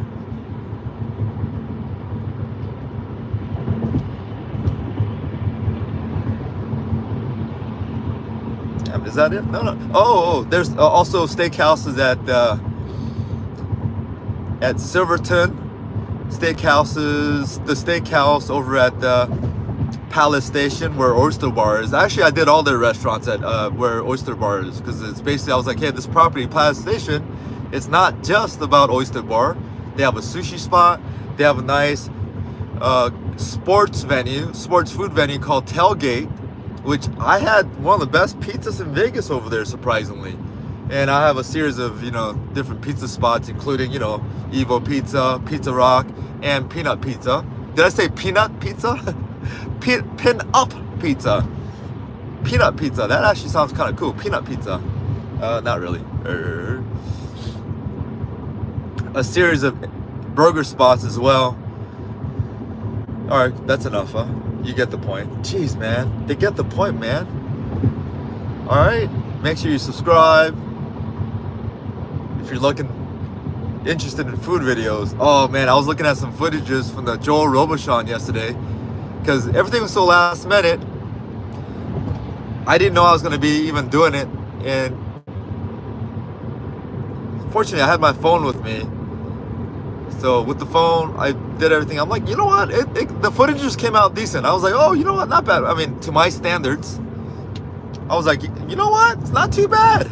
Not too bad. So that's going to come out. The mic is going to be a little weird because I didn't realize the wired mic that I wear, you know, the little headphone wire I wear, it was rubbing up on the collar when I was talking or moving. So it does have that kind of annoying noise, but hey, what can I do at that point?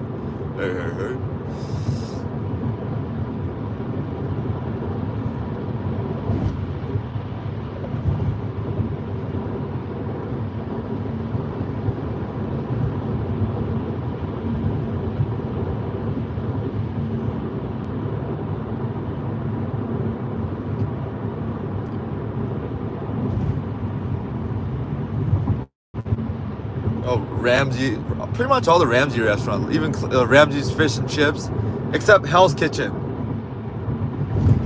No Hell's Kitchen for me, because there's absolutely nothing on the menu that I want to eat there. So I don't go there.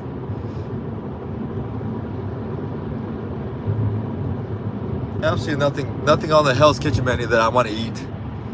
And I don't watch the show Hell's Kitchen. I've never seen an episode of Hell's Kitchen, so I've never been to Hell's Kitchen. I mean, I've been in there, but yeah, I was like, nah.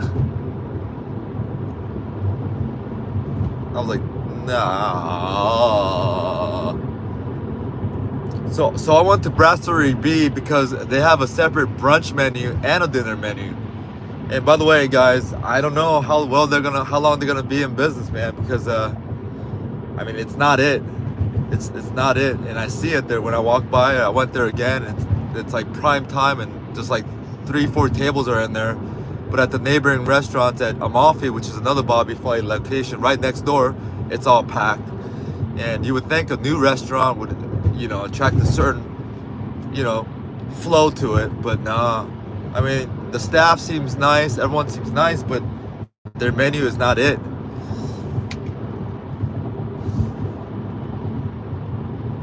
Especially when compared to the alternative, which is his other restaurant next door. Like 99% of the people will pick the other restaurant over Brasserie Beach. Even just looking at the menu of Brasserie, it's pretty like especially it's when you're looking next to Amalfi's restaurant, which is the other Bobby Flay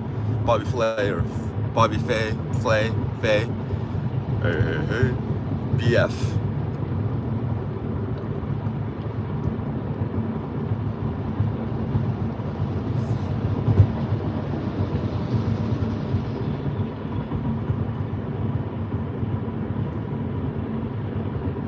Oh, I got the Vegas Pauly C and Jose the Taco Guy's new taco joint video. Maybe not. That's more TikTok than YouTube, huh? I'll make a TikTok video on that. I actually did. I had a TikTok video on the taco spot, the new one by Vegas Pauly C and Jose the Taco Guy. All right, guys, 17. We're almost there, and once we go to Pasadena, I might just end this live stream so I could focus on driving. Because like so far, not too bad. Just I couldn't have asked for anything more than this. This is good so far, but you never know because I have to go to certain regions right now that could be a lot more congested. Oh, it's getting cold though. Why is that weird? I'm feeling cold on the knees.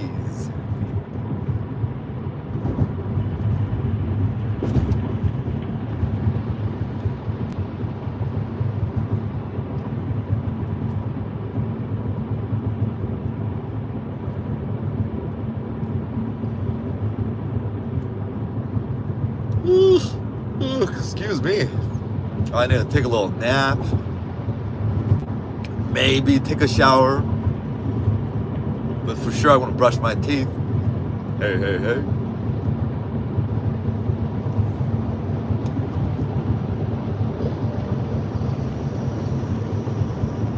So for those of you watching this in the future, so far, how long did it take to get here minus the pit stop? The pit stop could have taken about 15 minutes less if we had to. I just sat there and charged longer to eat and just chill out a little bit. So the trip could have taken about 25 minutes. No, we'll just say 20 minutes less. Because the traffic wasn't too bad coming back. That was caused by staying at the Barstow location for an additional 20 minutes or so. So we'll add 5 more minutes to that traffic time. Not negligible there. So I'll just shut that up. Jeez, come on, man, just drive. Can you just drive? Can you just drive? You're one of those Lyft Uber drivers who just yap, huh? Thank goodness you don't have me as your Uber Lyft driver. Hey. They'll be like, hey man, can you just shut it?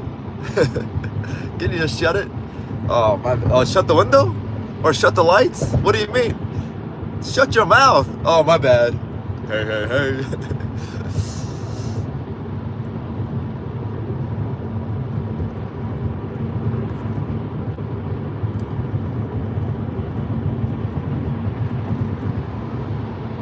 Welcome home, Mongobinavi. 4 hours since you left Vegas. 4 hours only? No, about maybe 4 to 5 hours.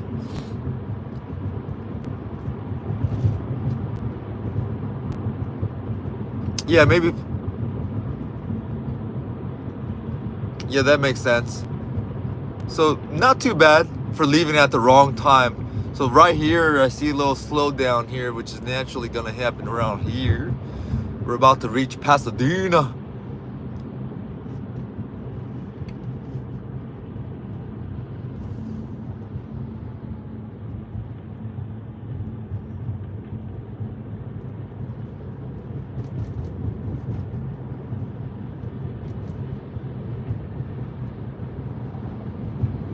In 1 mile, keep a right to stay on Interstate 210 west toward California 110, Del Mar Boulevard.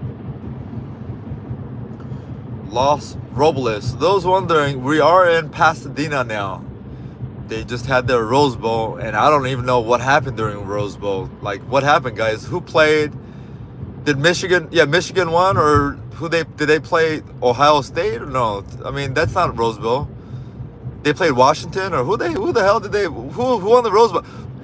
Is the college championship over? Like, who are the champions? I don't even know. Could someone tell me that? Like, who won the championship, or is it next week? I don't know. I don't have a clue, guys. Hey. Was Rose Bowl the championship game, or was that something else? I don't know, man. Someone who won the whole thing? Hey, was it Washington, Michigan, or whoever else was in the? Oh, it's got to be like Alabama or something. No, Auburn. I don't know. Hey. All right, I gotta focus here, and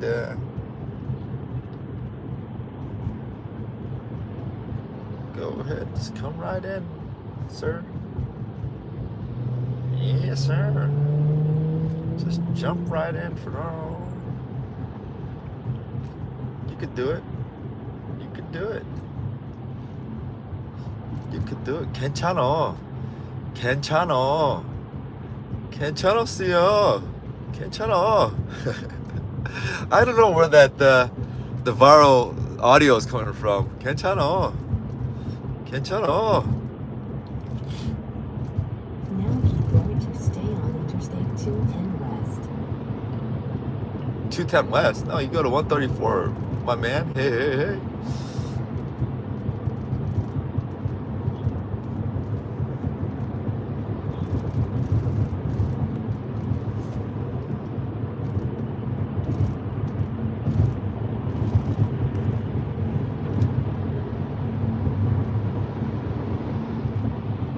Oh, Michigan's were champs. Oh, yeah. I hear that they're pretty much the best team. Pretty much, it was not a surprise. Michigan won the whole thing. They were the most consistent throughout the year. Because I know Ohio State was like ranked number 1 for a second, but people were wondering like how was that even possible? I don't know the details, but Michigan, huh? The Wolverines, huh? Hey. So Jim Harbaugh pulled it off, huh?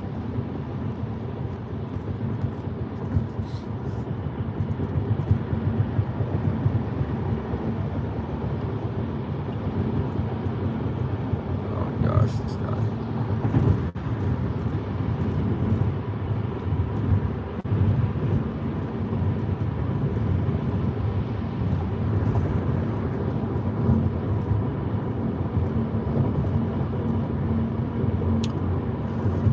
Wow, was the game? When was the game? The championship game, and was the score close?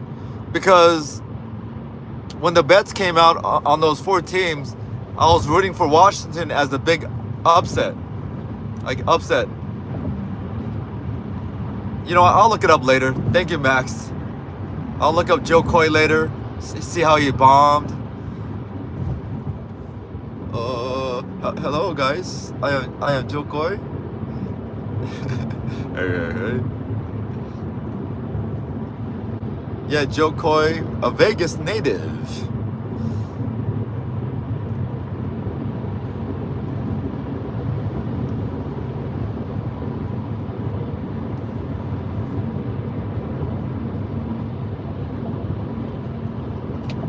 We're driving by Occidental College, where President Obama attended for a little bit before his transfer over to wherever he ended up. Occidental College in Eagle Rock, Highland Park, a large Filipino community. I think there's a mall here that used to be called the Eagle Rock Mall. It's been all transformed into Filipino market, you know, Seafood City, Jollibee, different various Filipino vendors in the whole mall. So now it's not called the Eagle Rock Mall anymore. It can't be.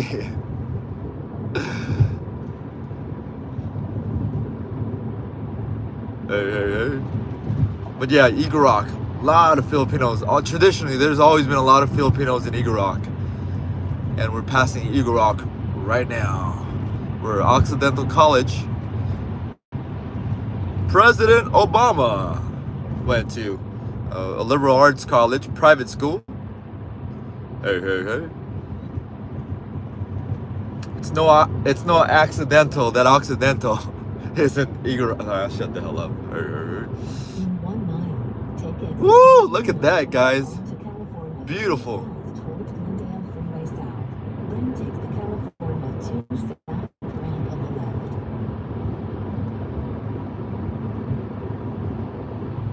Okay, as soon as we see a glimpse of downtown is when I'm gonna end the live stream, because we're gonna get, actually you can kind of see it here, but I'll end it as we make this turn transition, and I'll take the street. Let me see. What? Nah, it's not time to go this way, huh? But I will go this way just on purpose. Yeah, because I could go either or.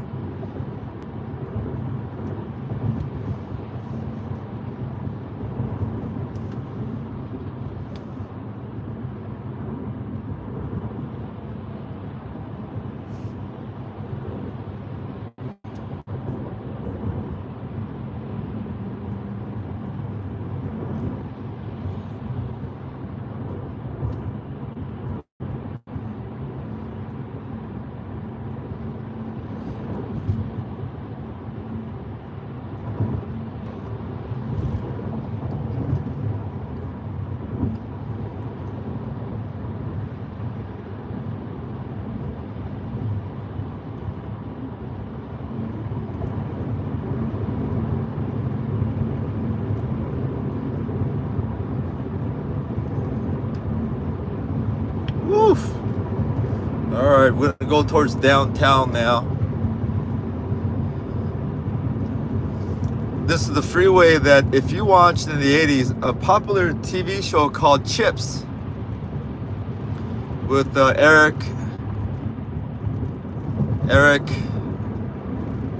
man, what's his last name?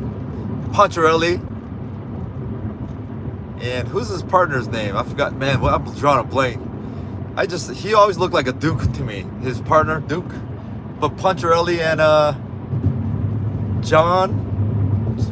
But what, Officer John? No, what did they call him though? John something. But anyways, during the 80s, this freeway area was a connecting situation from downtown to wherever this goes to the foothills. So a lot of their freeway scenes were filmed right here. On this freeway. All right, cool story. I can't. Oh, Eric Estrada. John, yeah. Hey. What a cool show that was. Dun, dun, dun, dun, dun. The funkiest theme song of all time too. That theme song was so funky. Even like towards the end. Oh man, that song that goes hard. That Chip song goes hard, and then they would give it the close up of the motorcycle. Hey. What a great show. That theme song though. It's almost okay. Some of the best, funkiest theme songs. That one, also SWAT. SWAT. Oh man, that SWAT one was a good one too. But the one that always catches my ear if I listen to it today is Family Ties. For some reason, whenever that theme song pops up, it just takes me right back to 1980. Am I the only one? What would you do, baby, without love? Sha-la-la-la. Sit, boo-boo. Sit. All right, y'all. On that note, I'll catch you later, guys. Thank you for watching. Subscribe if you haven't. Check out the edited videos, and hopefully you enjoyed this one. Thanks for joining on this ride from Las Vegas all the way here to LA. We're a few miles away from downtown LA, so we're in LA, guys. If you're watching this in the future, again, hopefully you enjoyed this one. If you did, push that like button, comment below. Let's talk about it. And subscribe, please. On a micro channel like this one, every one of your pushes makes a huge impact. Or I'll shut the hell up. All right, y'all. Later, guys. Bye-bye.